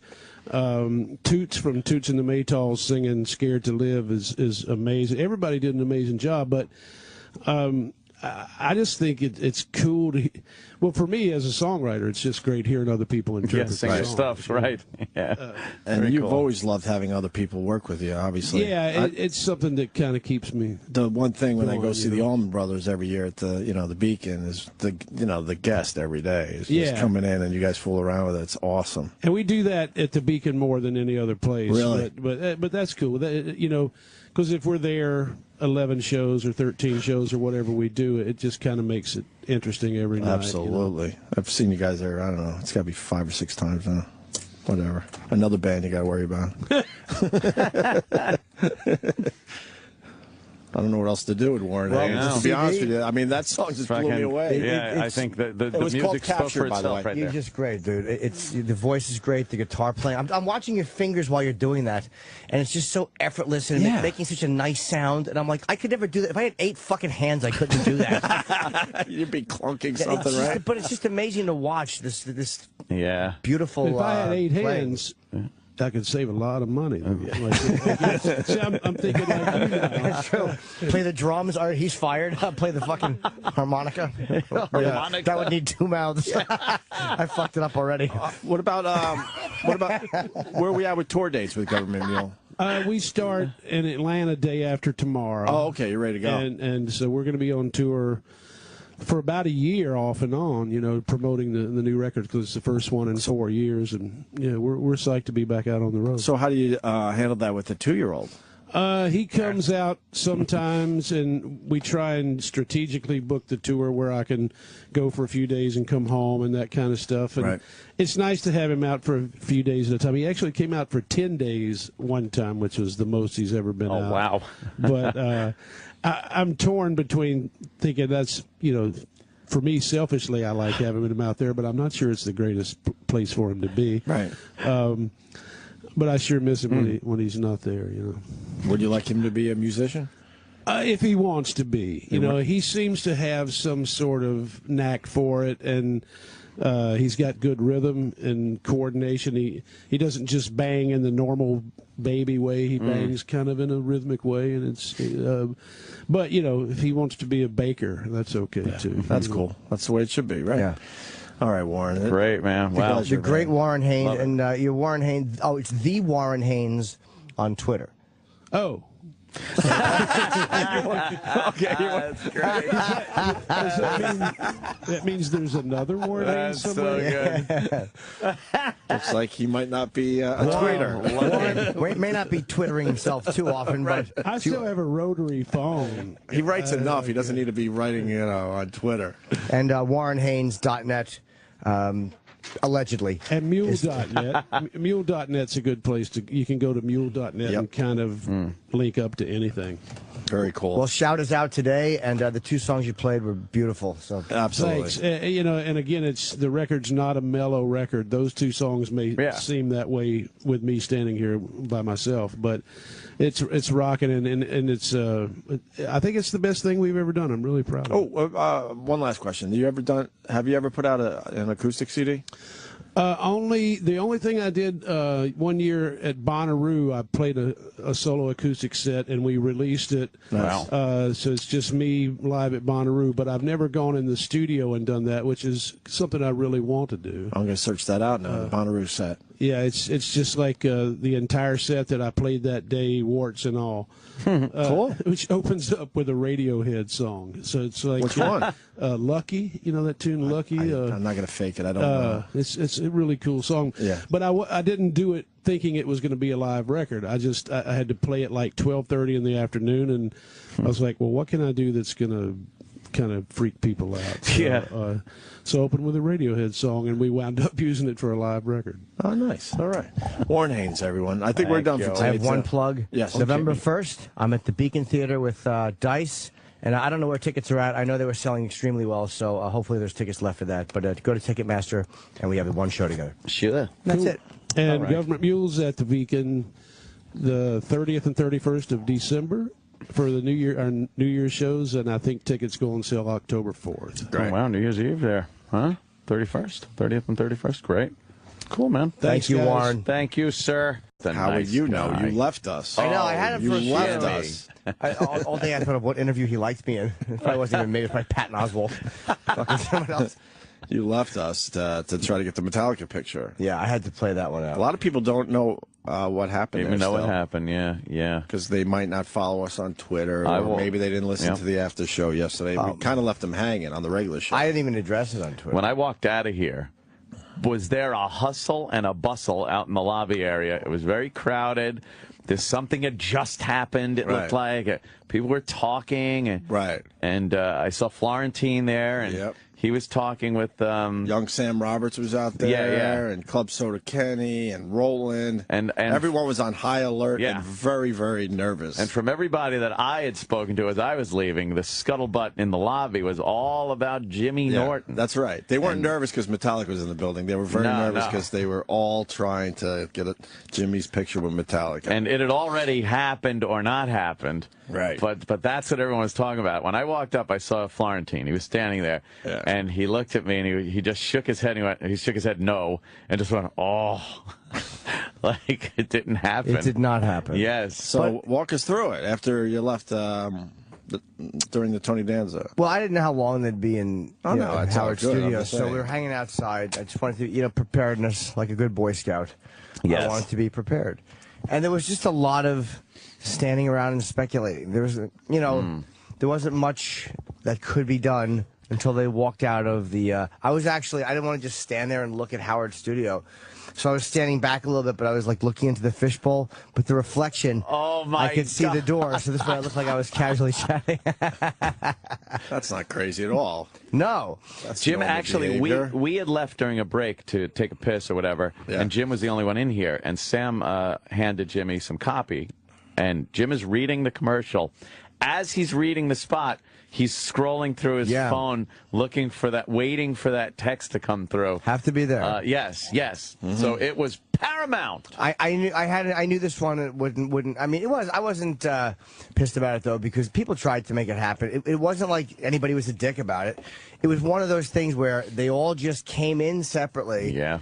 And they all just left separately. Well, sure. But that's... I guarantee they don't hang out anymore. Who was the first guy to leave? Kirk Hammett. So as soon as I was standing out there... When you saw Kirk, though, leaving, were you thinking like, I gotta keep him? I knew, though. Because when Kirk... It wasn't like... When Kirk Hammett walked out, he's walked out with this... He's a big, bald guy. I forget his name. He works for them. Who I've seen a million times with them. He's always with Kirk or James. He's got a big goatee. He's a big boy. And when I saw him walking Kirk out, I knew they were going right down the elevator. He waved at people. Asshole. Yeah, but it was like, the guy's just leaving. And then, so I just said, fuck it, and I just went and got my stuff in here. And when I came out, James had just left, like, you just missed James. I'm like, I didn't care about seeing them individually. Right. And then I went to hop in the elevator, and Rob Trujillo got on the bassist. So I wound up talking to him, and he's just a great guy. So, yeah, I appreciated people trying, and what are you going to do? I didn't feel that bad because there's no way I could have. It was like no one was a dick about it. Right. It wasn't like they took a bunch of pictures and just didn't include little Jimmy. Yeah. Are you relieved today, though? Although now that it's over officially? I'll tell you what made me... Because you've been working on this for about 3 days. But I got the picture. Roland sent me the picture last night that we all took. Right. And it bummed me out that James wasn't there. Oh, it's so obvious it's a wasted picture. I saw mine. I'm like, without it, because it's a beautiful picture. Doesn't work, though. It's a fucking beautiful picture. Like, they took the series, whoever did photography, took beautiful fucking photos. I saw the Sam Roberts one. Let me see it. Lars' That's head. a perfect photo. I mean, of course, James is in there, but that's how you want a band photo. I tweeted it last night. Lars' head, he's turning into the bad guy from Tango and Cash. That big jaw guy. Yes. He really is. And only love for Sam Roberts in that picture. Yeah. I heard AIDS, you're a mutant. Yeah, plenty of love from the fans. Oh, that's nice. AIDS! And it's always, it always hurts when men don't find me attractive. Yes. Whenever men have a problem with your looks, your hair, your shoes, your clothes, I'll fucking take a picture with Metallica. It's crazy. That fucking door is like... it's pure lunacy, man. Right? I didn't pure ask, fucking lunacy. It's not like I asked Gary Delabate and he said no either. I didn't, I asked Ross Zapin as he walked in, and he actually walked in and asked Metallica's people, but did he ask? Yeah, I think he did. As soon as he closes that door behind you, then he can make believe he asked. I'm just saying that's a possibility. Hey, going to Gophers? Right. Got any extra tickets? Oh, are you crazy? Yeah, I talked to my manager, and he's going to take $100 off that True Coat. He did not. He might. No, because he went and he knew who to ask for, and I think he would just... If you don't want it to come back that you didn't do something, why wouldn't he? Yeah, if he did, he did. But I mean, whatever. I think people did make the effort, and I appreciate the effort. But he's in the Wizard of Oz. Yes, the Wizard. Yeah. Pay no attention to the man behind that door with a fist on it. And the Wizard himself is starting to look like an old aunt. Auntie M. Auntie M. Auntie H. Auntie H. Auntie H. I think he's wearing girls' clothes now. Yes. That scarf was a little weird. I think officially he's wearing girls' clothes. Grandma's scarf was a little weird. Yeah, a little strange. There might be a picture floating around where he looks like an ant. Yeah. A little frilly. A bit frilly for my taste. E-Rock, you handed me a note over here. Is this your handwriting? Yes. What is this? Well, we found out after the after show from several people in the hallway that I guess while Jim was waiting in the lobby to find out what was going on with Metallica, right? At one point, Metallica wasn't even in Howard's area. They were in the hallway over here in Jose's office, just hanging out. All of them? All of them. And then Kurt went back in through Howard's compound through the back end, got his bag, and that's when he left. The other guys were still over in Jose's office. The whole band was in Jose's office? That's what was said to me after, Wow. I didn't know. And Jose knew we were looking, but I don't know if he knew I was. I don't know. But that's what we found out when everything was done and we walked back to the office. You're usually pretty good with details, Jimmy. You're usually pretty good with details. Wow. Walk by Jose's office, the whole band's in there. Hey, Jose, what's up? Oh, hey, guys, you mind if I get a pic? And then you sit there. Oh, fuck, I wish I would have known that. No, I didn't know. Hey, if we knew, we would have said something, but... Yeah, maybe we shouldn't have told Jimmy that. You missed Tony Danza. Yeah, he was really cool. Yeah, it was a whole How did musical thing. How did he react when half the room left? It was so funny. Right in the middle of the conversation, Jimmy gets up to leave, and he just goes, "Oh, Metallica." Metallica. Yeah, Like, he knew. You even got Tony Danza involved. He knew. Tony Danza was nervous. Yeah, he was cool. I'm looking at my almost Metallica picture right now. Yeah. It just doesn't work. Yeah, I mean, they're all superstars in their own right, but you know, when you're in a group thing, why did it download this instead of the actual picture? Oh boy, fuck! What happened there? I don't know. Where's the picture? It's fun though. You get to pretend you're the fourth guy. That is true. It's almost like taking a picture with the cardboard cutouts, and you're the singer. Yeah, right. Yeah, yeah. That's what. Just Photoshop James in there somewhere. Doesn't Get a matter. picture off of Google. Yeah. Fucking just crop it out. And fucking beautiful. Yeah, it'd be beautiful. Let's see. I don't He's know. tall. You could just put him behind everybody. Yes. So cheesy. Huh? That'd be so cheesy if somebody actually did that. Do that. Fuck it. And then downstairs, I guess. What, Jimmy? That's irritating. If the band was in Jose's office and no one says anything, like, ugh. They should say something. They should have said something. Yeah, of course. We all knew that you needed the picture. Yeah, Everyone why was wouldn't on he high fucking alert. tell him? Is that true? Yeah, I heard that. What were they doing in there? Saying hi, I guess. I don't know. They told me after I got off the air, like at 11:30 in the morning, they said, they came to say hi to Jose, and they were all hanging out in his office. Who knows if it was the whole band or if it was fucking... They said it was a band. I mean, I don't know. Like, obviously, I didn't see if there was a kid in the lobby, but... Was it the whole band? Because they said, Howard's got that back door. Yeah. So they went through his back door, hung out in Jose's office for a sec. Sexy. And then went back through the back door and around. Don't you have another opportunity? No. Oh, I thought you did. Gregorio! Antonio. Die Europäische Zentralbank legte den Referat. This is the Opie and Anthony channel. And now, a show the likes of which America's never seen. So appalling, so offensive, yet so entertaining. It's not your normal show. Beamed from satellites in space down to you every single day. What planet are we living on? It's the Opie and Anthony show with Opie. We're experts, and we already know this is going to be great radio, so shut the fuck up. And Anthony. I live in a big house, I make a lot of money, and I fuck attractive girls. And little Jimmy. I don't even like in our opening. It sounds like a little... You dang over there and don't listen to dang over there. Stop with that shit. And now, here they are. Why am I introducing these buffoons? I'm William Shatner, goddammit. But enough of this palaver. Let's get the show on the road. Yes, good morning, everybody. Welcome to the Opie and Anthony show. Hi. Hi, audience. Hi, people. Hi, fans. Oh, little air guitar. Yeah, but I wasn't good enough for the air guitar. Remember? No? Yeah, air keyboards. That's what I was air keyboards. I guess I gave a lot of people the chills of the douche variety yesterday. Some of the douchiest of chills. Sometimes it sucks sharing on this radio show. Yeah. Look, we all have those little things. Yes, we do. But usually you push them down, you're like, it would be best no one knows about this one. And most people have the ability to do that, to not talk about some of the embarrassing things in their life, but we have to. Well, I mean, we've been at this so long. I mean, some days you're reaching, you got to find those little nuggets. There are no secrets. It's so nice to have no secrets, though. Yeah. It really is, because it's so freeing. There's nothing anyone could really approach me with and say, like, right. I know this about you, Anthony. It's like, I've said it all. But it makes you look like a douchebag sometimes. Well, yeah. Now everyone knows I was a fucking air keyboard player.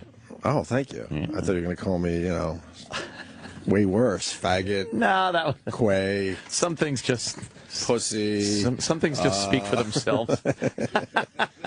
Talking about me being an air keyboardist. Air keyboardist, and very douchey, because he was just air guitaring again for me. Because I liked it. Because I'm hoping some of those air bands out there maybe acknowledge that I could maybe be the lead guitarist in an air band instead of the keyboard player.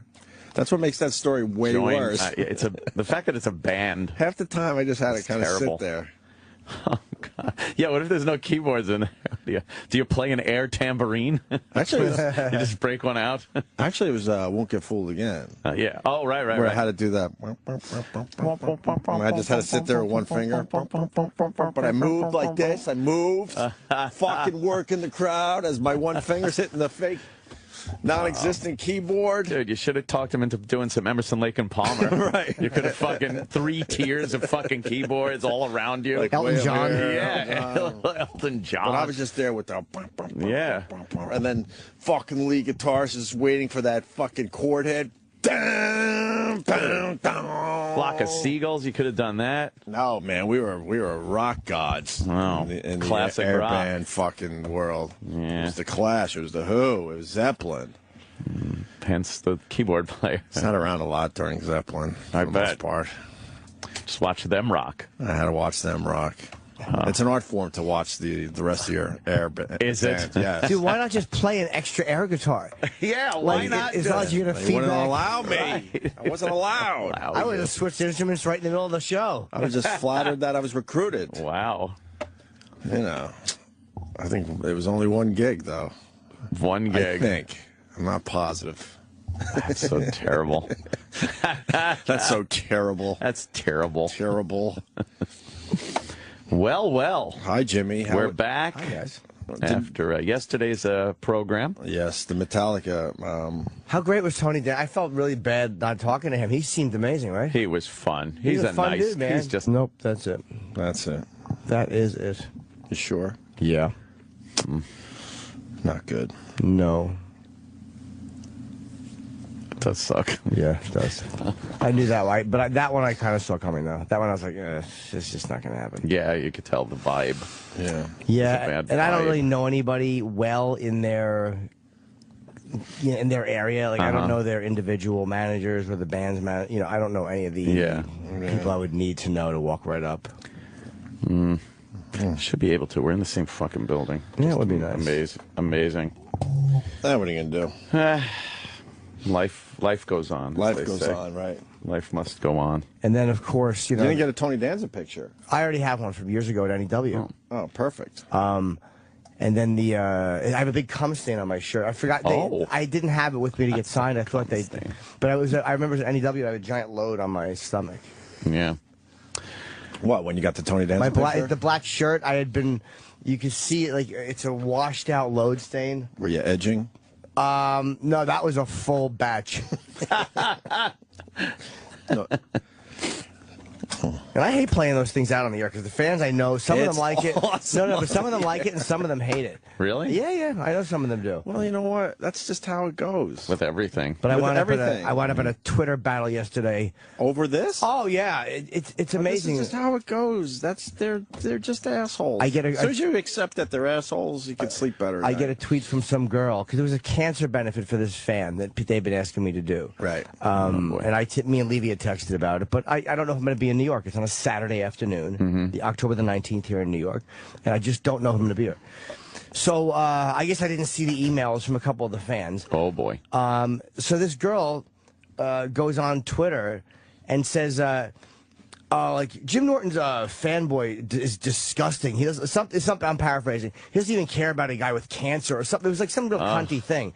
What, trying to connect the two? Well, just saying, like, I care too much about a Metallica photo, but not about a fan who has cancer. You should get cancer. You should only get cancer. That's a stretch because, like we have to say this. Jimmy's done a lot of good and a lot of charity gigs. But it was just like, that's just not fair. Man. So I say something like, "You're a twat." I said, I didn't even. She's like, "Oh, you could answer the email." I'm like, "I didn't see the emails, you twat," in a private message on Twitter. And then she posts the private message, which you always know that could happen, and then says, "Look what I just got for Jim Norton." So she makes it public. So I blast her back publicly. And then she's like, "Oh, he's trying to rally the troops." It's like, you fucking bitch. You blast me publicly. Then I send you a private message. Then you post it again publicly. And then I address you publicly. And now I'm trying to... Now you're trying to rally the troops. And then everyone's telling me, no, she's not a cunt. She's just worried about her friend. Really? And it's like, look, you white knights. She was shitty. And I blasted her for being shitty. She was shitty to me for no fucking reason. And they're like, well, she really likes you. It's like, well, then you know what?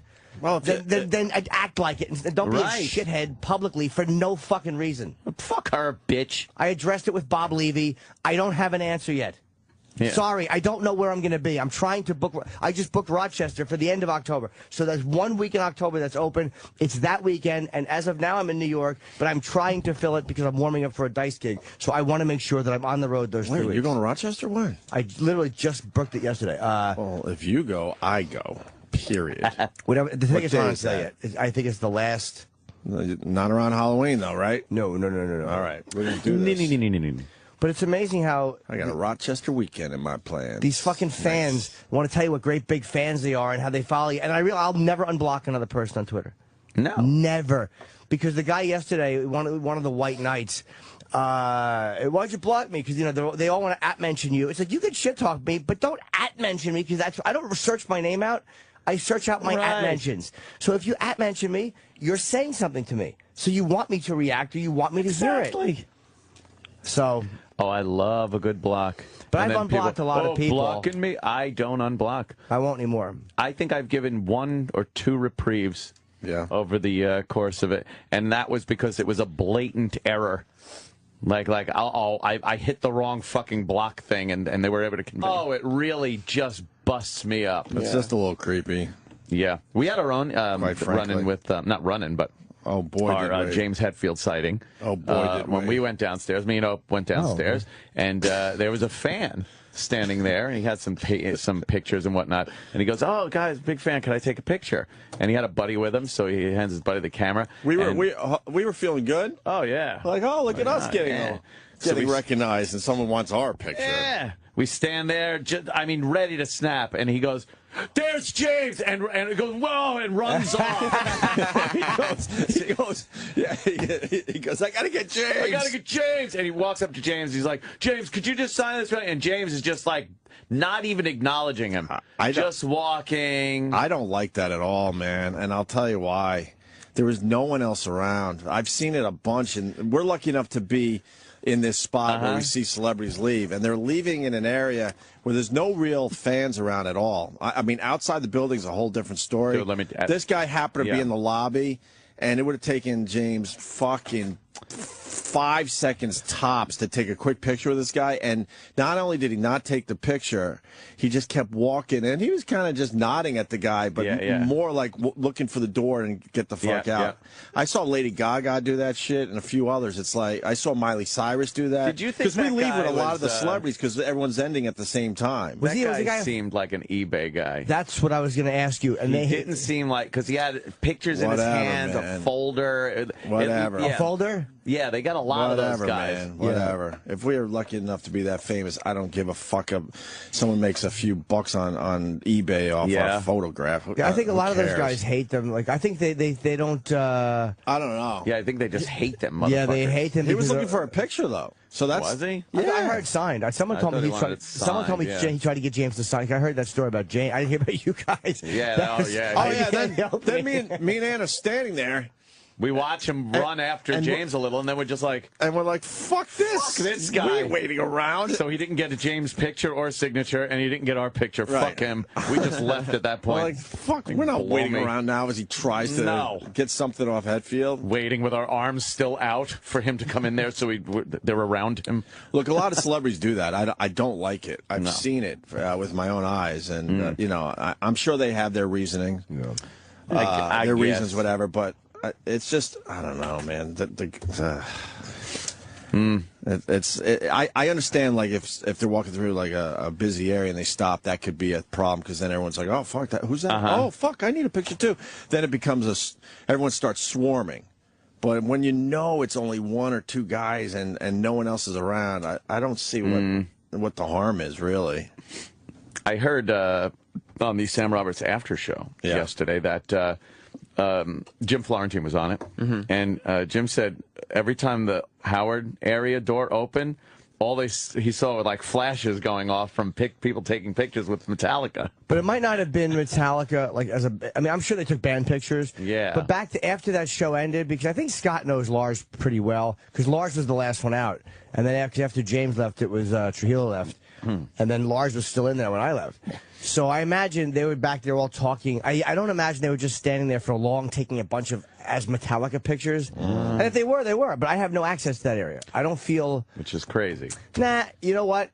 I don't know, Howard. I mean, we've chatted briefly in the hallway. That doesn't... I don't expect to be brought back to his studio by one of his people. Family. But you know what I'm saying? Yeah. I wouldn't expect We're supposed that. to be one big happy family where we try to take care of each other from time to time, you know. Yeah. Oh, that's right. It's all about him. And we're supposed to... and always will be. We're supposed to show that loyalty for the company, and we're told a lot of times, you know, it's not good for the company if you lambast them or go off on this or do that. And it's like, okay, but there's nothing that is put on the other side.